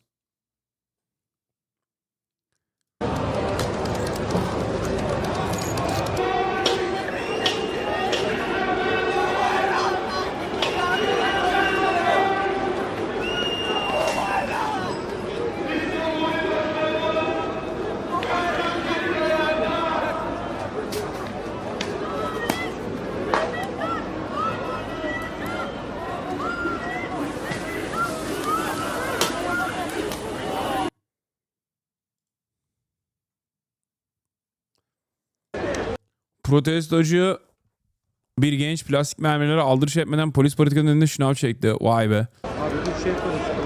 He's one of the protesters were doing push-ups in front of the cops as they were peppering him with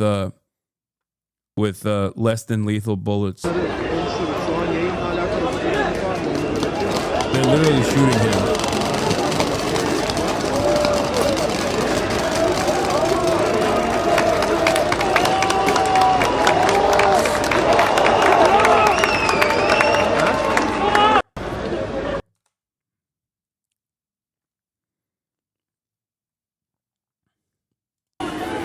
This is why we say ACAB is universal, by the way. Is the Kim family not responsible for the state of North Korea at all? No, they are, for sure. But it's a blip in comparison to the massive harm done to the Democratic People's Republic of Korea from Western powers, like a full-blown blockade implemented and continued in the aftermath of the dissolution of the USSR when they desperately needed any kind of aid, especially when there was a massive famine that nuked half the fucking country. Yeah. Their leadership, their authoritarian leadership certainly plays a role in the conditions of North Koreans, of course. But it is a minor responsibility when you consider the major responsibility of the embargo, full-blown sanctions on Korea. Abi gözünü seveyim bak. Oğlum salak mısın? Baktım. Allah Allah. Kendim retweet ettim zaten. Ben de tweet ettim amına koyayım. Allah Allah.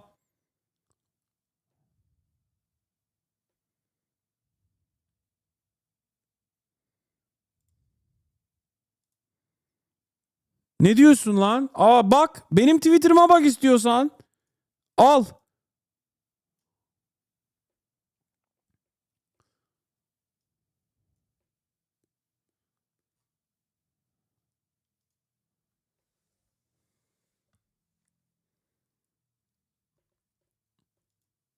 A blip, Lamau. You can cope all you want. You can cope all you want.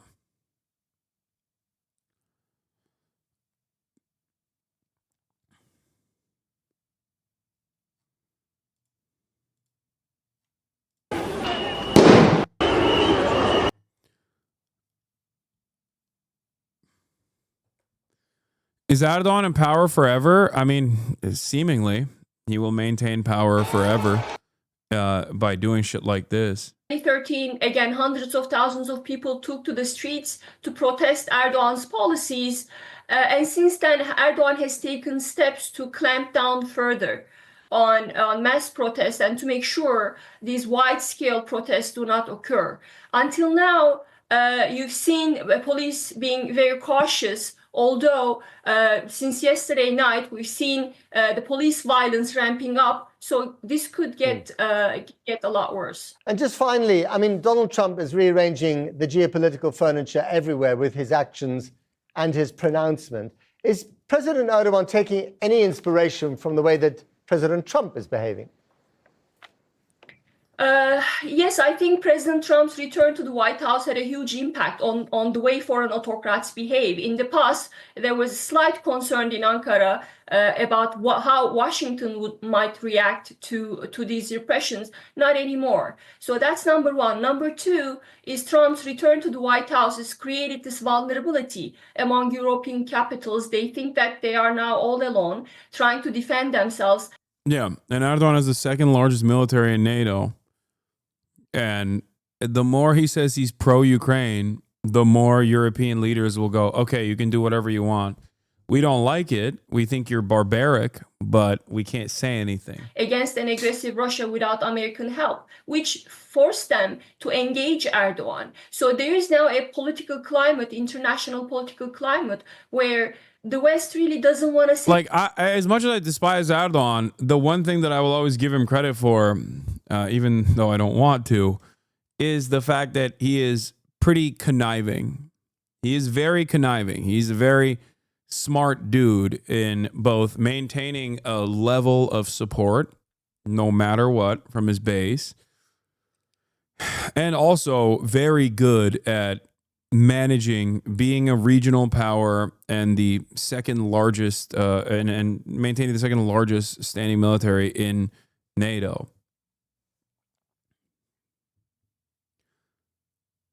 You don't stay in power for 22 plus years without doing that. Say anything to Erdogan because of the things that he's doing to his own people, and Erdogan knows that, and that's really what one of the reasons why he is so emboldened to do these things. Gernot Toll, thank you very much indeed.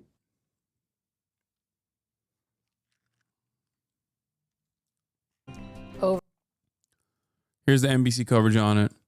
Protests in Turkey surge over detainment of Istanbul mayor.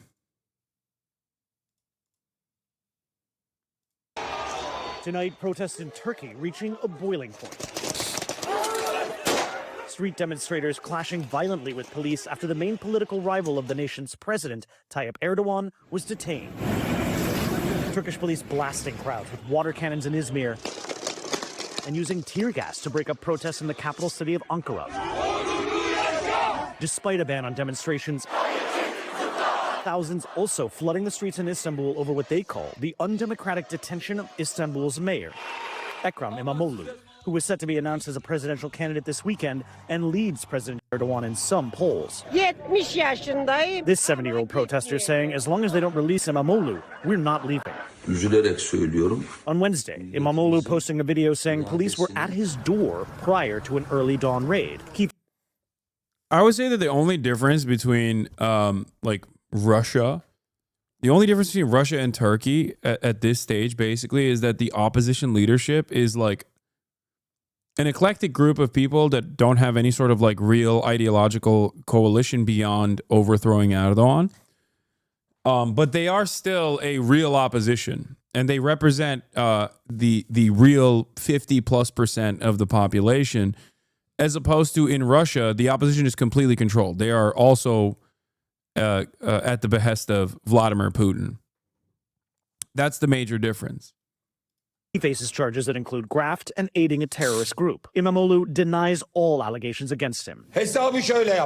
His Republican People's Party condemns the move as politically motivated and say other prominent opposition figures were also taken into custody. Very often, there is no rule of law in Erdogan's Turkey, and currently Turkey's jails are full of Erdogan's political opponents. Turkish constitution has a very vague terrorism concept, so Hey, Americans, when I said America is Turkifying at an alarming rate, this is what I was talking about, by the way. To all the dumbass like hogs that come in here and watch me to be like, you're so stupid. You're so stupid, Hasan. It's based to like call anything and everything terrorism and like jail people. Okay, this is it. This is the product. You like that? he uses that in order to attack his opponents. Turkey's government denies claims of targeting its political rivals. But on Friday, Erdogan warning against illegal calls from the opposition for protests, saying, "We will not give in to vandalism or street terrorism." Turkey's interior minister confirming dozens of protesters have been arrested. And to the Turks who are anti-Kurd, just like I tell Israelis who are anti-Palestinian and not anti-Zionist, this chatter is correct. This behavior isn't new. Erdogan has routinely jailed Kurdish politicians on a regular basis throughout his tenure. Exactly. When you don't recognize that that shit is completely unacceptable, it will expand to your favorite political leader, and it will expand to you as well one day. That's how it works. So in America, you might be thinking, for example, to bring it back here for a moment, if you're an American and you think, oh, I'm safe, I'm an American citizen. The fuck do you mean? Okay, these guys that are getting packed up are immigrants. They're insignificant, inconsequential. Who cares about what happens to them? Guess what? Eventually, it will fuck you over too. And if you don't actually immediately start protesting against that shit when it happens, you are going to be facing a challenge that you will not be able to overcome. You're misleading people on Erdoğan. Üzülerek yaşıyoruz burada. Opposition can't run this country more than a month. Turkey gets better every day. I guess US as well. Erdoğan isn't even tiny bit anti-Kurd. You're misleading people on Erdoğan. Oh, memleket, hometown, because he's capable to reach agreement with any group of the country. Yeah. We got Erdoğan supporters. Reis'e laf yok. Reis'e laf yok. Salak herif. Oğlum dinliyorum. Ulan dinliyorsan aç kulaklarını iyi dinle. Eğer Erdoğan, bu CHP koalisyonu ülkeyi yönetemezse bir aydan daha fazla niye hapse atıyor Ekrem İmamoğlu'nu? Atmasın, kazansın, ondan sonra bok etsinler ülkeyi o zaman yani. Ondan sonra AKP geri gelir başa. Gurbette yaşamıyorsa piçim. Almancı mı sence? Yok değil bence. Almancı değil.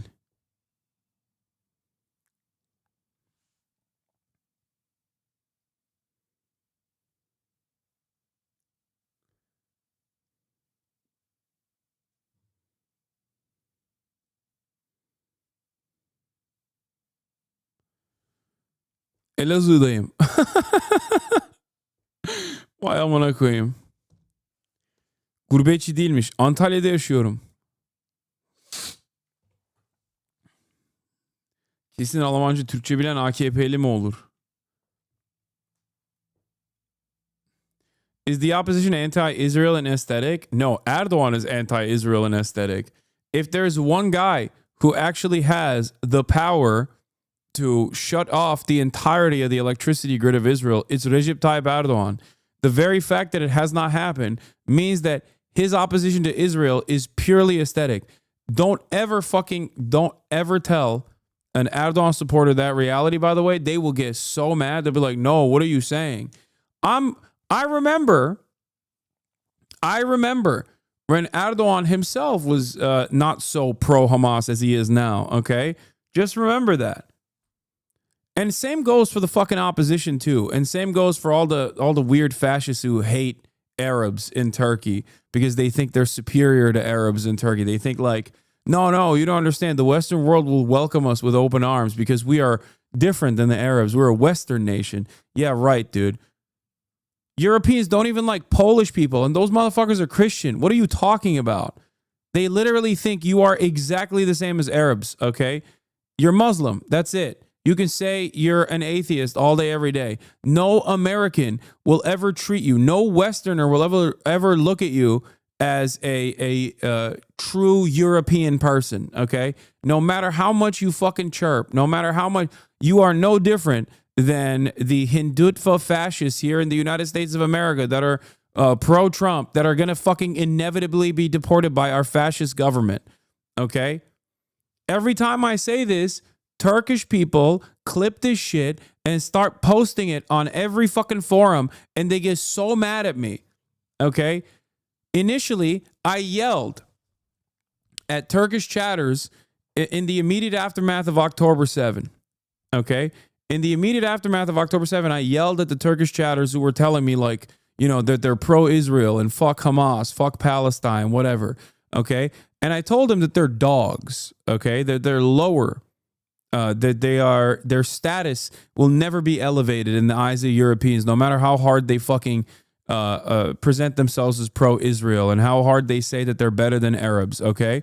And they clipped it and they got so mad at me. But you want to know something that's very funny?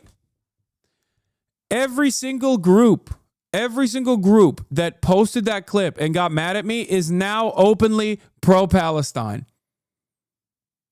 Every single one of those leaders of the individuals that posted those clips, every single one of them is now unconditionally pro-Palestine. Many of their fucking leaders literally lied about their initial defense of Israel. If you ask them about it, they'll go, oh, what do you mean? No, I was never pro-Israel. What are you talking about? Yeah. What happened? What happened? Ne oldu? Beni koyuyordunuz ekşi sözlüğe. Hasan Türklere köpek diyor falan diye. Koyuyordunuz beni ekşi sözlüğe. Bağırıyordunuz orada. Şimdi niye bağırıyorsunuz İsrail katil diye? Seviyordunuz İsrail'i. Ne oldu? Götünüze girdi mi o? Bana dönüp ondan sonra Batı'nın köpeği diyorlar. İngiliz uşağı diyorlar. Ulan Batı'nın köpeği İngiliz uşağı İsrail'i sever.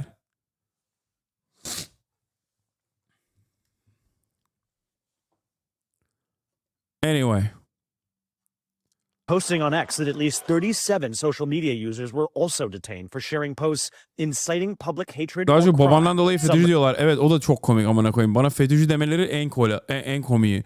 Hem bir yandan diyorlar ki topum ben. Çünkü tırnaklarımı boyuyorum. Ondan sonra FETÖ'cü diyorlar amına koyayım. Bu komik tabii, çünkü bir yandan Amerika'da da aynen bu şekilde bana devamlı laf ediyorlar. Türkiye'de de laf ediyorlar bu şekilde. Abi sana demokratlar ajanı diyorlardı en son. Demokratların ajanı. Anyway.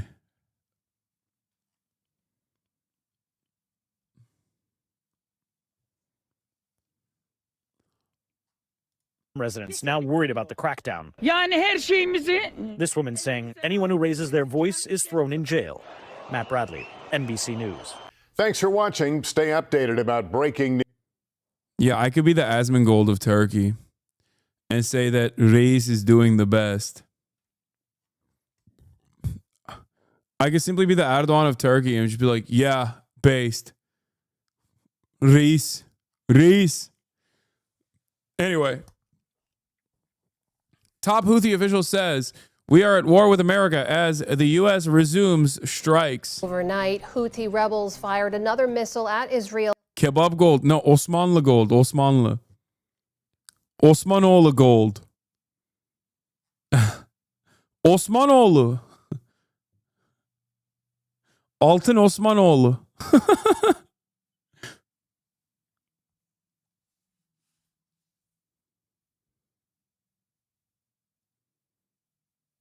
Not reis, now he is sultan. Yeah. Sultan olmuş adam. Reis değil artık.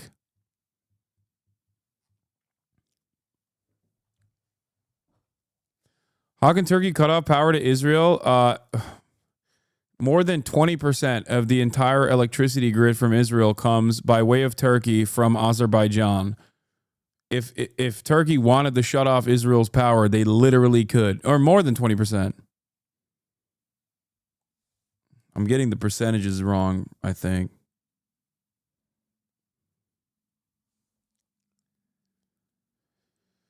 Oh.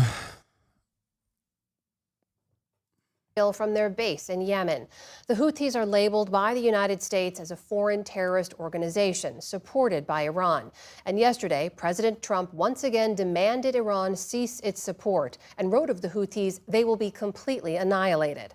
Nick Schifrin speaks to a top Houthi official and reports how the Trump administration hopes its new airstrike campaign will succeed where previous ones have failed.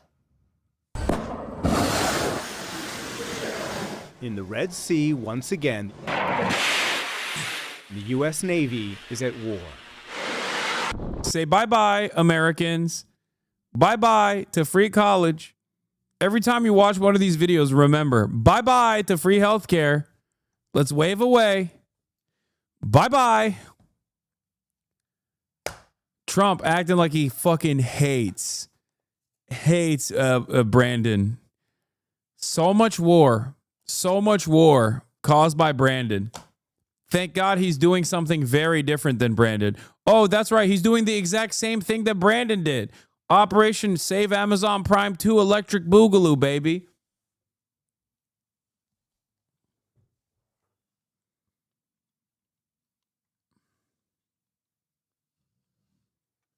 Donald Trump saved Gaza in one day, saved Ukraine in one day. The great peacekeeper. Bless him.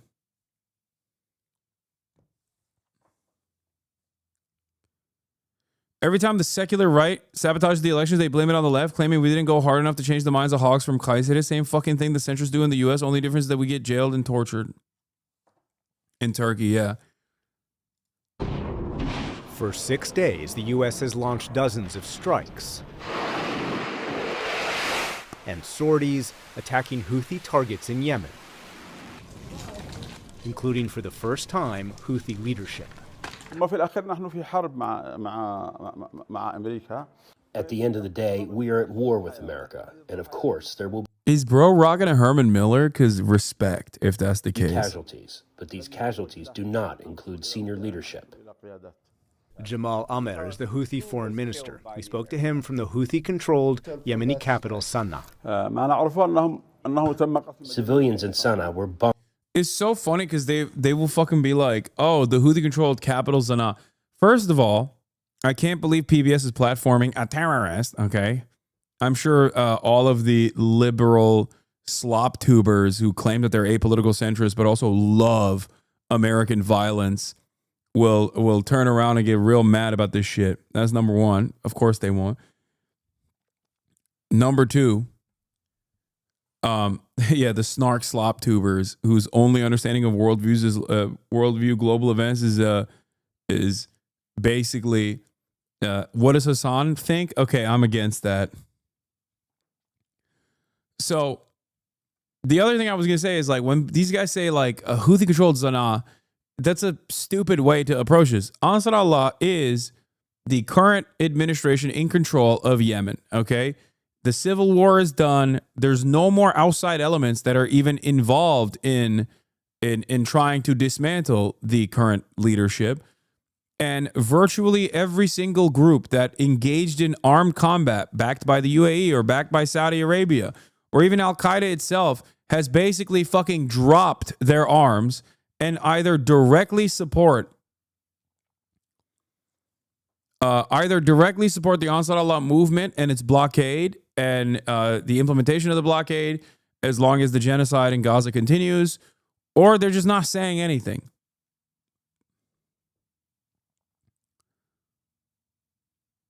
Yeah. It's crazy.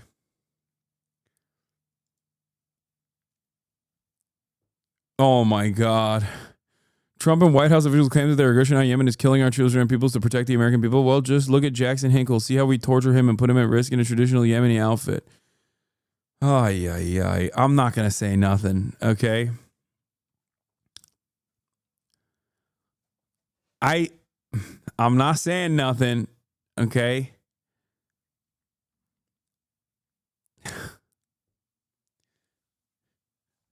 Jackson Hinkle literally is, one, pro-Trump, like openly, and two, is pro-Tulsi Gabbard openly. Like, what are you... Yeah, whatever. Hey, listen, I'm not saying nothing, all right?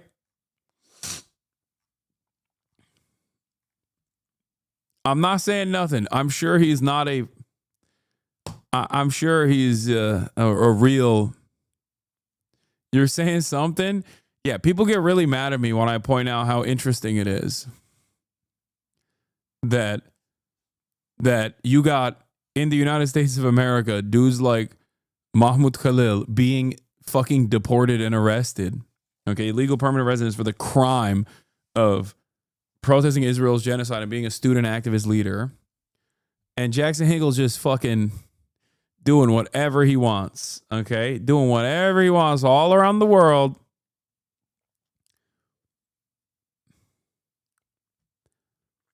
it's just odd that he's, pro-Trump and openly a MAGA communist, and he's still, he found a unique avenue where he's just both pro-Trump and also pro-Ansar Allah.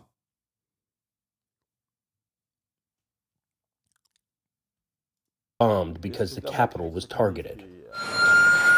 Houthi authorities say the strikes have wounded or killed dozens, including children.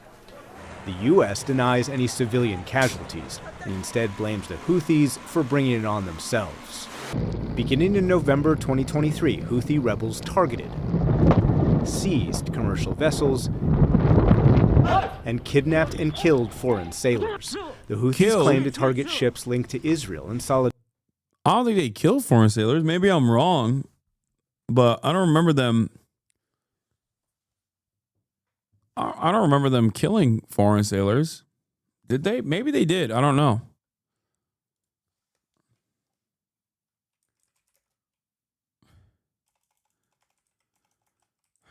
Let's see. Maybe they did.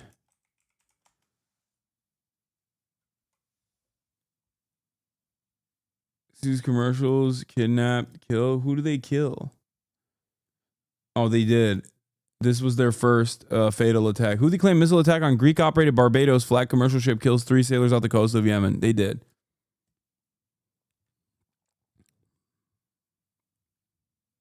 Correcting the record here. Yeah, they were showing the Galaxy Leader apprehension that did not. There were no casualties in that one. The Houthis claimed responsibility for the attack on Wednesday was set the Liberian-owned Barbados flagship True Confidence ablaze approximately 50 nautical miles off the coast of Yemen's port of Aden. The U.S. Military Central Command reported 3 fatalities, at least 4 injuries, of 3 are in critical condition, as well as significant damage to the ship. 2 aerial photos released by U.S. military show the ship's bridge and cargo on board ablaze. These reckless attacks by the Houthis have disrupted global trade and taken the lives of international seafarers simply doing their jobs, which are some of the hardest jobs in the world. Earlier on Wednesday, the United Kingdom's Maritime Trade Operations Agency and the vessel was no longer under the command of the crew. They had abandoned it. Brigadier General Yahya Sadi, a Houthi military spokesman, claimed the attack in a pre-recorded message, saying its missile set the blaze. He said the rebels' attack would only stop when the siege on the Palestinian people in Gaza is lifted. After the missile hit, the crew abandoned the ship and deployed lifeboats. A U.S. warship and the Indian Navy were on board the scene, trying to assist the rescue efforts. The Jarek said the attacks are causing risk to property, to life, and ecology in the area. Houthi fighters in Yemen have repeatedly launched drones and missiles against international commercial shipping since mid-November. Houthi attacks have disrupted global shipping, forcing firms to reroute to the longer and more expensive journey around southern Africa. Breaking a blockade is dangerous, but it's still fucked up. Come on, dude. What are you talking about? Unless you're Israel, when you can kill international global charity organizations and their members, and you can totally get away with that because you were doing a genocide. If you are against the genocide and trying to implement a blockade, and in that instance you end up killing seafarers, of course that's the. I mean, I personally do think it's unacceptable. For the record, I just want to make sure you understand. Like, these are random fucking sailors, you know. Like, implementing a blockade is one thing, but blowing up a ship and then killing sailors is not even remotely appropriate. It was not on purpose, I know, but still.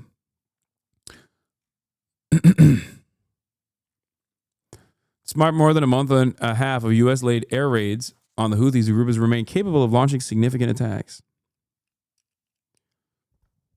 How do you enforce a blockade then? Overtake the ships like they did in the past.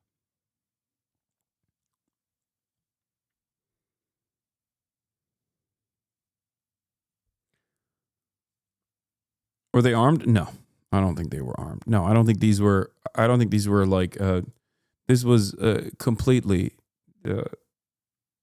this was, no, they didn't have guns. Chat, you don't have to fucking literally assume that every single action taken by the Ansar Allah movement is ultimately the correct action. There's no reason to, like, yes, these are not armed boats, okay? They're international commercial shipping vessels. They don't have any arms on them. It's illegal.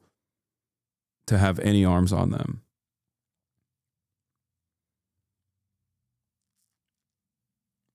Yeah. Houthi assault on Tuesday apparently targeted the USS Carney, an Arleigh Burke-class destroyer that has been involved in the U.S. campaign against the rebels. The attack on Carney involved bomb-carrying drones on an anti-tank ballistic missile. The U.S. later launched an air raid, destroying 3 anti-ship missiles and 3 bomb-carrying drone boats, Central Command said.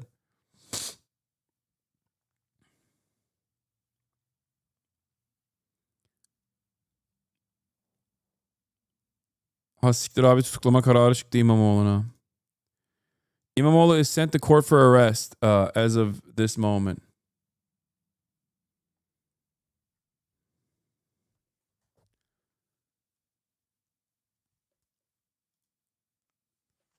They're sending him to the court. Solidarity with Gaza, but their targets were much wider. During the Gaza ceasefire, they paused their attacks on ships. But when Israel blocked humanitarian aid to Gaza, the Houthis vowed to respond. And last Saturday, President Trump ordered the new strikes that Secretary of Defense Pete Hegseth told Fox News will continue until the Houthis stop. This will continue until you say, we're done shooting at ships, we're done shooting at assets. Will you stop your targeting of Navy ships and commercial ships? When the siege on Gaza ends, the tension in the Red Sea will end. Therefore, when Gaza receives aid and Israel implements the agreement, everything will end. Will you expand your attacks to U.S. bases in Djibouti and the United Arab Emirates? Now that the USS Truman is targeting Yemen, Truman is being targeted back. But as the war expands, missiles and aircrafts launched against Yemen will be hit. The Houthis are an Iranian-backed rebel group that in 2014 seized Sana'a. Their enemy, the soldiers of the internationally recognized government of Yemen, supported by a Saudi-led coalition that failed to defeat the Houthis with 7 years of U.S.-backed airstrikes. We don't want a long, limited war in the Middle East. We don't care what happens in the Yemeni civil war. This is about stopping the shooting at assets in that critical waterway to reopen freedom of navigation, which is a core national interest of the United States. And Iran has been enabling the Houthis for far too long. They better back off. The U.S. and UN say Iran provides the Houthis parts for its advanced missiles, as well as funding, training, and intelligence, something the Houthis in Iran deny. Has Iran asked you to restrain your response to the U.S. strikes? Iran doesn't direct Yemen. Yemen is a sovereign state, and we do not accept directives from anyone. Iran has had its strategic air defense removed by Israel. Hezbollah has had its leaders killed and its political influence in Lebanon diminished. And Hamas itself has had its leaders killed and its military capacity severely diminished. Do you acknowledge that the so-called axis of resistance is at its weakest point in years? We are not entirely dependent on our allies. We merely help our allies. So this is a Yemeni decision, allies or not. The Houthis run a de facto government that oversees most of Yemen's population. Their critics say they govern not for the people, but for themselves, and collect taxes to wage war despite... Oh, that's crazy. Why don't you use OBS? What? I do use OBS. What are you talking about? The fuck? Oh, that's crazy. I can't believe it. Most people that are overseas and not in Yemen don't like the current administration. Okay. It seems like the people in Yemen do, though. He said, why do you use OBS? Wait, what? Why do I use OBS as opposed to what? OBS is one of the greatest fucking inventions of all time. Everybody uses OBS. They just use reskin versions of OBS that people make money off of. Open source is one of the greatest things. XSplit? Is that the other thing? Okay. OBS is amazing. I love open source. I love open source software in general.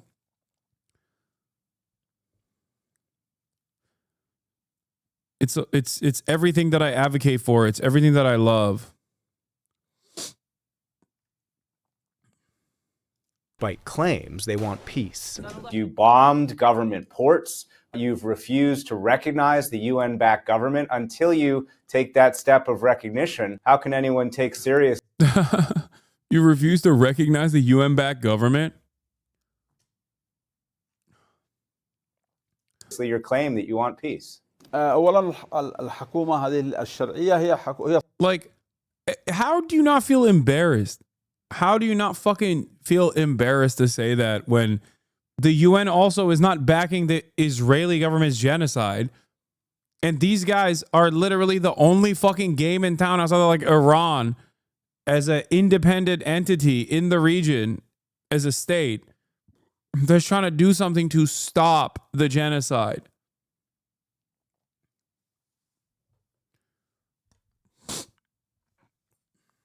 The so-called legitimate government is a byproduct of Saudi Arabia, of course. So we've never spoken to them. There's always been dialogue and discussion with the Kingdom of Saudi Arabia. But over the last year, the Houthis have arrested dozens of UN workers. One World Food Program employee died in Houthi custody. Why do you keep detaining UN staff? Many of these people have spent their lives trying to help others, doing humanitarian work. Only 23 of the 2,000 Yemeni employees working with international organizations were detained. Therefore, we confirm that our government will work on strengthening relations with the United Nations. But the U.S. military says the Houthis seized food from a World Food Program storage depot in Sadda. Why are you doing this when that food is designed for the Yemeni people? The food that belongs to the civilians is only taken when there were attacks on Sana'a and the warehouse was threatened. So we took the food and distributed it to people in need. And they are in need. Yemen is one of the world's worst humanitarian crises. And now... Yeah, good thing we're fucking bombing them again. Every administration has bombed Yemen. Every single one. How insane, dude. Oh my God.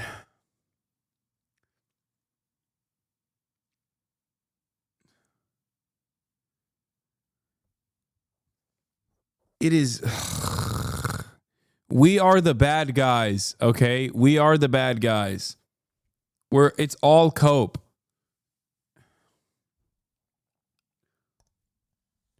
It's wild that we bomb the fucking poorest country on the planet that was under a Western coalition force-backed genocide and full-blown blockade that caused a major famine in the country.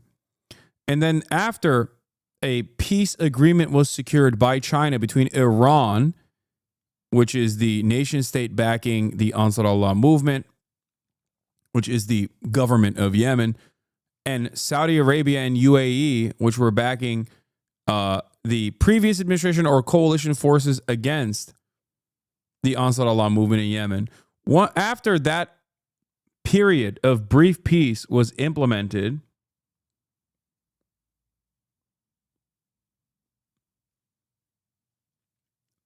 as soon as Yemen decided to implement a fucking blockade on the Red Sea alongside their coastline,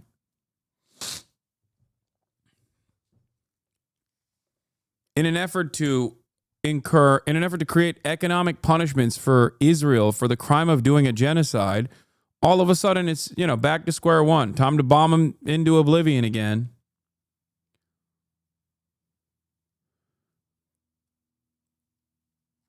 It's wild to me that people don't recognize that the dudes doing that are the bad guys.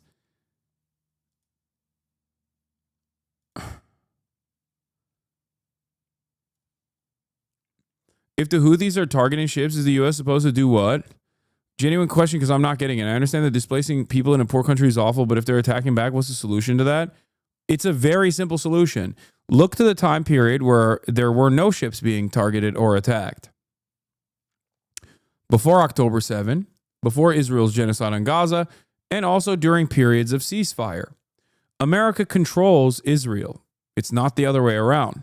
America could stop Israel doing a genocide in Gaza. America refuses to do so. So Yemen, being one of the few countries, is trying to use their geopolitical conditions or their place on the map and the limited amount of power that they have to do anything, to try to do something, anything, to make it more costly for Israel to conduct this genocide. I'm sorry. The solution is very simple. Americans, especially in mainstream media, desperately avoid that conversation. One must ask the question, why? He said it in the interview. He said, the only thing that will stop us, you can keep bombing us all day, every day. This is not something new for us. The only thing that will stop us from implementing this blockade is if Israel stops doing a genocide in Gaza. It's that simple. And yet, for some weird reason, Americans are never even broaching that question. Israel is not a natural disaster. It's a nation state. It's a fascist nation state.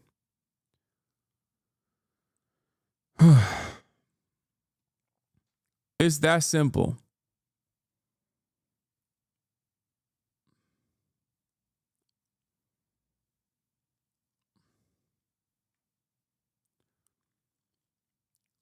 Just as I would not discount the resistance against Nazi Germany in World War II,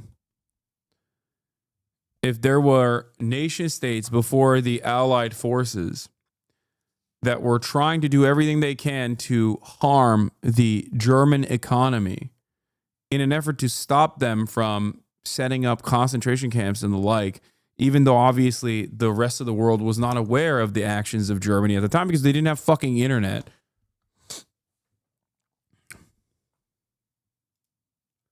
What is this? Here you go. Show this former podcast co-host. Show them that your community takes anti-Semitism seriously. What is this? USA is sold to Jews? Yeah, banned. Of course they're banned.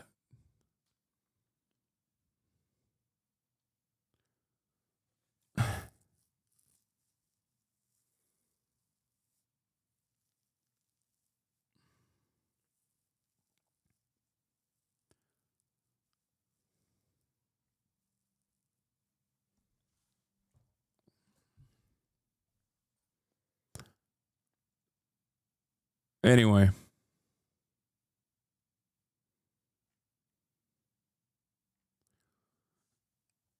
Virtue signaling accusations incoming. Yeah, those people are, anyone that says that this community doesn't take anti-Semitism seriously is a fucking delusional loser who is not paying attention or are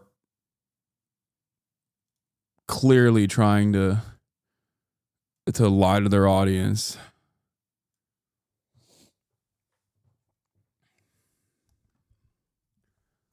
You might have noticed that my screen is getting smaller, and perhaps there's a reason for that. And that reason is maybe it's time for Assassin's Creed Shadows once again.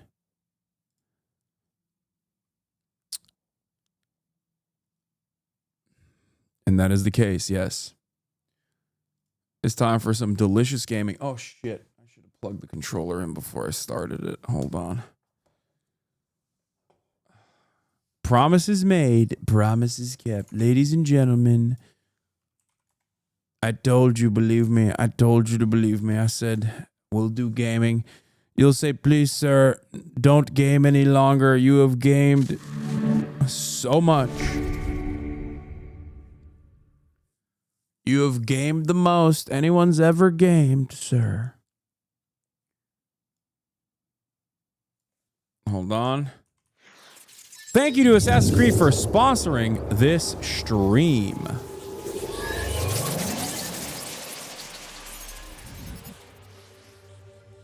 Here, I'm gonna send this real quick.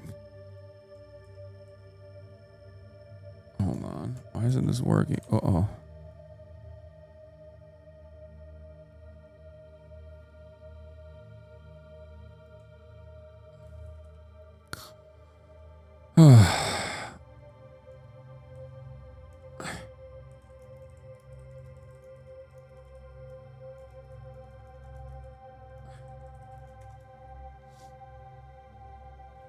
Gaming blast off.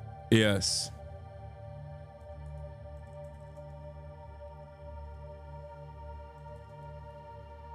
Hold on. Thank you for the meme.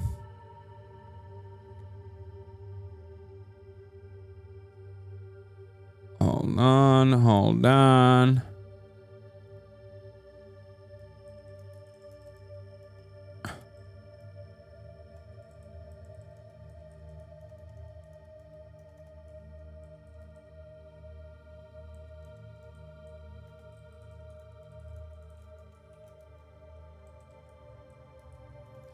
Get in now for gaming.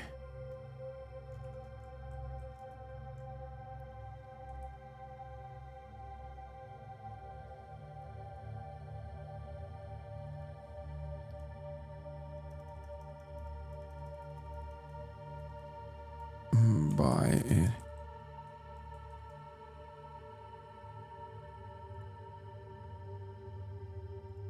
Hold on. Boom.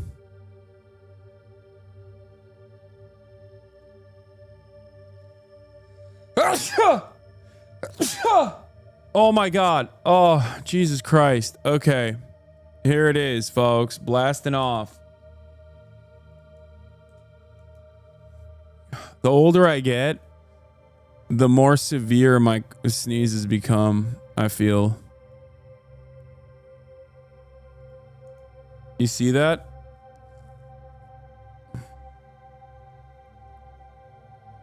I'm getting that grandpa sneeze, dude. No way, I'm my beloved, you say. Hold on. I hope this doesn't brick it again. Hold up. Let's see.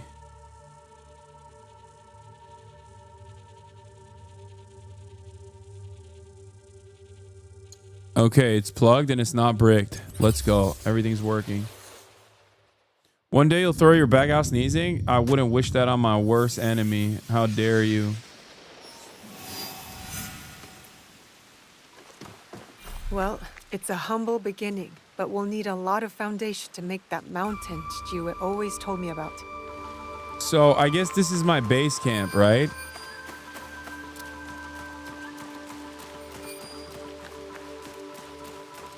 Chue.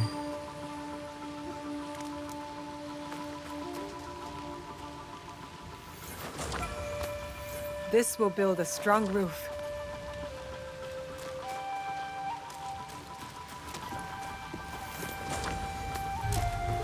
I'm not really a big base builder guy, but how do you do drops? You just watch. That's it. That's all you need to do. I think you need to connect your Ubisoft account to your Twitch account, though.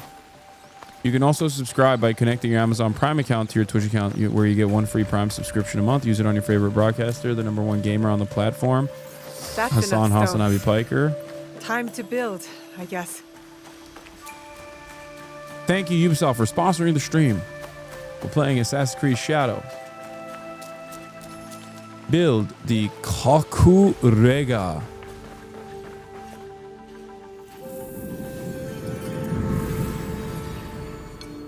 No, I'm not going to change the... Chatters, stop asking me about changing the language to Japanese. It's not going to happen.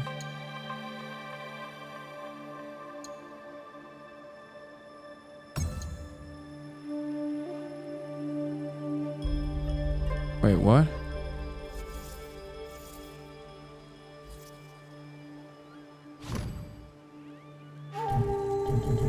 Wait, why can't I connect it? Am I doing it right? Am I not doing it right? Or am I supposed to be building the stables? Oh, they already have stables. Never mind.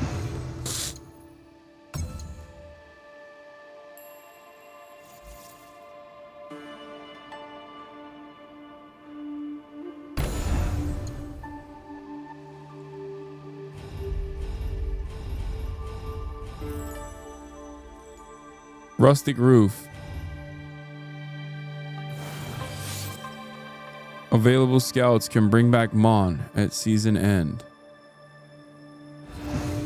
Build. You can connect it, you just messed up.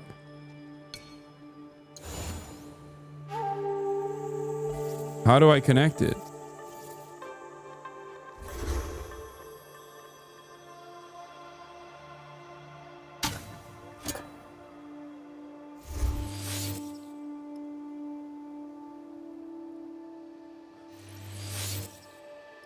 Worst ending? Wait, why are you guys saying that? Stop. Don't say that. Why is it not building?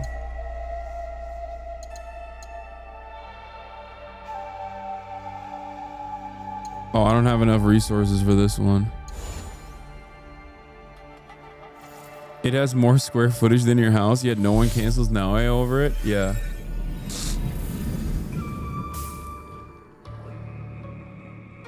That's true. But to be fair, it's a very different real estate market in feudal Japan. You know what I mean?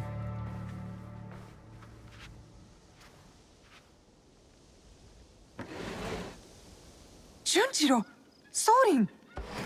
What the hell? These guys saw that I had a house, immediately show up. My apologies for our unannounced arrival. I've come to stay with you. What? What? What? I had thought I was doing some good by staying at Makino Dera. But your fiery spirit showed me that, in truth, I was hiding, sinking my roots too deep in the mountain soil. But where will you go? What will you do? A pilgrimage, I think. A slow one if these old bones have any say. And I've come to stay with you.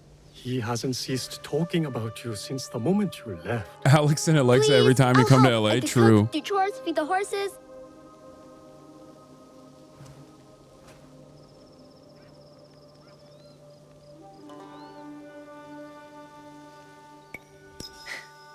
My home I'm not going to say there's no place for a child because I want Junjiro. I want Junjiro to stay with me. Really? This tubby-faced, iPad-faced kid. He's going to have to die for the story to advance. You know what I mean? Now, are we? You were the one who said we needed allies. Think of Junjiro as our first recruit. Don't touch that. Thank you, Ubisoft, for sponsoring the stream. Will you be all right? You don't believe me capable. I guess you've proven me wrong before. Do take care of him. You two are more alike than you know. Please do the lesbian route. 100%, don't worry. What is this? Here. This mark. That one was wounded. My father sliced off his ear in the melee. There's a man in Sakai rumored to have lost an ear some months ago. I Damn, hear his word men gets have around clashed fast. with Kyonyo and his monks at a temple, somewhere in southeast Setsu. Monks? Survivors from Honganji, the Ikoiki. Kyonyo is their leader now. Maybe he could give you information. Anything else? The Teppo. What are those etchings? Gold, I think. Even in the moonlight alone, I could still see them.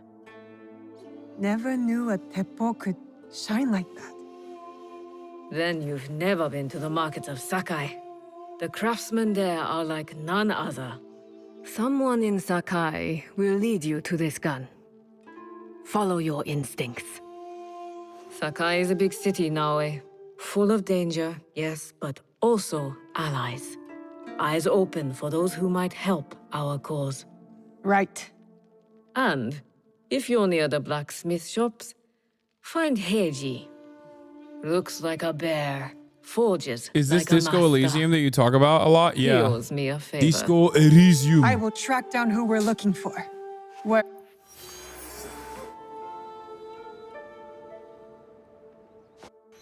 All right, go to the objectives menu. Yasuke. Naue. People of Iga. Hideout. The League. Okay, I'm skipping this. Okay, quests. The Onryo. We're gonna find out about the guy with the golden, the golden teppo, and the wounded. Okay, those are my 2 quests for now. Ido Yoshihiro is dead.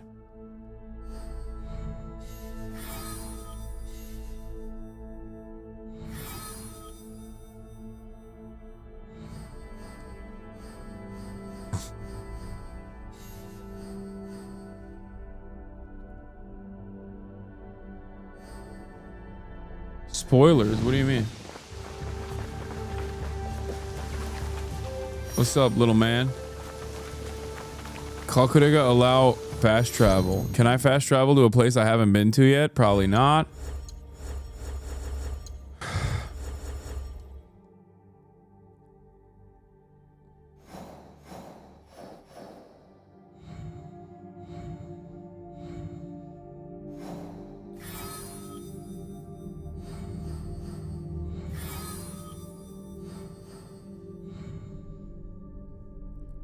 Hover over the...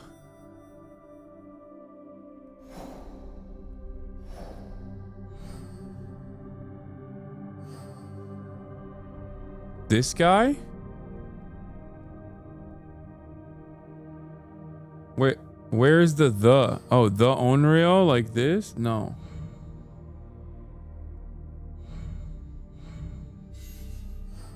Oh, this.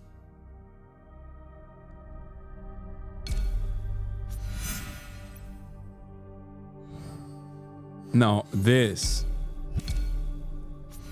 That's the one I want to track. Talk to the gunsmiths. Do the Nao Kirikiri quest first. Wait. This one?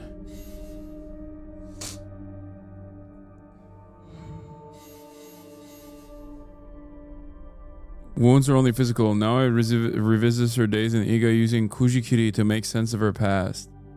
You want me to do this quest first?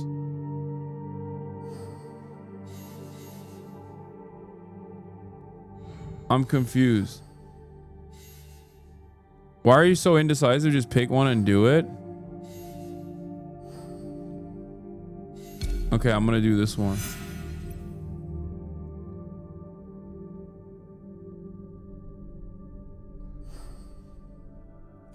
I'm just gonna do this one because it takes me to the same place, no?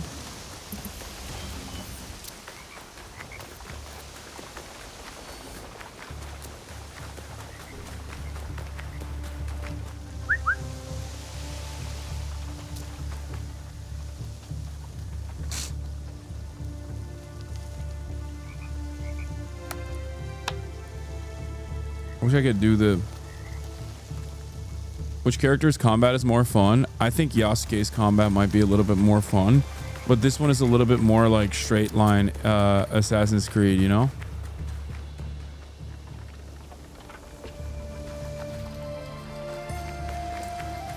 What the hell is this?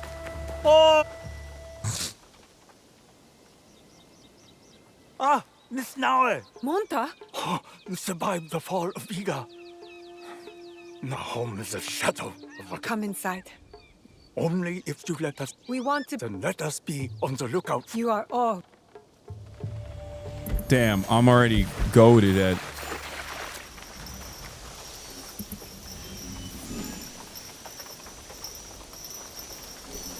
I'm already goated at... Okay, guys, that's not like a consequential conversation. It's a scout.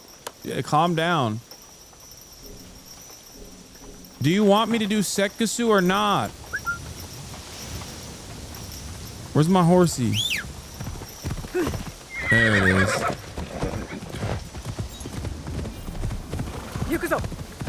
Ikuzo! It was my favorite combo in the game. Yeah, dude. If I don't skip through some of the not as important dialogue, I will never be able to get to the juicy combat that I want to get to. I need to move out of the Katana foothills, dude. I need to go and find the fatherless monk. and talk to Kyonyo. He is south of Sakai. He's west of the Izumi coast at the Gonsenji Temple.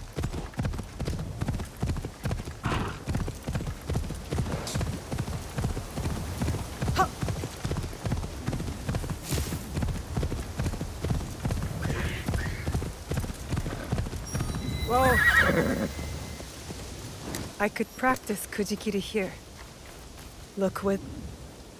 Okay, I'll do the flashback quest first. You are not Japanese? I am Japanese. My name is Naoe.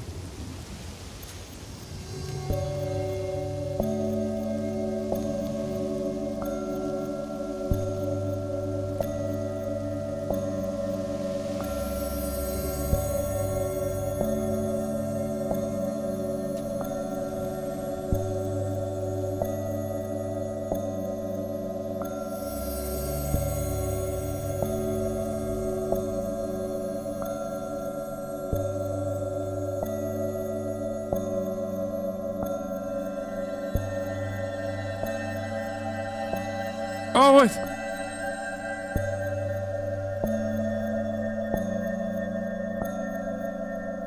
I messed up.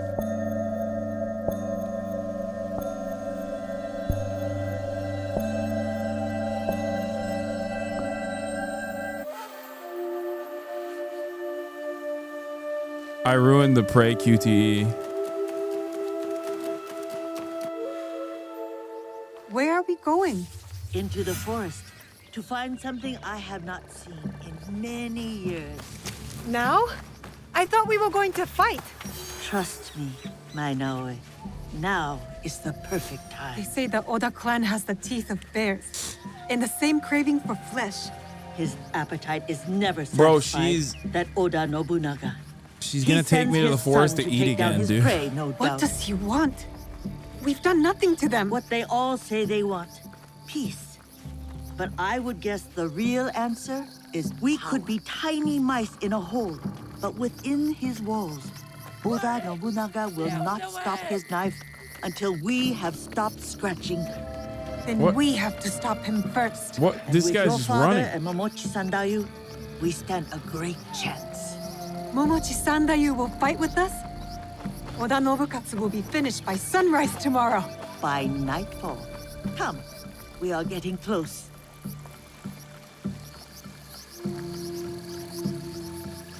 Guy was running, freaking out, and we didn't even... We just casually let him pass this us. is the one. Take a closer look at that shrine. There.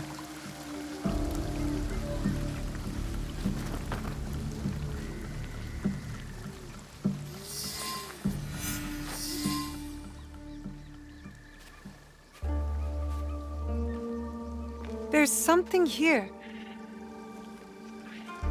Chatter asks, what does this game have to do with the Assassin's Creed universe? I don't know. Considering that every other game has been all around the planet and is also a work of historical fiction, I suspect that some stuff will be revealed inevitably to all of us.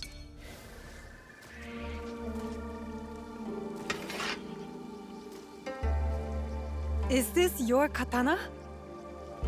I hid it when I thought Damn. Iga would Okay, see Matsu. peace for good. How Matsu wrong make I it more was. than Katsu, if you know what I'm saying. But now, It's Chop City. Mine? Naoe, you are all Nagato has. It is why he protects you so. But when destiny comes to your door, you must answer. Blade first at times. Thank you, Auntie Matsu. Obaba, it is not safe. You are Nagato and Tsu's daughter. Yes, my name is Naoe. The resemblance is striking. Can you fight like your father? Yes, sir, I can. He has taught me. I lied. Today will be your greatest test. When you're ready, get to the edge of Nagano Pass. Stay low. Do not attack. I just straight up lied to that guy. I just straight up lied to Momochi. Will you be all right?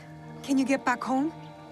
Like you said, Auntie I said can let that fend chopper for sing? myself. Yes. Fly forward like a dragonfly. I believe that. I am Igan too, you know. Goodbye, Auntie. I will be strong.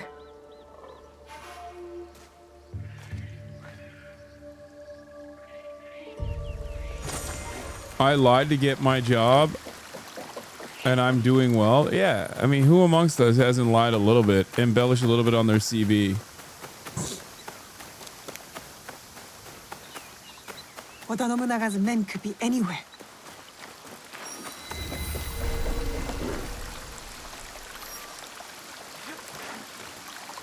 Where are they?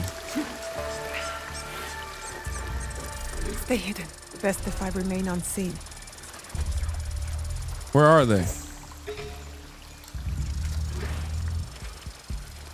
Oh shit.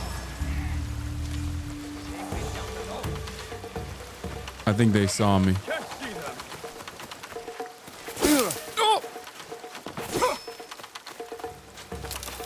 No, it's fine. I'll dip. I'll get out of their way. Hey, my bad, bro. My bad, bro. Hey, yo, chill. Oh, cutscene save. Oh my god, I'm ass. Kiss me, you fool.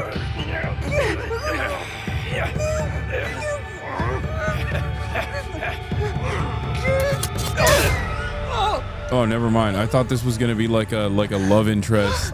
Like he just accidentally attacked me because even though we're in the same village. Turns out he was just an enemy.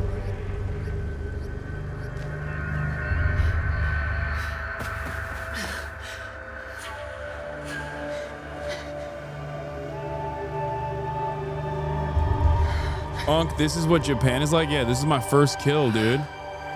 First blood, baby.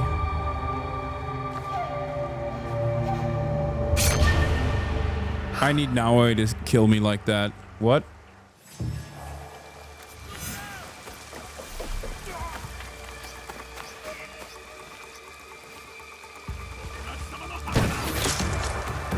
Are they shooting at me? Do they know where I'm at? I feel like they know where I'm at, don't they? Oh, this guy's just straight on! Oh! Oh! Wakarimashita!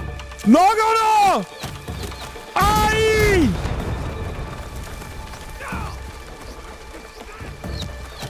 Bro, I had one job was to lay low and I fucked it up. Well, this is what happens. This is what... Honestly, this is what happens when you...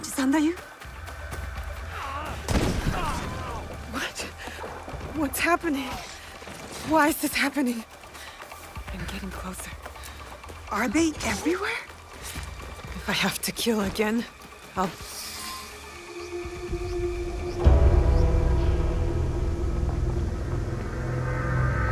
Yes, I said I understand it now. Wakarimashita.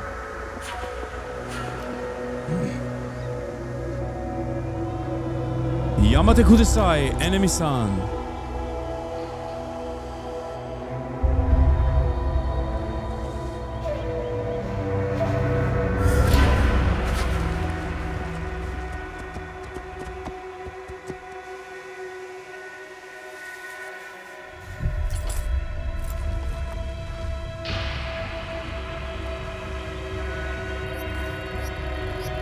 Nice stealth, by the way. You're welcome.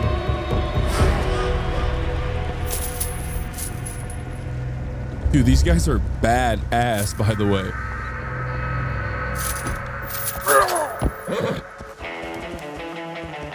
Okay, the music goes crazy.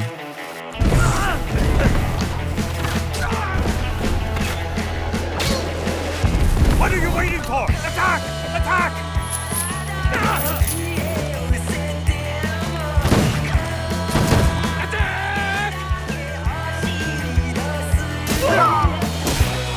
Shatters be like, I want the dubbed version. Meanwhile, I'm speaking fluent Japanese, you know what I mean? Oh my god. It is the coolest period. Okay, it's over. It just straight up, nothing comes close, dude. Regroup! Regroup! Katana sword fighting is objectively the coolest period.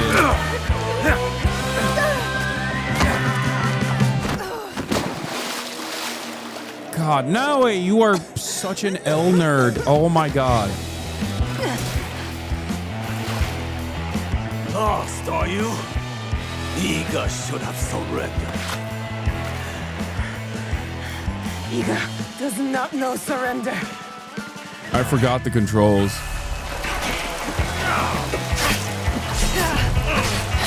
Okay, I remember the controls. It's fine.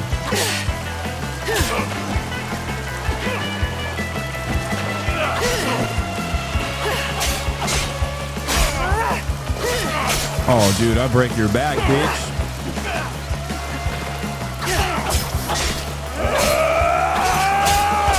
Cut, chop, chop, chop, chop, chop. You can't walk. Oh. Oh, yes. Why is there rock in medieval Japan? You know we have a sword fighting culture at home, right? Yeah, but it's nowhere near as cool as the katanas and the samurai armor.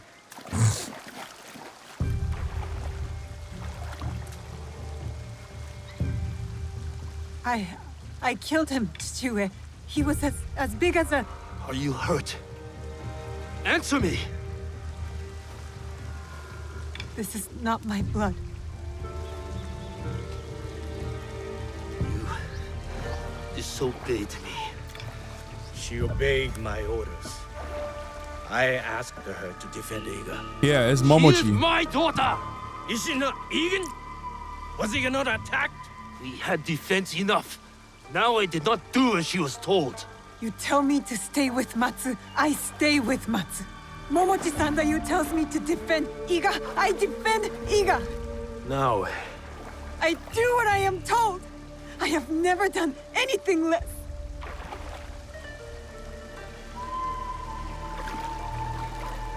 you killed this man. Yes. Formidable foe. You have made Iga proud today, Naoe. It's time to go home. The battle is over. The battle is over, my friend. But the war has just begun.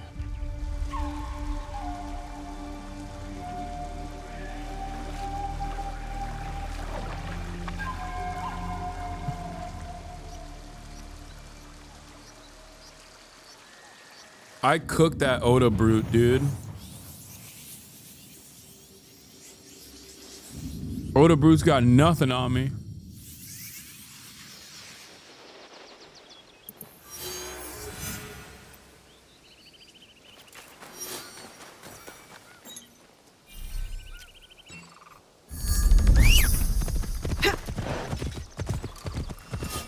Do we have tone indicators because this autistic ass community? Yes.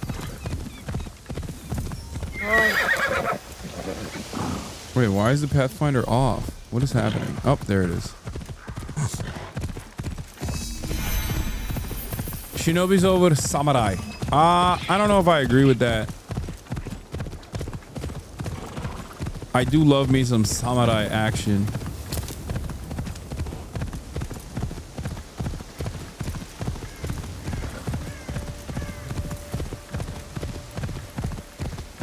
Do you like the movements of the earth? Do you like orb movements of the earth? Yeah, it's incredible anime. I thought you were asking me if I like the movements of this earth in this game. A visually striking composition. Thank you, Ubisoft, for sponsoring the stream.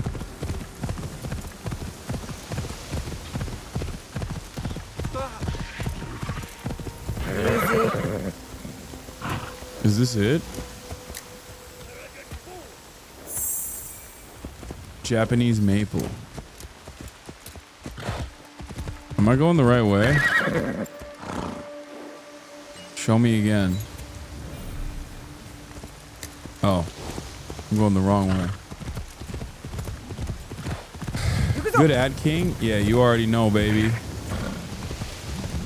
I got the best ads.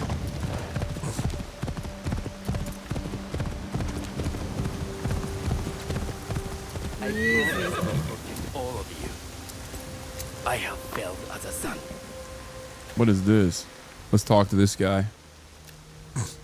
Are you all right?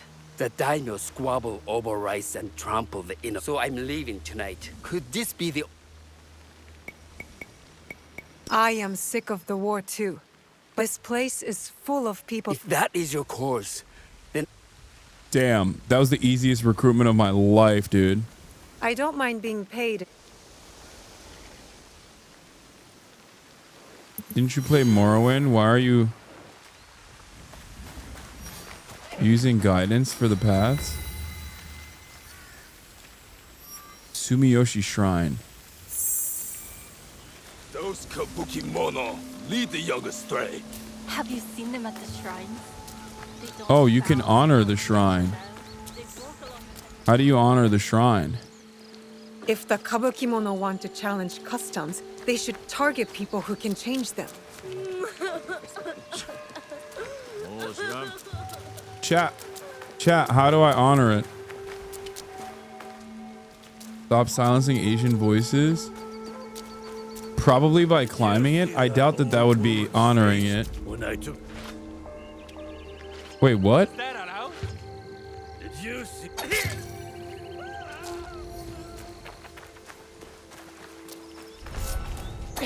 You'll fall like the rest. Uh-oh.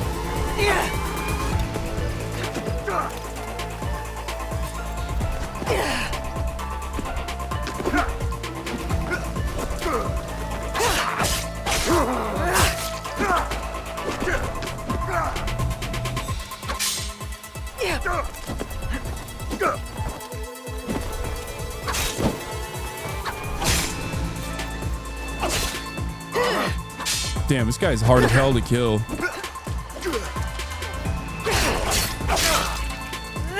Break.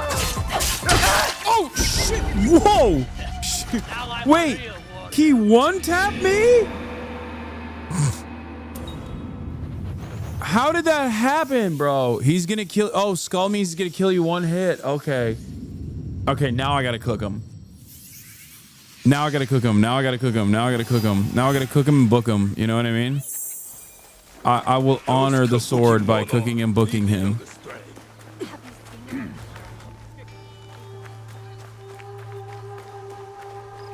Where'd he go?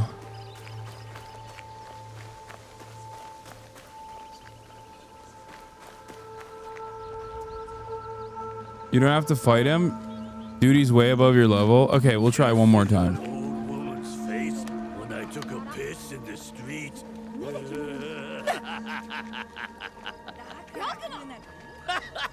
I thought she dropped dead from the shock.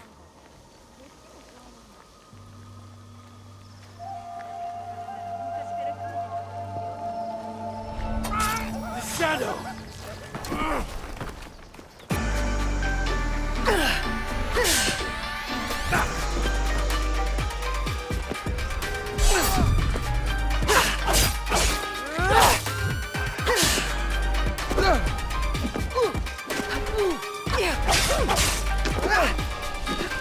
Now I'm scared.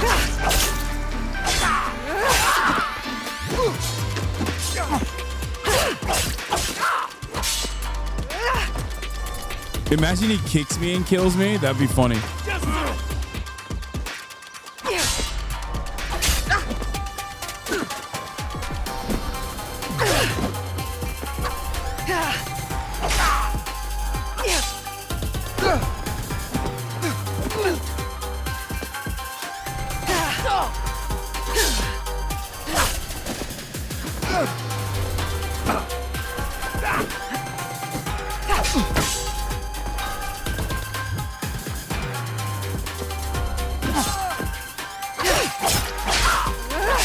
It's hard, bro. It's hard.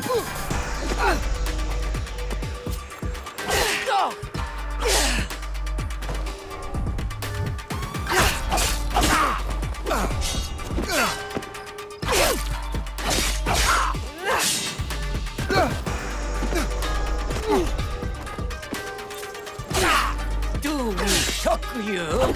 No, you make me sick.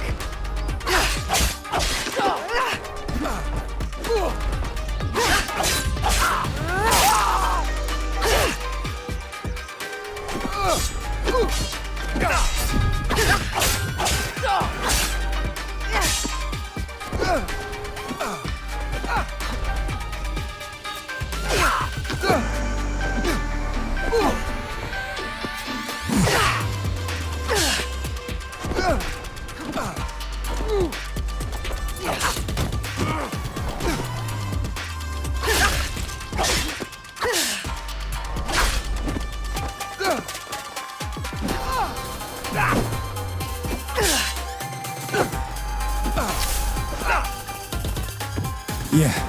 Okay. Oh shit! God damn it!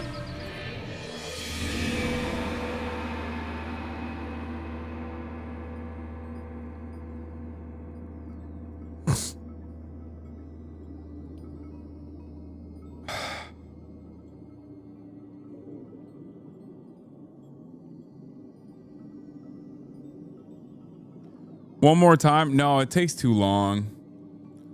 I want to move in the direct. I want to go do the freaking.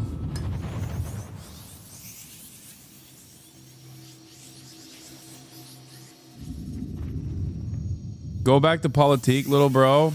It's the lag. It's the input lag. Yeah. I'll come back and cook him later.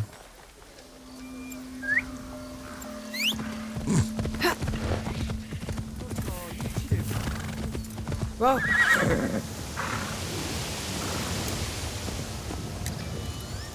Why doesn't it tell me which way to go? Oh.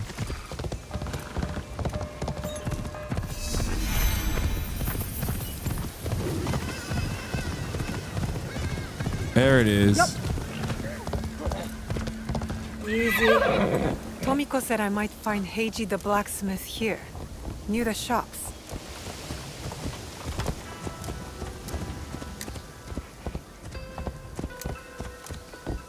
You think we're playing? Talk! Or I'll cut out your tongue. Go away before I get angry. I hear discontent. Not this guy, though. This generation has Wait. we get into a real battle. Going to be a trouble. What's the latest of a knife maker? Who won't make knives? All of the knives have been melted down. There's nothing to give you.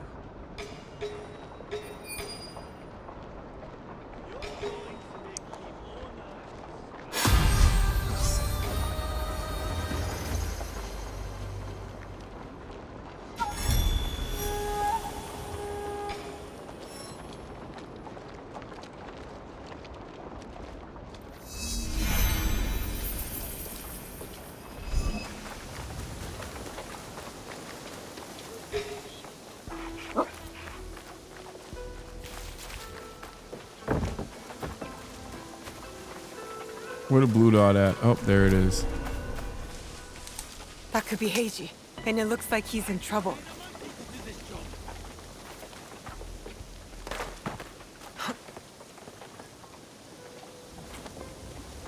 I should stay here with him.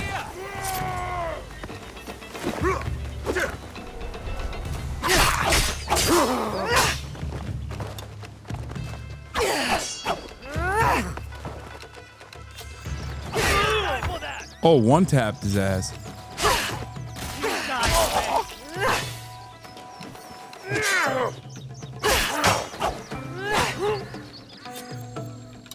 Oh shit.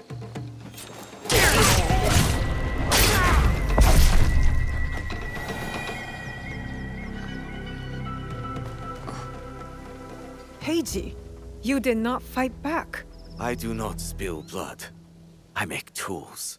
They could have killed you. Yes, perhaps.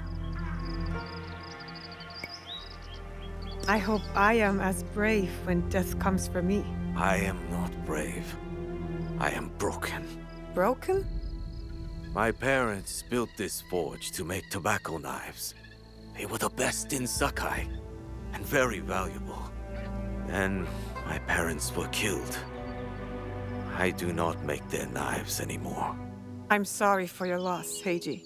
I'm a friend of Tomiko. She sent me to you. Tomiko? I am in her debt.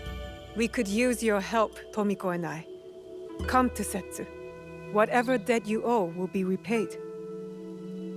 We might even find a way to fix what has been broken. There is nothing for me here now. I will pack what is left and come. Good. We will be waiting.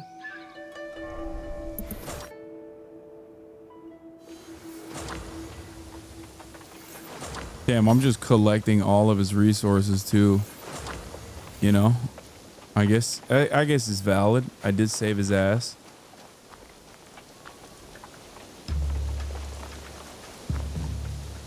Do the cops come? Or no?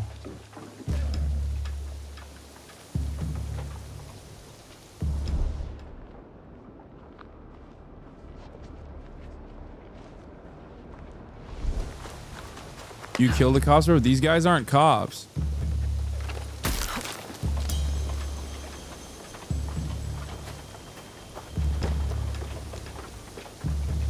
Okay, what else is that? I still gotta talk to Kyonyo.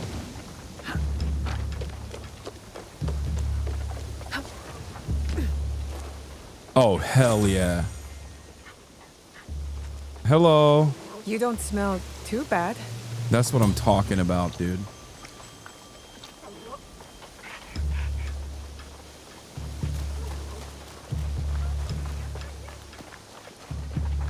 So chat, cops don't mess with you until like you cause trouble. To listen to reason, complaining he spent a fortune to gain Sokyu's favor. He said he would collect on his investment. Master Sokyu can afford to pick and choose. He has loads. You won't find better weapon.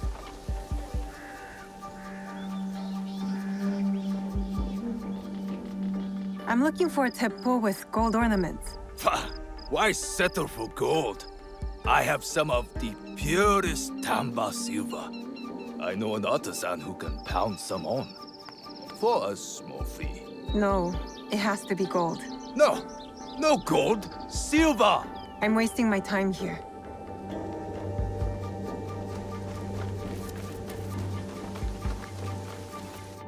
Unless you're playing as Yasuke. Oh, so what's up? The cops are just racist? Katana, knowledge rank.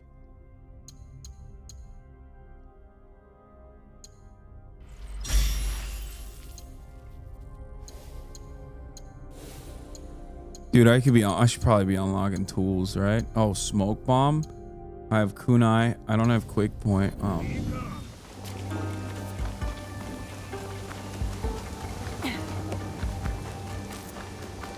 I like to play along with you. It's fun AF.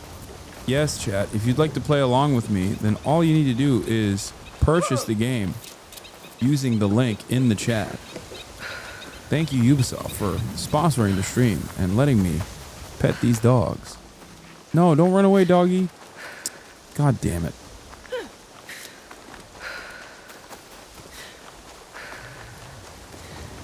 It is so windy. Is it this windy in Japan all the time? What the hell?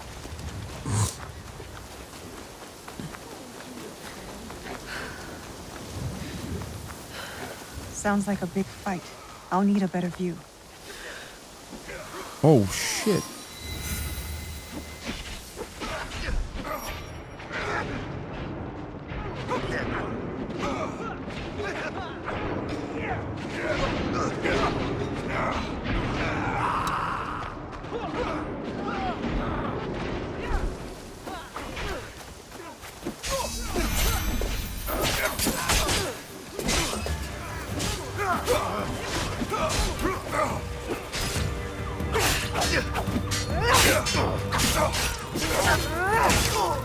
Dead.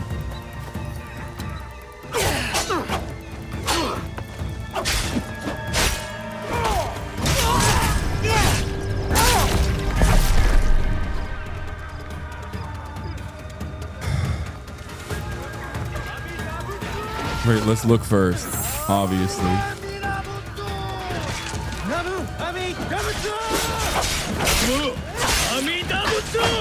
That must be Ponyo. They need help.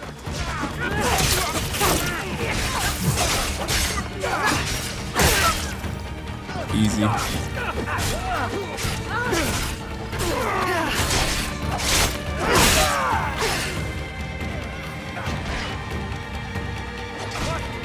Something greater! Let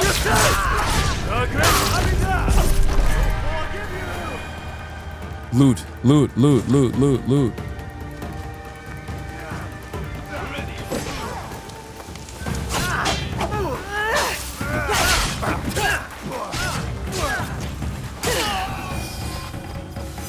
Oh shit. Oops. I thought you had a blue dot on your head. I'm didn't sorry. think anyone would come. Just a little You swipe. expected reinforcements? Just a little swipe. Only half-heartedly. When my father called for aid, thousands would come.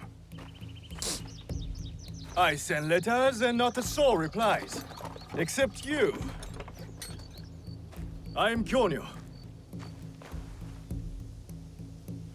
Naoe, it wasn't a letter that brought me here. More an instinct. No matter what brought you here, your help was needed. Our home, Honganji, has been reduced to ashes. Can we fuck this guy? 10 years we struggled against Oda Nobunaga. Sekuso My option? father finally signed a peace treaty and retreated. Took most of his followers with him. So all you see here is all who are left. Our precious Honganji. And the Lord Daimyo orders Hashiba Hideyoshi to build a castle in its place. On our land! I wouldn't give up. And for that, I am disowned. I will never stop fighting Oda Nobunaga! Me either. He burned my home to the ground. So that's what... No. I made a promise to my father to retrieve a box that was stolen by one of his murderers. A father's wish is a powerful thing. Disobeying mine cost me everything. Hassan, we'll be trying to fuck the My father monk. cut the Listen, ear off people say one I'm of a the bald men. fetishist, and I maybe was those told he people are might be right. near Sakai, so I found you. One ear, eh? When Oda Nobunaga took over, he put one of his most savage dogs in charge. Wada Koretake. Many call him the One-Ear Demon. The men you fought were his. It's him. Only demons would do what they did to my father. Immoral to his core. He pillages, destroys our relics, burns our temples. These are objects, yes, but they are symbols of our teachers. 500 years of history, desecrated by a one-eared madman. Damn, that was easy as Then hell to let's find find this him. guy. All he needed to do was chop hard off to his one track. ear. The only evidence Never mind. he leaves behind are corpses, burned, beheaded, or both. But with you, maybe my fortune is turning.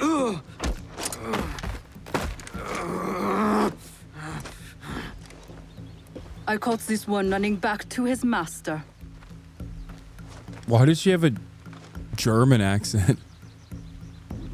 I caught this one running back to his master. Wait, why'd you kill him? Interrogate! Kyonyo, we could have used him. What? Koretake's worms would rather die than talk.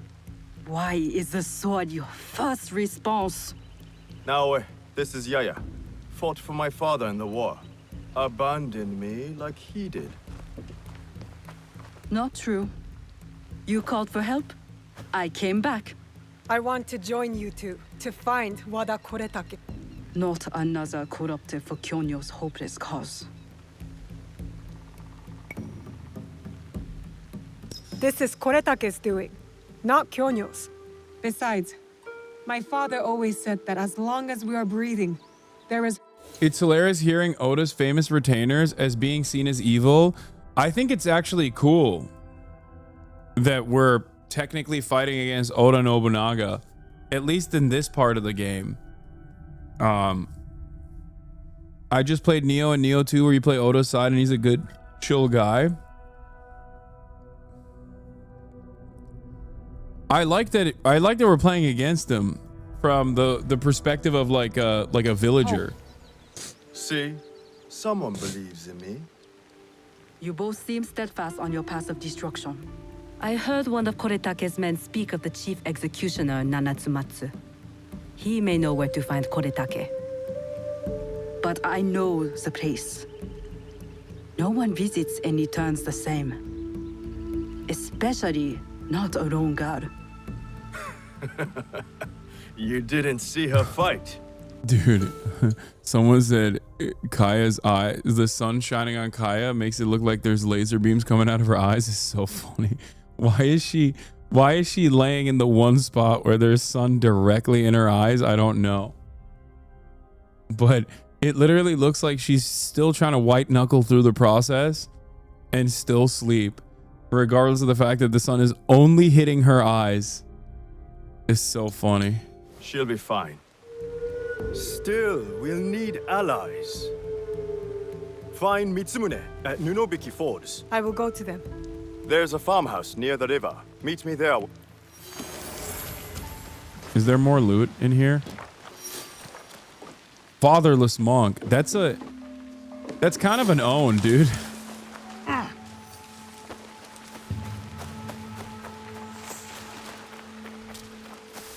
You giving the game at all? No. You can, however, purchase the game if you'd like by clicking the link in the chat. Can you hit this bell? Please say yes. Come on. God damn it. Fatherless behavior monk. Oh, these guys. Oh, okay. So when they're loot bandits, it's fine. But when I loot, everyone's like, oh, Hasan, why are you looting? You're a loot. You love looting. 50 copies in the car right now. That's what I'm talking about, chat. Let's go. Buy it for your friends, for your family, for yourself. Buy 2. You know what I mean? Fuck it. YOLO.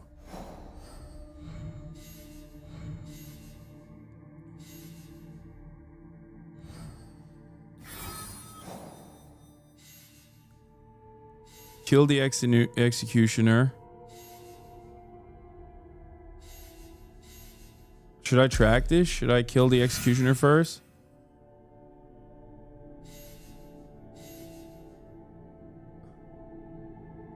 Or should I find Mitsumune?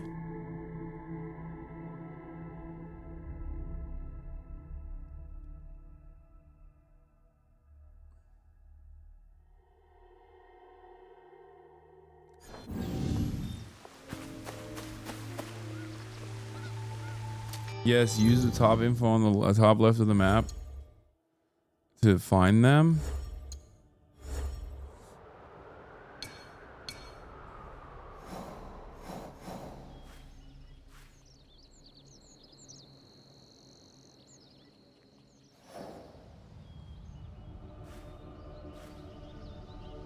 Oh, this is just another person.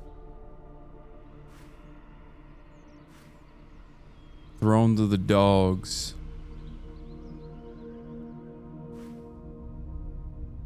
Damn, that's far as hell.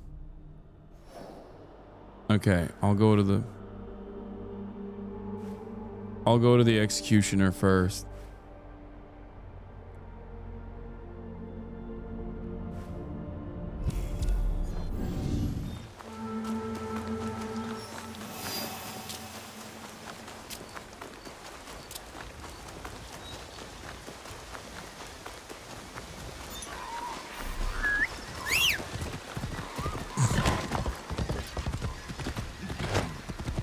Out of the way, you heathens.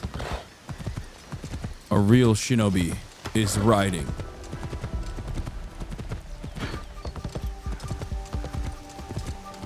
Is the map all of Japan?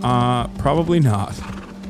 All of Japan would be so ginormous to travel by horse. So I suspect that it's not the entirety of Japan.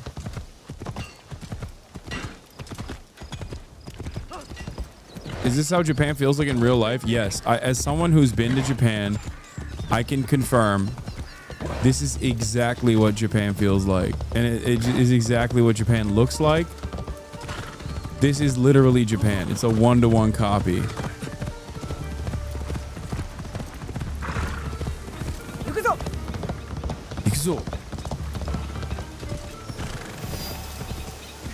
This is exactly what Osaka's like.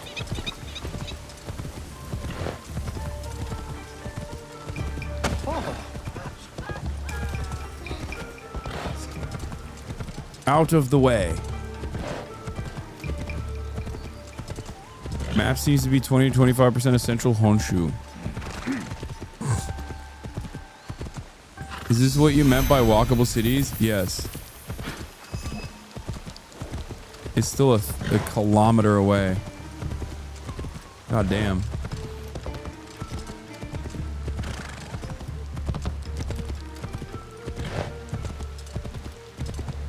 Thank you for taking us to feudal Japan, sir. You're welcome.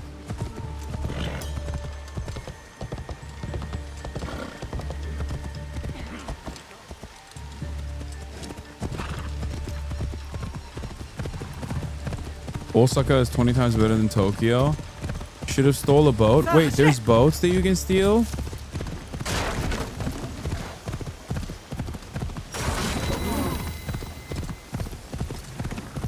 Yeah, run away, dude. It's kind of funny how bitch made the soldiers are, because they basically run away from... Wait, am I here? No, they're still 700 meters away, almost a kilometer away. Wait, what? Why is it leading me to the water?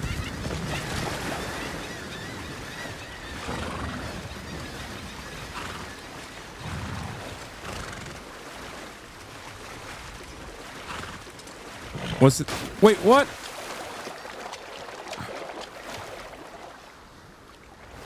Is my horsey stuck?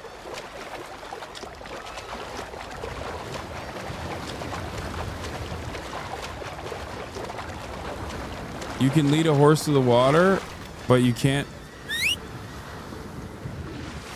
Up, there it is.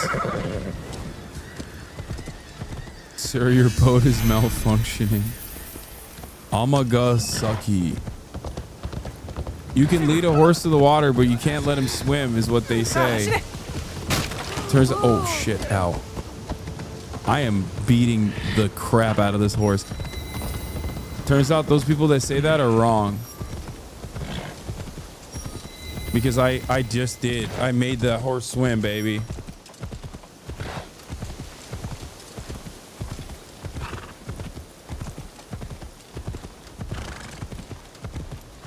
Oh wow, already at Amagasaki. Japan is tiny, bro. Yeah, this is real life Japan.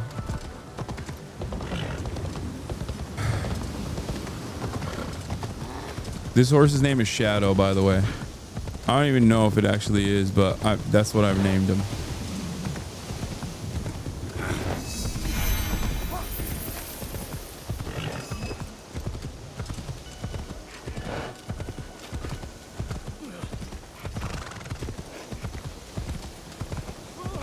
Wait, let me go over here. Let me check this out real quick. I assume this is another... A place to meditate. A place to remember what happened in Iga.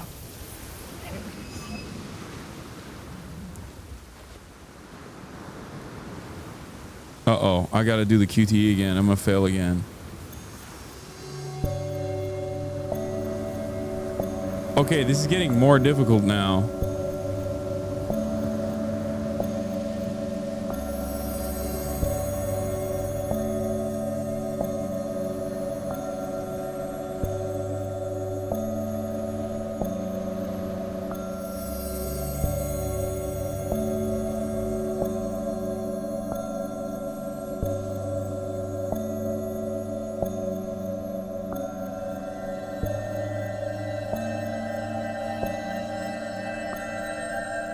I was fucking up the QT again.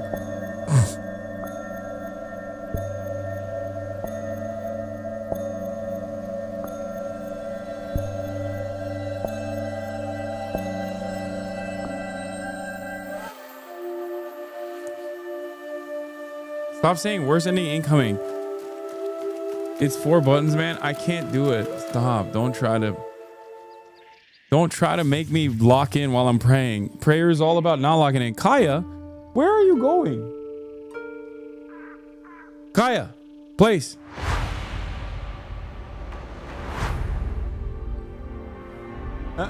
Place.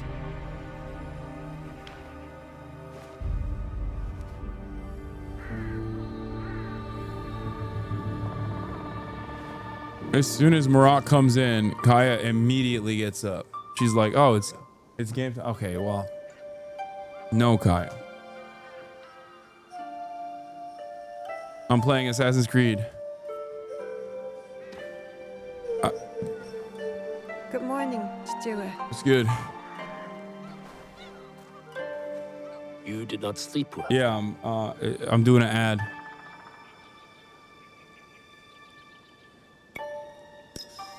I'm fine. I was just cold last night. No, I don't want it. I heard you cry out in your sleep. Last night, and They the can't nights see you. before it. The horrors of war come for everyone equally. As your father, I had a secret hope that you would be spared. Okay. Nobukatsu and his men spared no one. Why should I be? I have been thinking. The victory of our battle will be short-lived.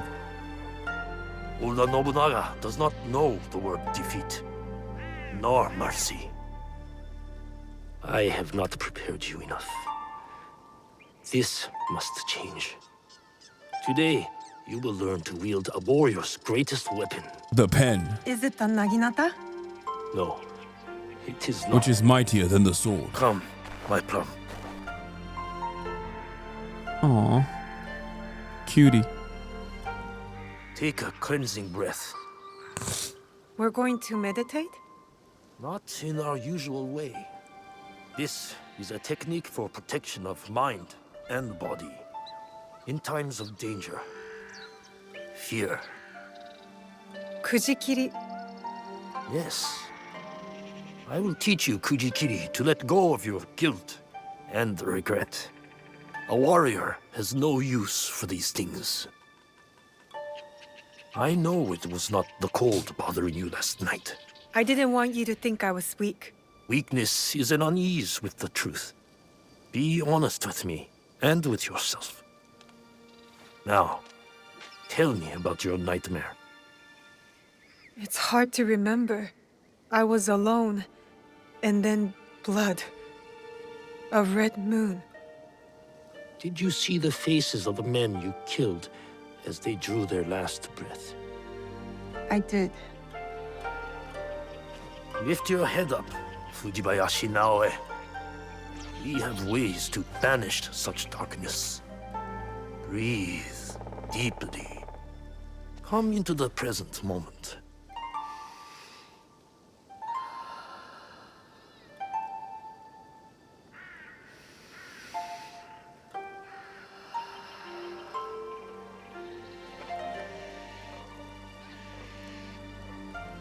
Now, begin.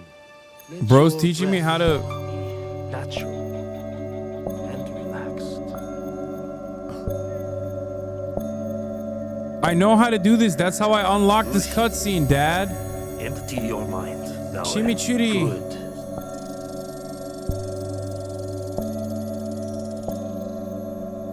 Do not force it. Ushi, be here. Now.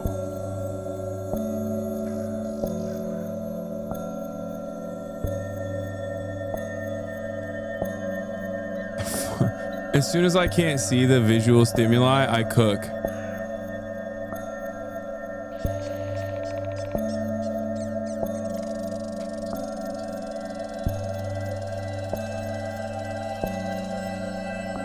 Ushi.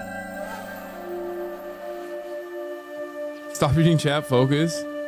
How do you feel? Calmer. Lighter. That happens when you empty your head. You of the need that past. analyzed, honestly? I can't do You it. I have see no the rhythm. world Shut up. For what it is now. Your mind is refocused. And next, we will redirect it.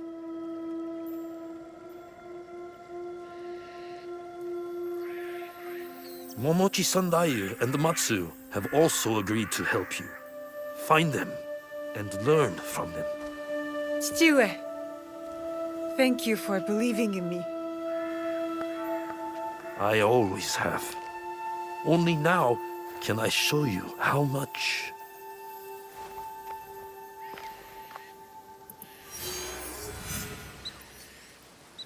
Oh, here we go. Matsu again.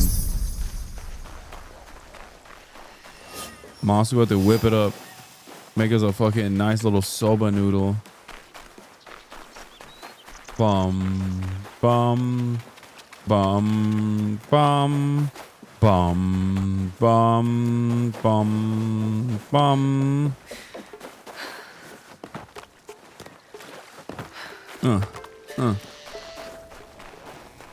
Add work, buying the game. Let's go! Bite off the link. Bing bong. Where have you been, child? Just busy, Auntie Matsu. Yes.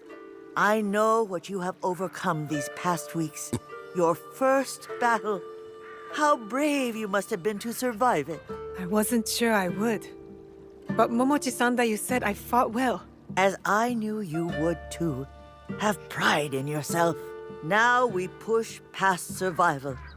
With my family scroll written in my ancestor's hand. All shinobi families have secrets, you know? Thank you. The scroll... Hassan, did you see Kyrie watching your stream earlier? Who? Kyrie Irving? Those lessons will be very useful to you. But more useful when you retrieve it. I gave it away for safekeeping. My floorboards are already full of other secrets. I'll find it. Where?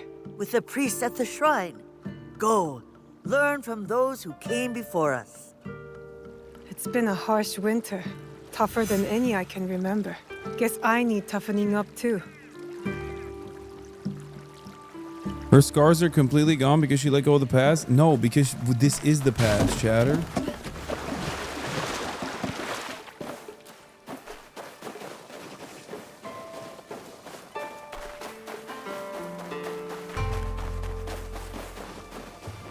I'm in a flashback. This is like a way to, I assume this is a way to level up.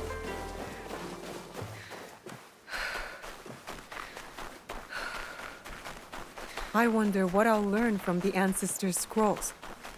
I just want to be good. Shui's A dead. real shinobi. The shrine. Auntie Matsu's scroll will be close.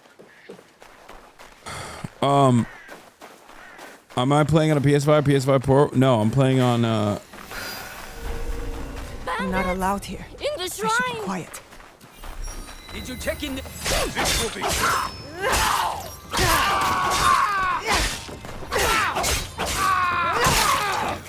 I know I'm supposed to be quiet, but it's hard, you know?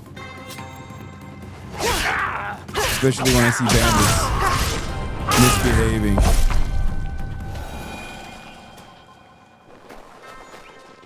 Wait, how do I get up there? L1, L1, L1, L1, L1. Okay, never mind.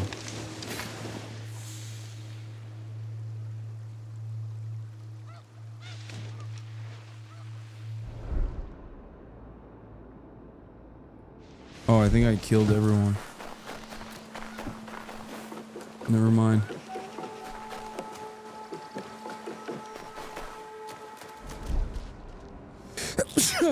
Oh God.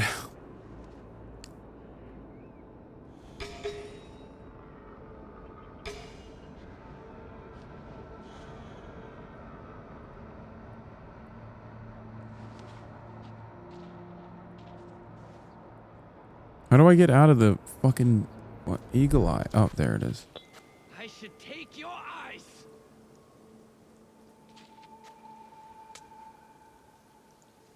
Wait, they're punishing each other. Okay, I'll go the silent route. Silent but deadly, like a fart.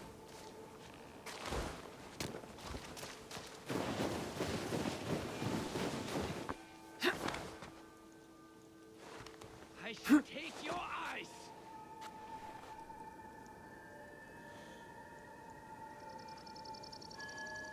I should slap you senseless. Oh, I don't have a kunai yet. Oh, I can't assassinate because I don't have a kunai. What were you thinking? Never mind, sorry, chatters. I can't assassinate because I don't have the... Damn, these bandits got nothing. I took his soul, bro. Take your eyes. How about your soul is gone? You can't assassinate with this, though? Make your move.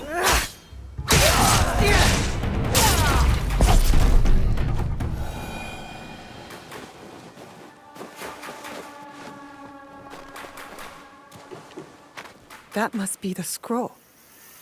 Here it is. Auntie Matsu's family scroll. I would never have guessed Auntie's family was so This game is powerful. racist? Okay, I'll dude. learn their secret techniques. Okay, dude. I was crouching.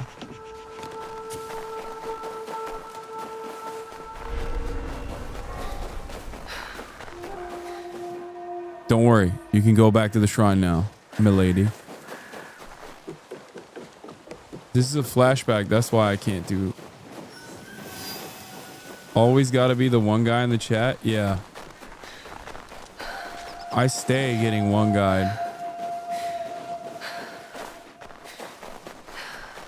This game appropriates gamer culture. Nobody showers. Oh, okay. That's why. You telling me there's ass in this creed?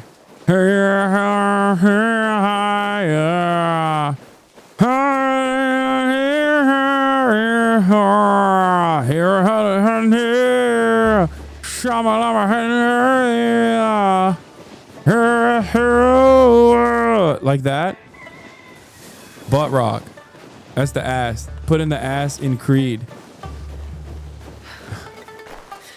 Since 1997. Can you take me higher? Are those bandits? They look like banditos. I'm racially profiling these guys. Never mind. I'm sorry. You weren't bandits. No way. Are you finished your training? For today. But there's so much more to learn, isn't there? It is only the beginning. We have years worth to catch you up on. Are you ready for that? I'm ready. Fun fact, Japanese goon caves existed in the daimyo system. What? No, they didn't. Shut up.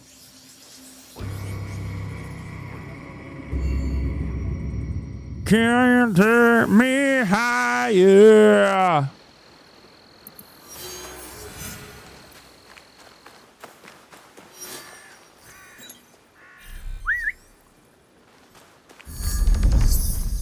Wait, what? This is the wrong way.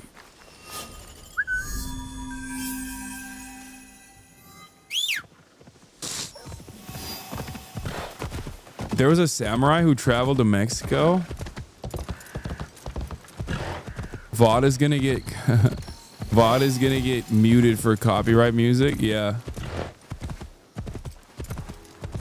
Can you turn on guaranteed kills for assassination so stealth is actually more fun and it's just like the old games? No, because I feel like if you turn on guaranteed kills, then you eliminate an entire area. Oh, dude. You'll all be reborn to hell! Shut up!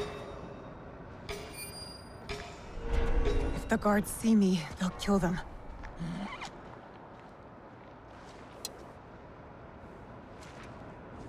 Wait, why would they?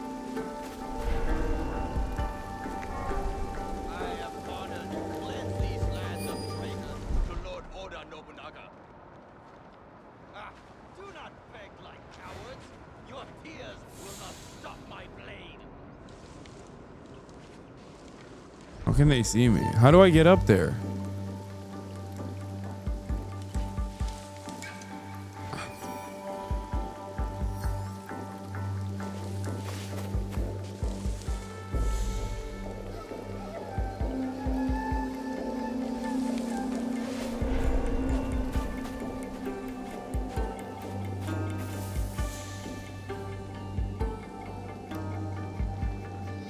There's a gap in the fence behind you.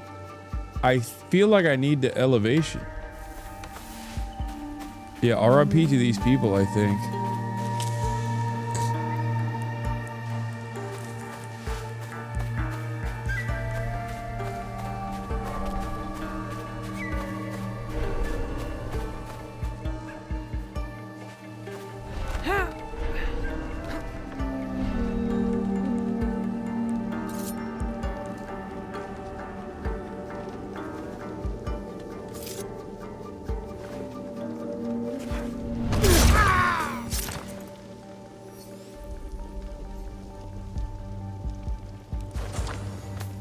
Is there anywhere to fucking stash him? No, I don't think so.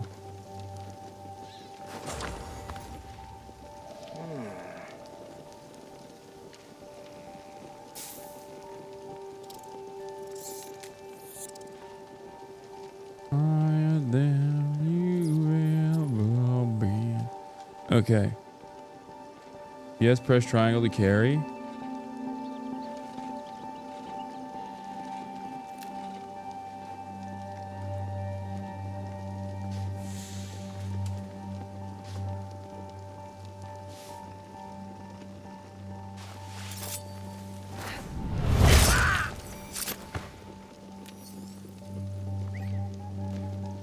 Can I just fucking murk him now?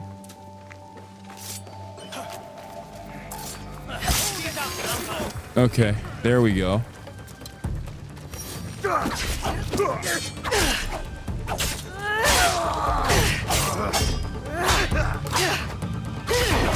Oh shit.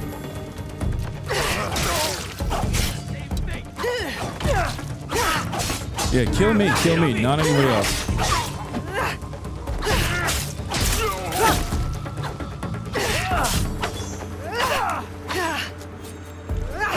Yeah.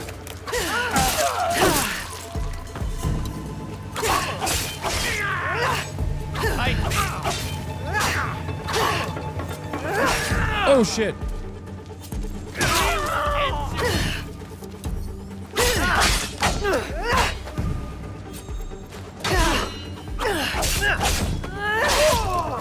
Now for the monks at Ninobiki Falls. Thank you. I never said I would free you. Wait. Yeah, free. Thank you for freeing us. You saved me.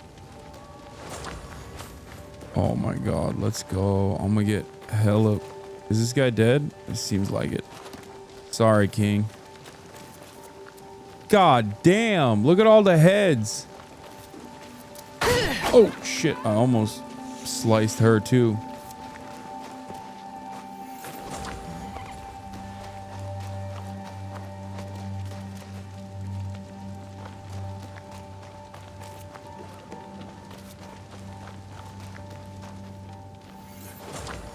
HasanAbi heads? No. Can you take me higher?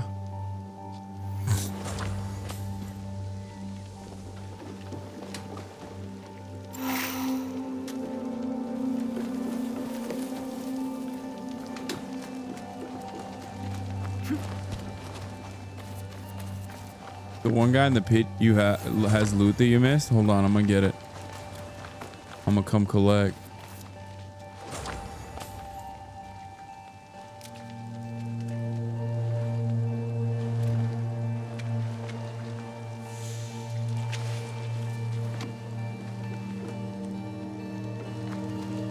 Okay, that's it. We cleaned house.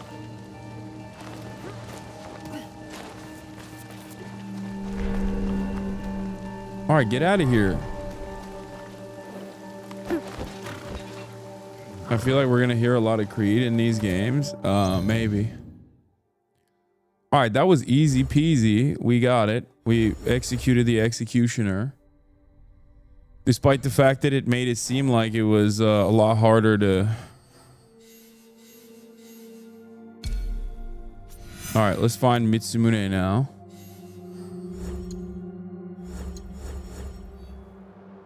Where's Mitsumune? Oh, nice. He's like right near me. What is this? Can you take me higher?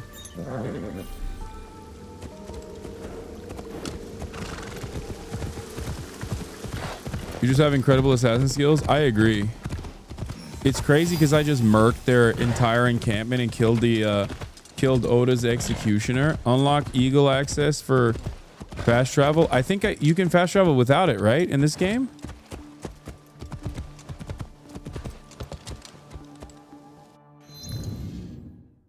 You can fast travel without it. Oh, I can't? I have to... Oh, shit. Oh, okay. You're not wrong. Shit, I went through all of these places. I should have... Oh, it's been a while. I'm a little rusty. I didn't realize that you had to...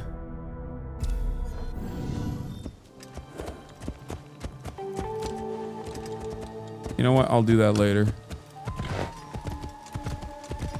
Only certain towns you have to say you have to have a safe house or Eagle Point.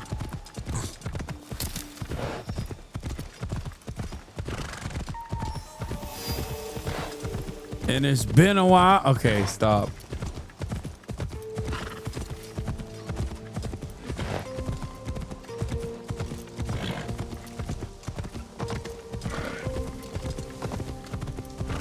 The waterfall. This must be the place.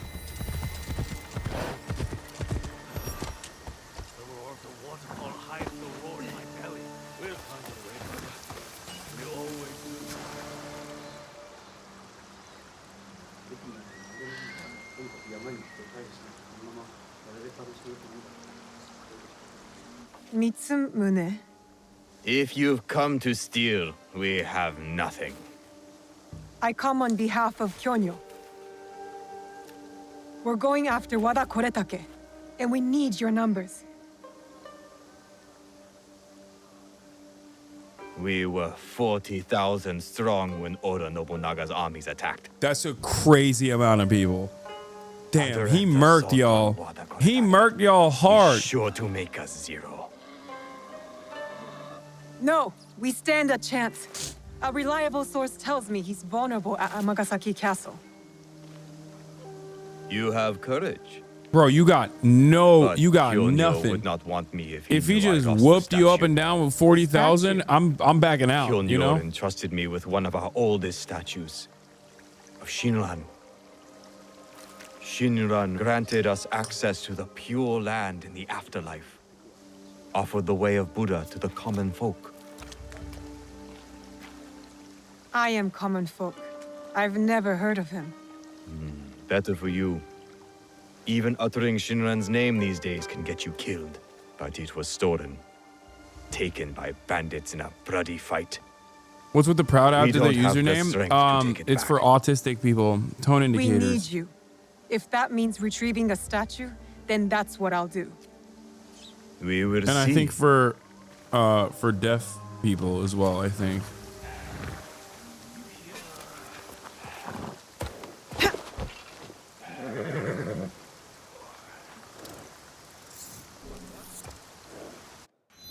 Can you take me higher? Oh God, I gotta stop singing this freaking song. Oh my God. Damn. Let's go to that fast travel point.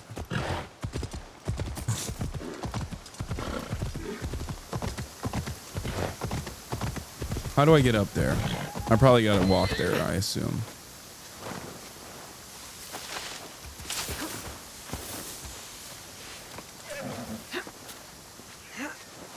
What? No. Do you know any other lyrics? No, I don't know any other lyrics. What are you talking about? Of course I don't know any other lyrics.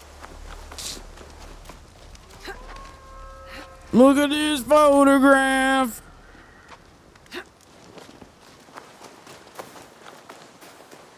That's what you want, right, chatters?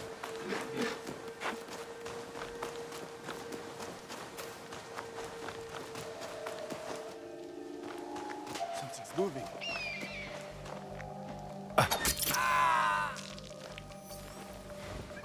Dude, the walk up and assassinate is so cold. It stays undefeated. I'm not even assassinating that other guy. That bandit can stay up there. I don't give a heck.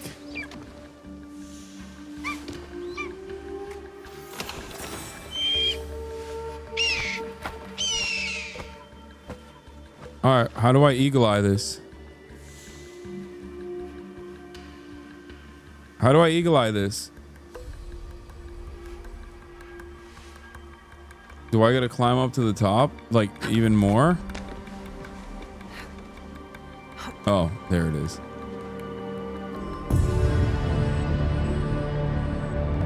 The lands are lit up in the night sky with lanterns for eyes, for all eyes to see.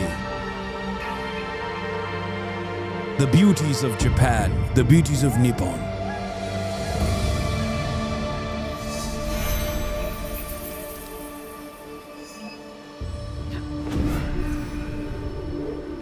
Poof. That's my favorite insane Assassin's Creed physic permanently.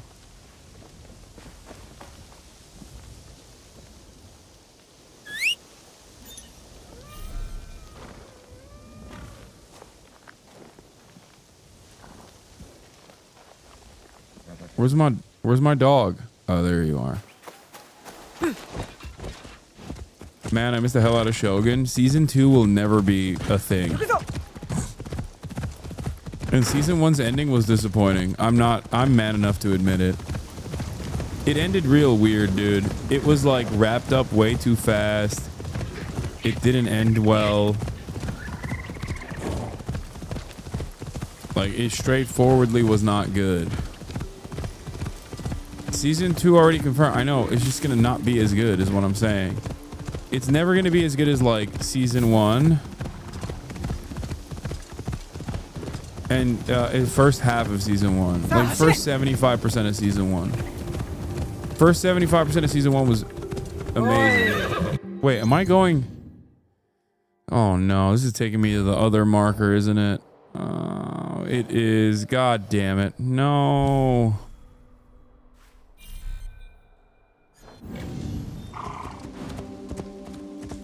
No.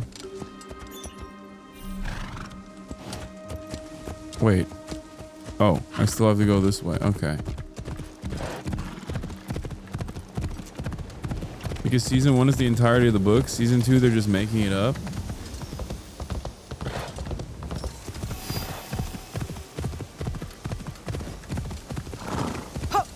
Watch Severance. I appreciate you reading my chat while I'm here for gaming. You got it.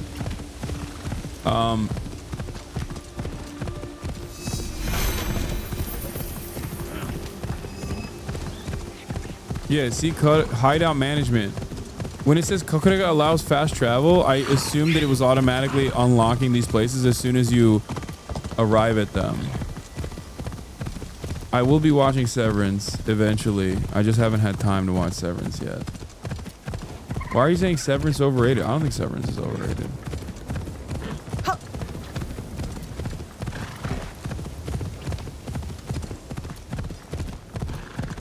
I haven't watched this week's Solo Leveling. Isn't it coming out? Overrun by bandits, like everywhere else.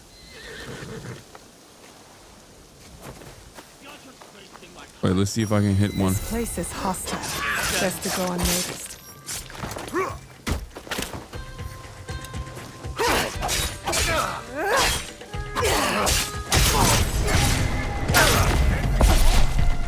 Get at me.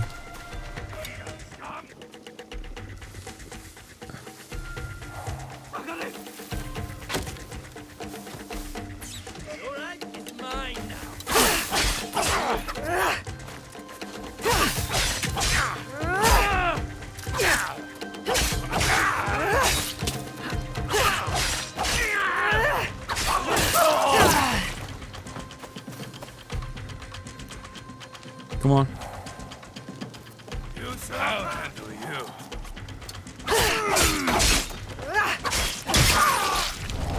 What are you gonna do about it? That's what I thought. The ghost of the last time someone saw you? No, I got that part. It's cool. I like it. Where are they?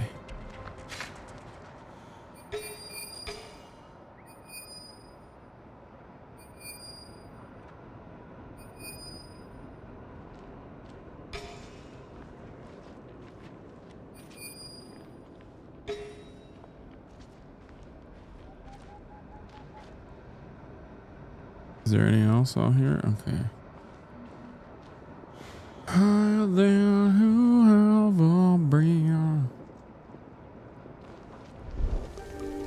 I don't know if this is an unpopular comment, but I love your gaming content. It's not unpopular. It's a very popular comment, especially in this community right now.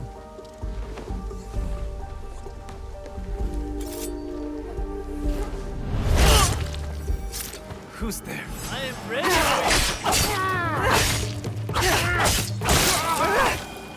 Bye-bye.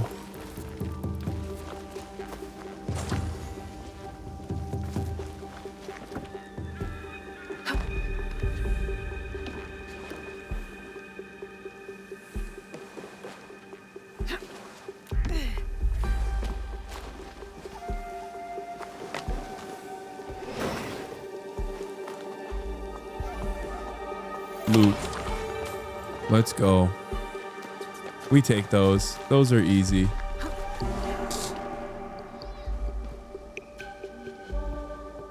Oh, there's a guy right there. Wait, is that a...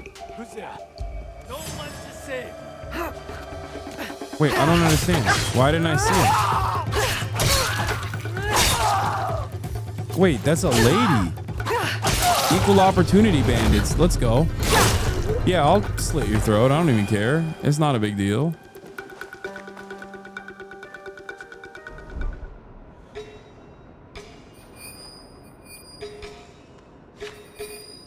God damn, this village is infested with banditos.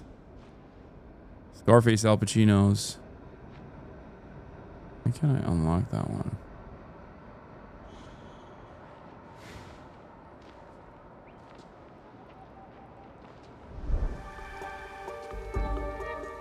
One bandit king to rule them all, huh? This guy.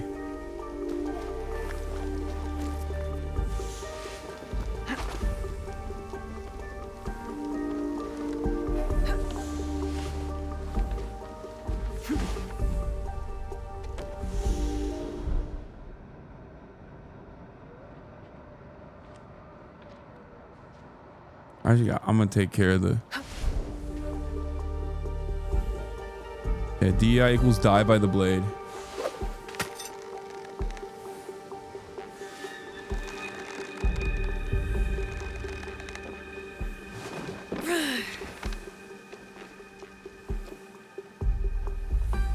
Why can't I assassinate from here?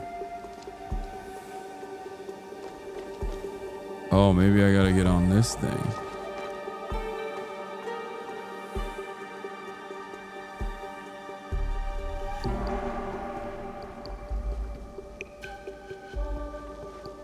Come on, big boy. Delete my ass. Give me the loot.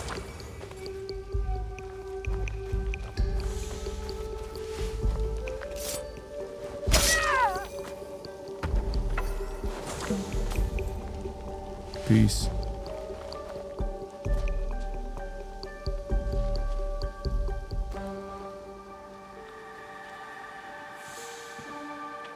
I wonder if there's a way from above, you know?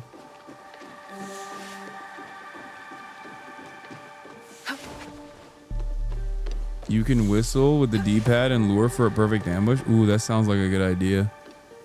Might do that next.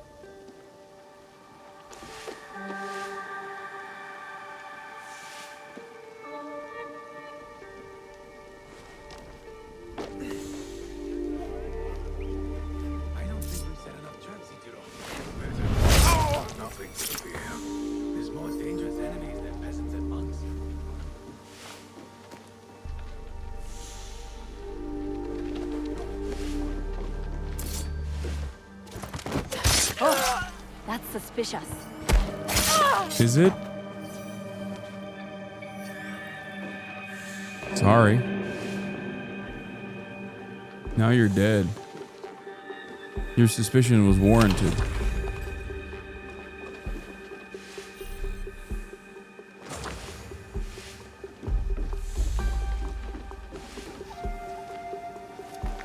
Your suspicions were warranted. Your death will not be in vain.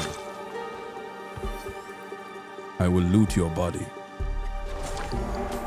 Oh shit, there's a homie right here. Oh fuck, he's a big boy. I can't kill him.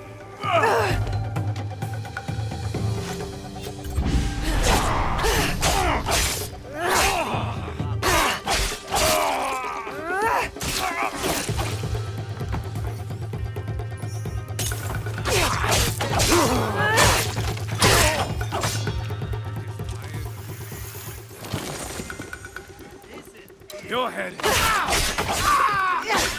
Okay, now we got a whole town to fucking chop up. You didn't want, I didn't want to do this to you, banditos, but y'all would have let me be sneaky silent.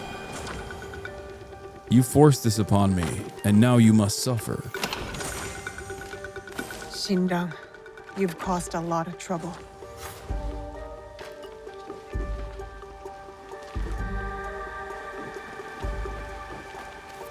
I should return to the monks at Nunobiki Falls. I'll take these resources, please.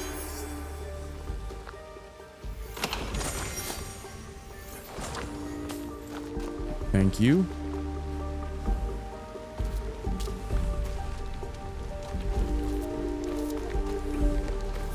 Maybe I'll go over here to check this spot out.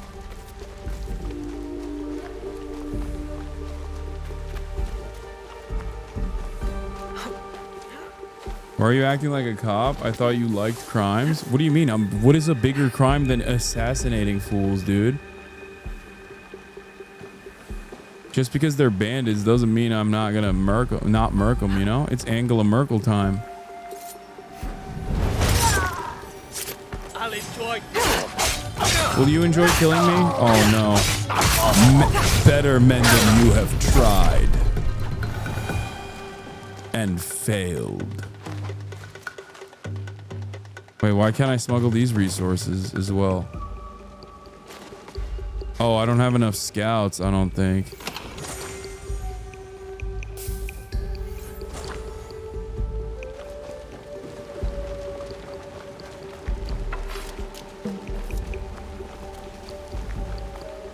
One line is getting better, Hasi. Thank you. I think I'm trying my best. I'm glad you noticed, though.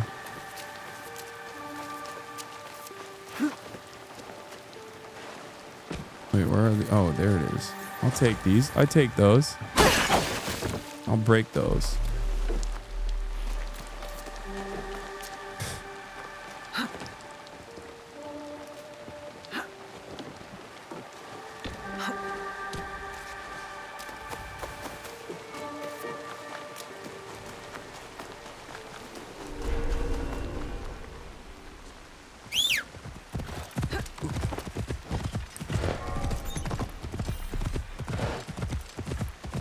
Whoa. What is that?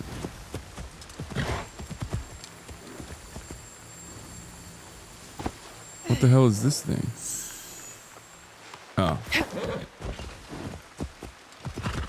Looks visually stunning. It's beautiful. Actually.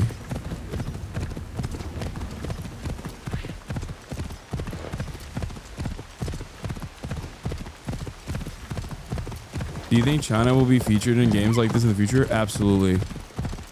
But I think Western devs might not do it, or they might, because the Chinese market is massive. But obviously with games like Wukong and stuff, expect there to be more Chinese-focused games coming from Chinese developers.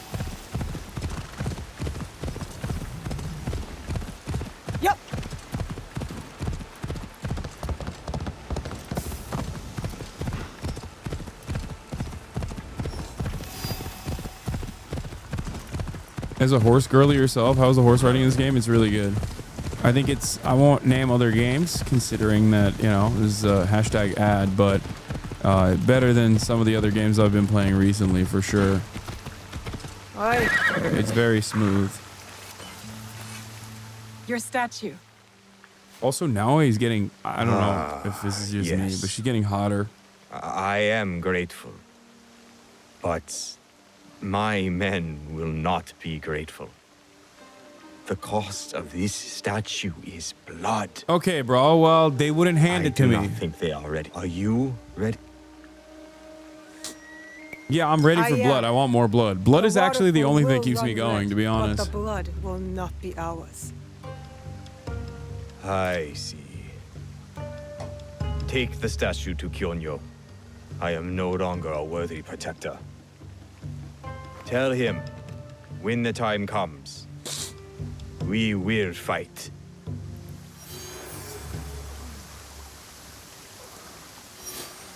Kyonyo will be pleased to hear Koretake's location is exposed. We'll need those reinforcements.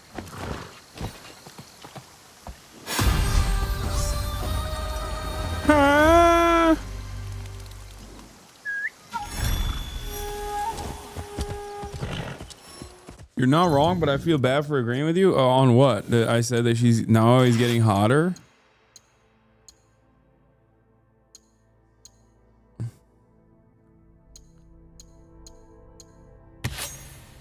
Okay, let's change that.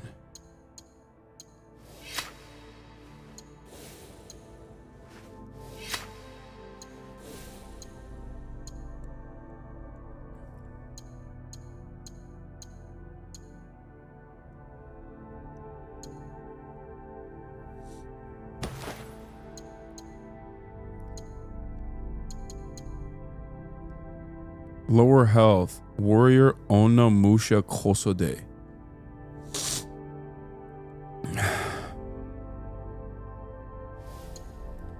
Can you take me higher? Oh, wait, do I got a new hat? Oh, Shrouded Shinobi Hood. Let's freaking go, fam. +1 health segment removed on assassinations at night.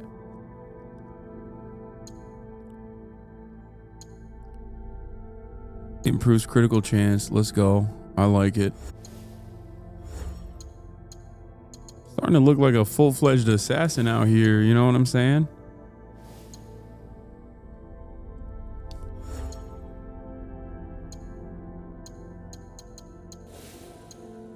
Shinobi.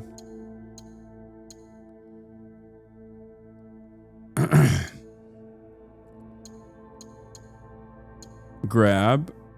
Prodigy. Increase damage with abilities by 2%. Maybe I should do shallow. No. Oh, door assassination. Oh, I need 2 for that. God damn it. I wish I could get that one right now. I guess I'll wait for that. You know what?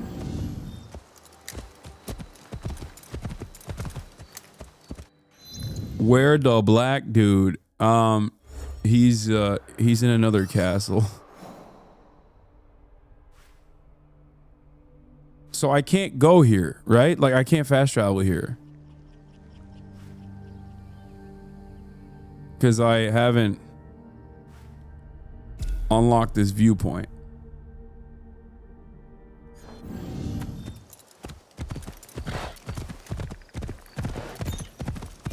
Yup.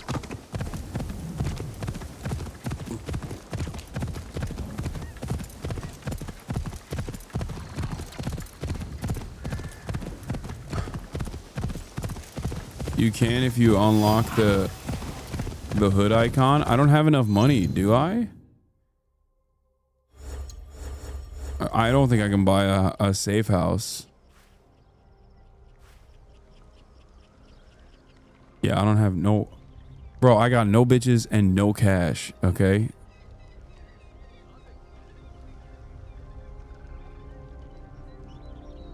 Hold up.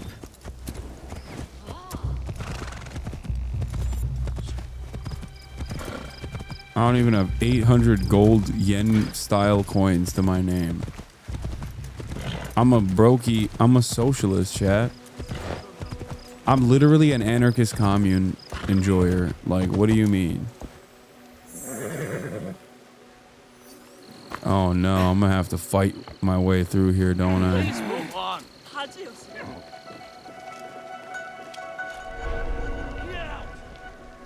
Oh. My bad.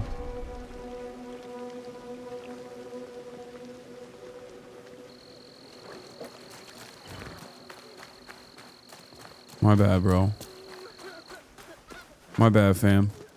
Hey, don't look at what I'm doing here, okay?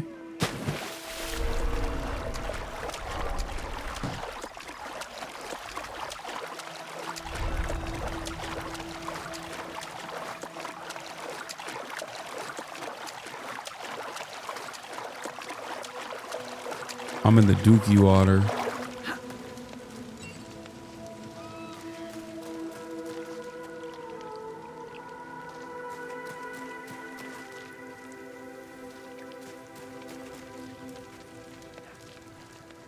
Oh, there's a big boy up there. Oh no, dude, this is gonna be difficult as hell.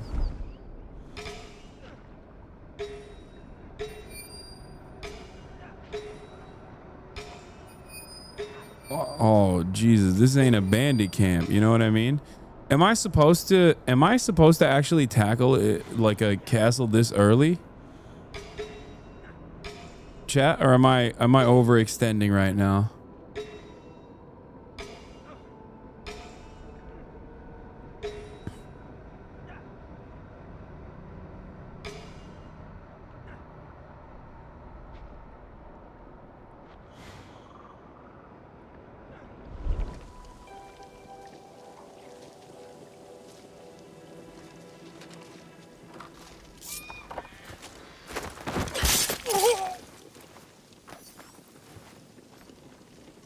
He won't see me.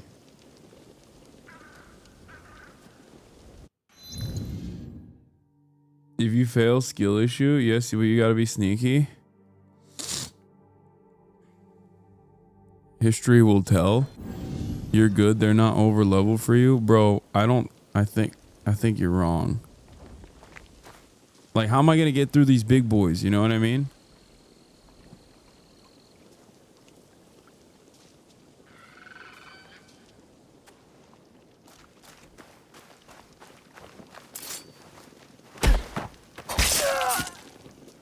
Bro is unaware, oblivious, dude. Uh-oh.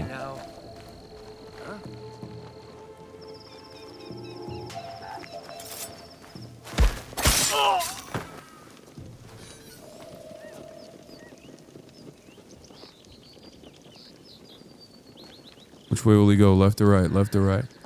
You gonna go right. They're gone.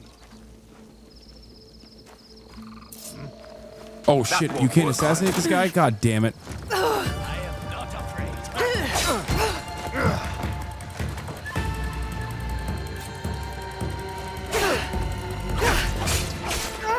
Is he sounding the horn? What is he doing?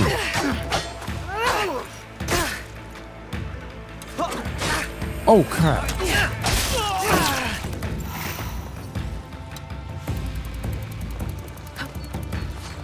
They're throwing rocks? Could you be funnier with your...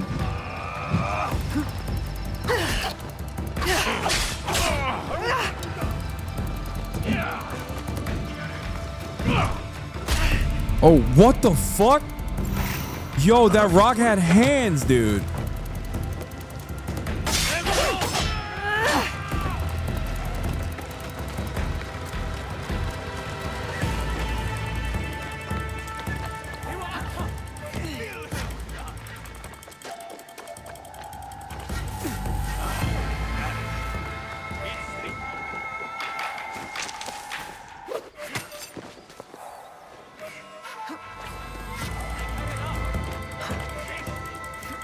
I'm just gonna climb up. I don't care.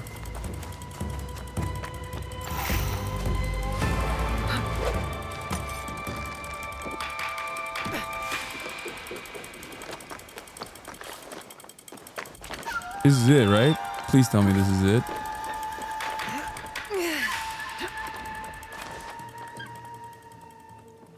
Least stealthy ninja of all time. Guess what, dude? I got the job done, didn't I?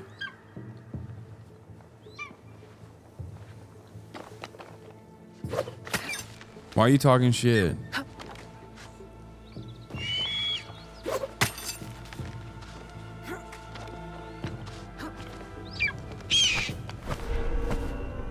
Is this not the eagle point? Oh, it is.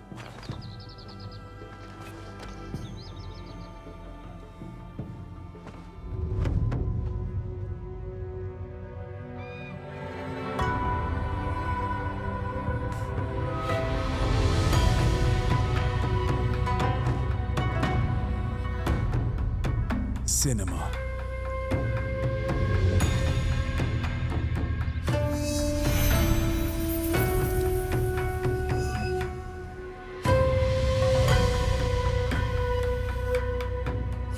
Where does this make me jump?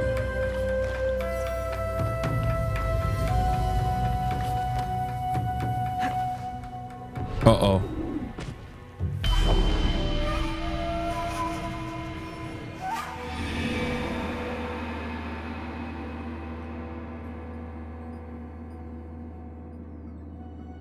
Did I lose everything? Please tell me I didn't lose everything.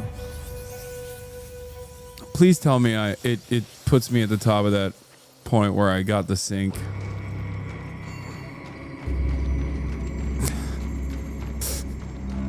God damn it. You are not real, bro. How was I supposed to assume that that was not going to be the top of that? Please, please, please, please, please, after the... Oh, thank God. Okay. Better to keep out of sight.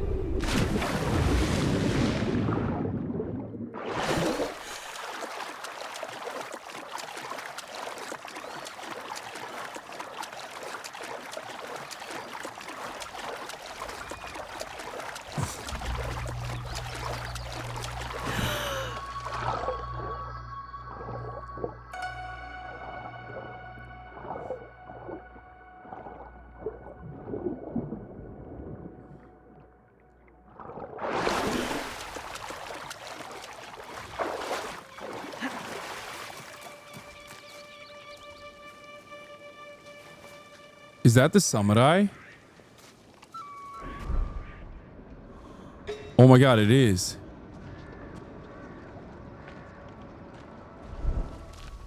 No way. No way. That's so sick, dummy. Looted. Looted and booted. And I'm out. How fortuitous. Sucks to suck for you. Very good for me. Oh, shit. God damn it. Oh, there's multiple. There's 5.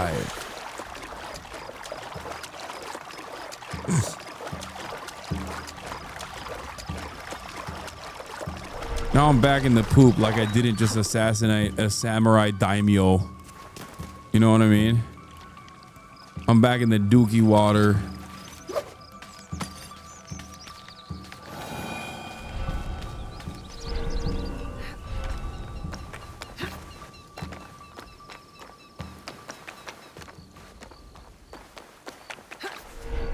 Oh my God, I thought it... What? Sorry. Yeah, no, I'm turned around.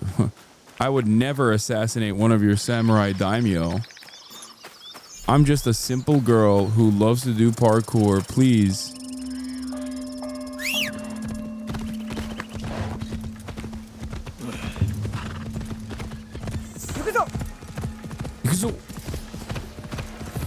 What the...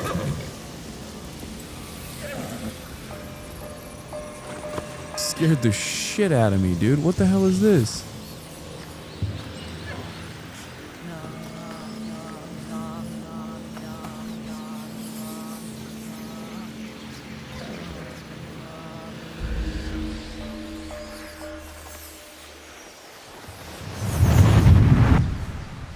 What is happening? Bro, you never been to Japan? Oh, this is normal? I hoped we'd meet again. You've been through a lot. Your time in Animus Ego was meant to weaken you. A drip feed of memories to subdue you and to invade your senses. The others before you called it a bleeding effect. And when it has hollowed you out from within, she will claim you. But you're learning how to counteract it. He's saying don't believe the women. The faint glimmers on the darkened path before you. Naoe and Yasuke are long gone from this world. But in these memories, their will to fight burns as a flame. I must go. Find me again.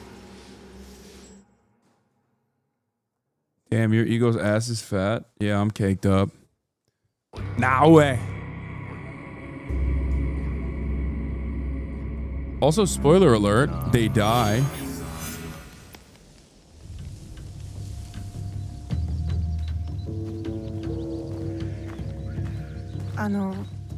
Kyonyo.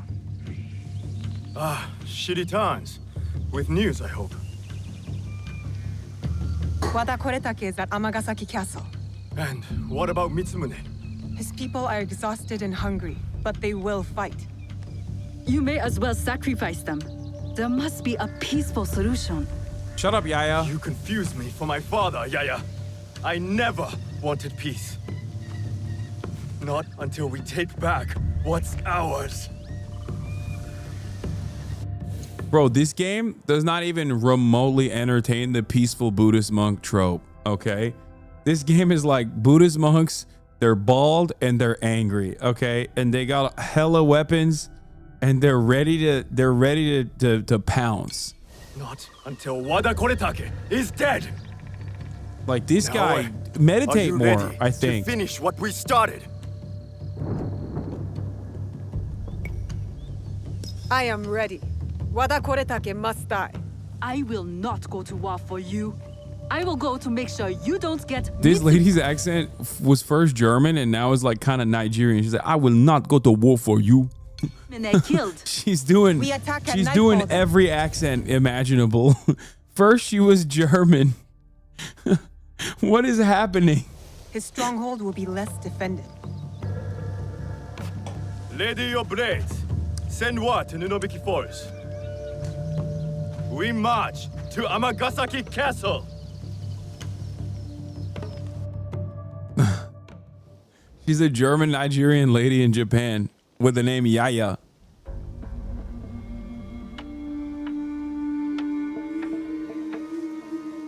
Never do that accent again? Okay, calm down. It was good.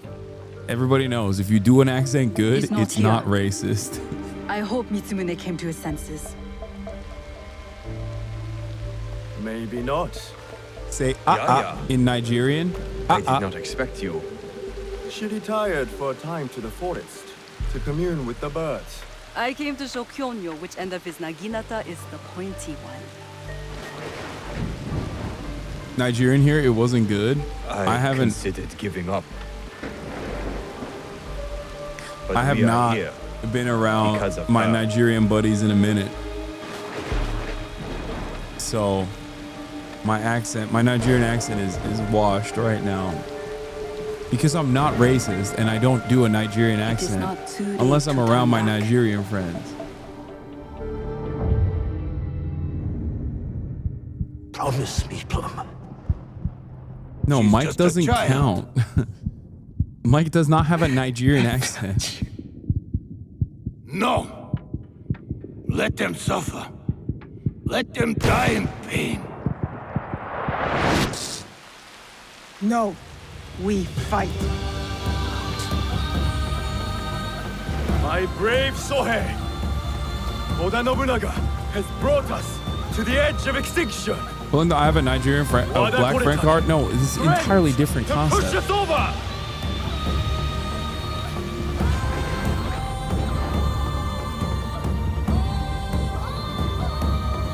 Tonight, we end the destruction. If Cutie's not coming back to LA, I would urge the remainder of We the succeed, TRN podcast or we to die. reconsider moving to Salt Lake is an insane statement. Yeah, let's just move. Austin won't even move out of fucking Portland to LA, but instead we should all move my family that lives here now, you know what I mean? I'll move my family here. We should all just move to Salt Lake. Fighting!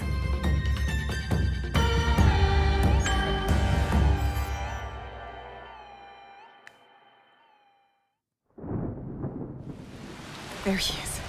Vengeance is close to Jue. Let's go.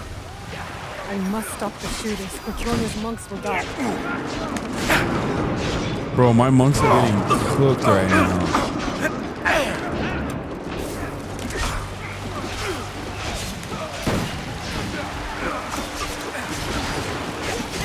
Kill the snipers at the gates. Oh shit! Dead.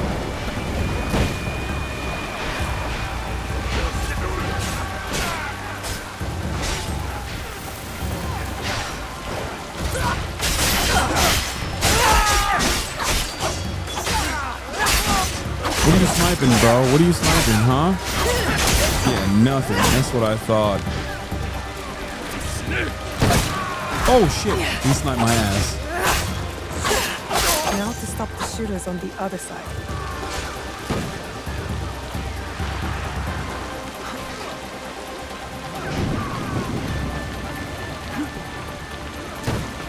Oh, fuck. What just happened? God damn it, I just fell. God damn it. Where's the L1? Where is it? Fuck.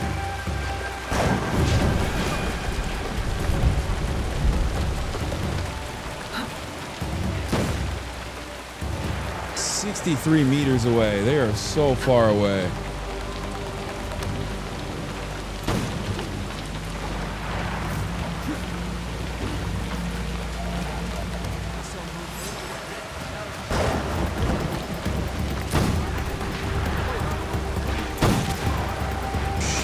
L1, L1! God damn it, how do I get up there? Oh, there it is. Styling. Styling. Styling and profiling. Oh, yeah.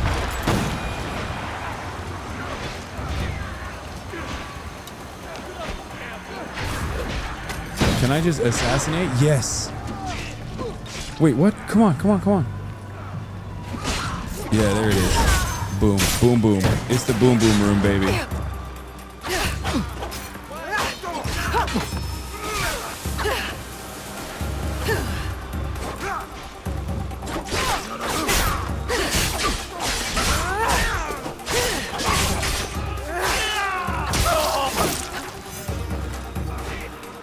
Now it's safe for the monks to push ahead, and for me to find Wada Koretake.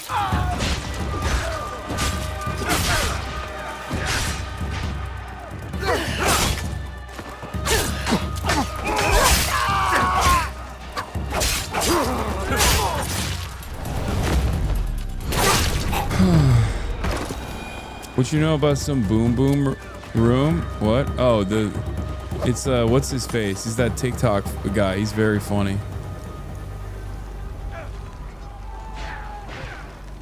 The British rapper guy.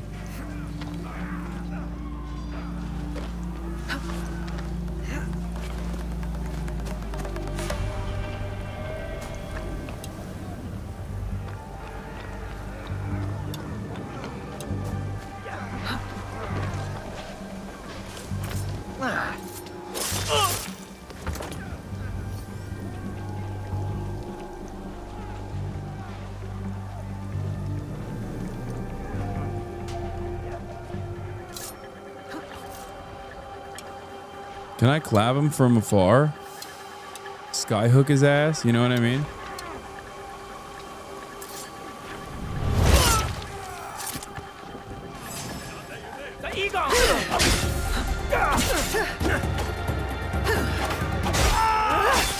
Oh my god, does he have a Curious on? What is this?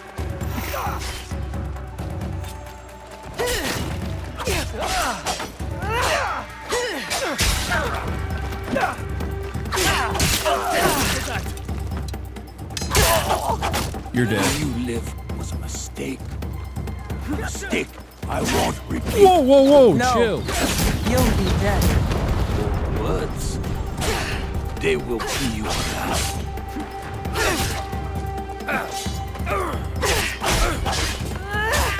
Take your hat off. Let your nuts hang. Oh crap, I'm surrounded. Probably not the best.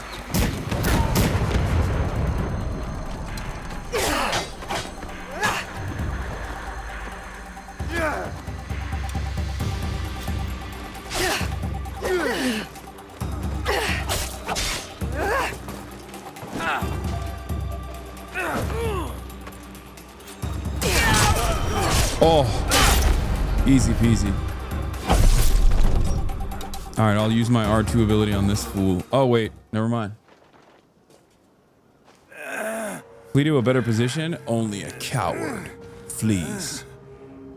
A real shinobi gets the job done.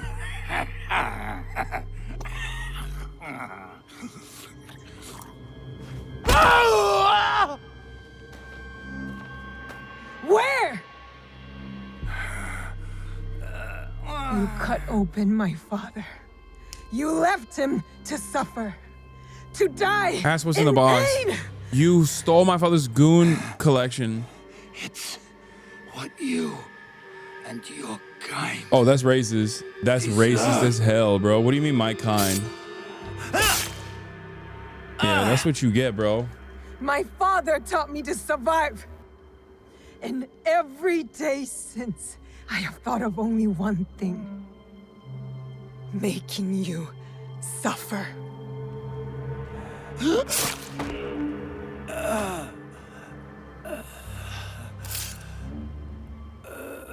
The sakura leaves will hide your shame, but the blood puddle you leave behind is the only thing you will be remembered by, one-eared rat.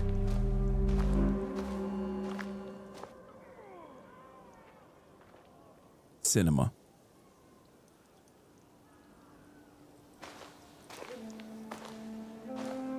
Wait! Stop!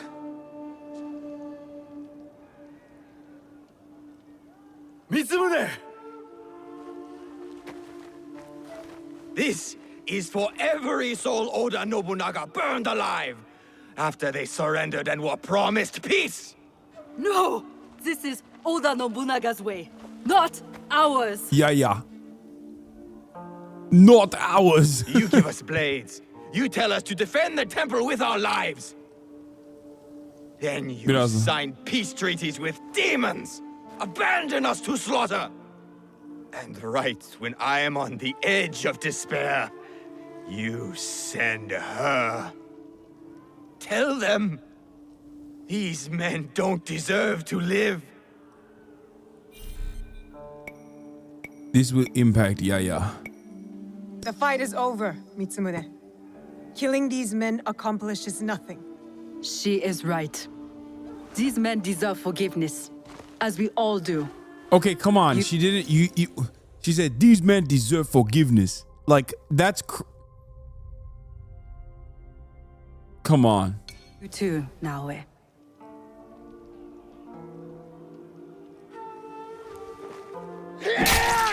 Oh, he still did it.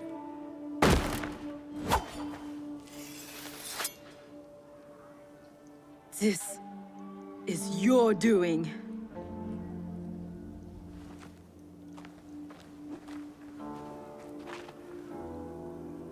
Let these men go. Bro, these monks do not fuck around. Also, thank you Ubisoft for sponsoring the stream.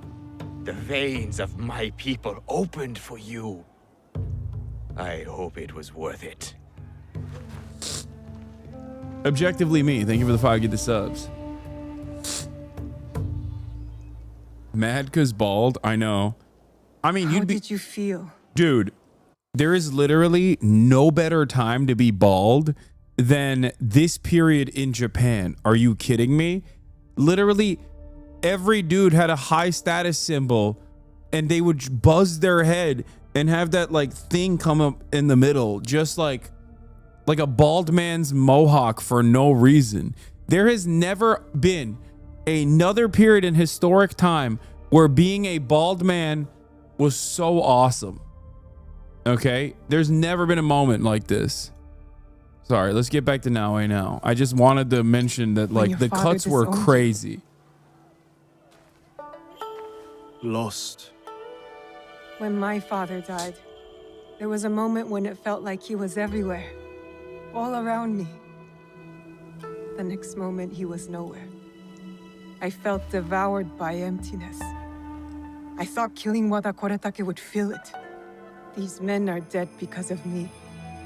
No, because of Oda Nobunaga. Naoe, you're an assassin. Calm Maybe. down. Killing is good. Maybe this fight should be my own. One of my duties as abbot is to entrust our sacred artifacts to those who need them most. We're gonna kill some people now, eh? Gave hope to thousands upon thousands. Despite what you feel now, Naoe, we are still breathing. Killing feeds the living blade. That is what fills the emptiness. Thank you, Ubisoft, for sponsoring the stream.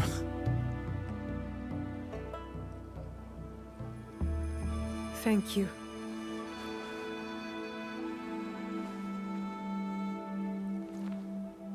I hope you and your father can one day forgive each other.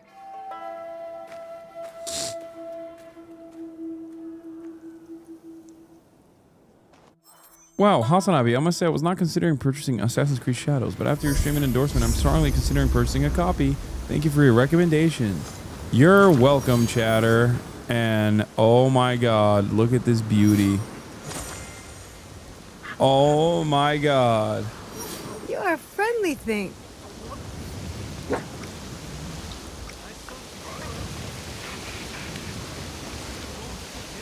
All right, that'll be all for today. My brother is literally circling around and being incredibly annoying because I promised him that I would go to the dinner with him. And he's just like, come on, bro. When are we going to dinner? When are we going to dinner? And so I must take him out to dinner, even though I don't want to go to dinner because I've been eating good. Like, I've been eating healthy. But yeah, I'll be live tomorrow. Normally I don't do Sundays, as you guys know, but tomorrow I will be live. So fear not. And that's all for today, folks.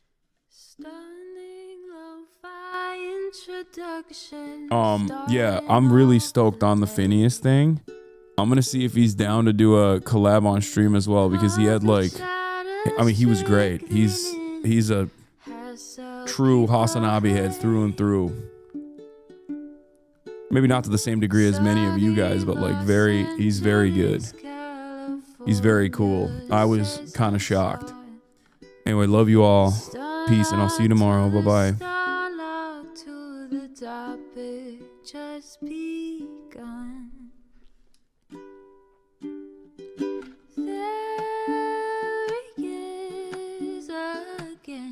Her sun is streaming. Her sun is streaming.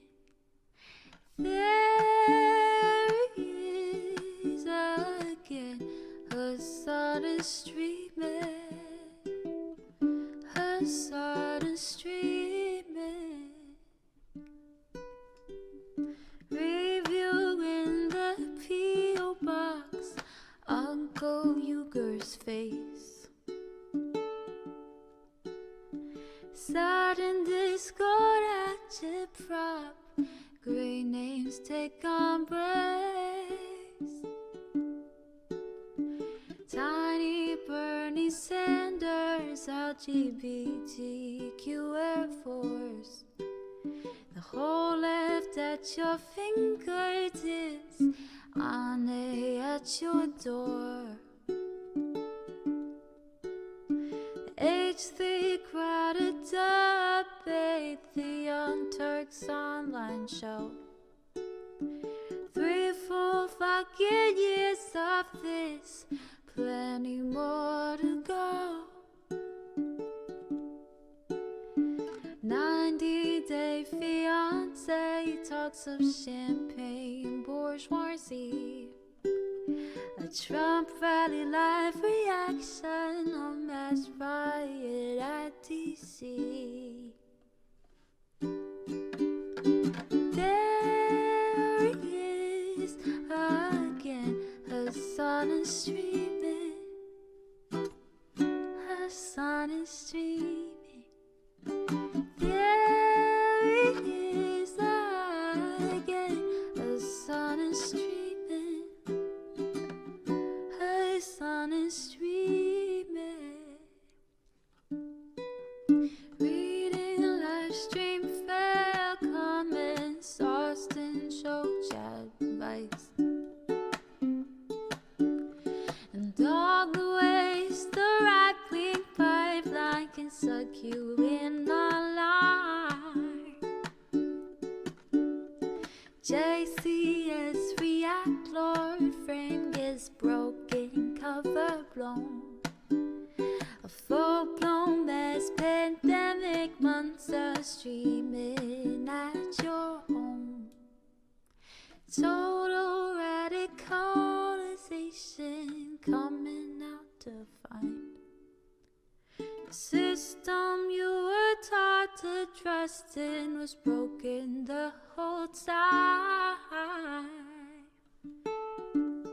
All these daily streams, whether big or whether small, have helped me and so many find the meaning through it all. There is again her sun is streaming, her sun is streaming. There he is again, her sun is streaming, her sun is streaming.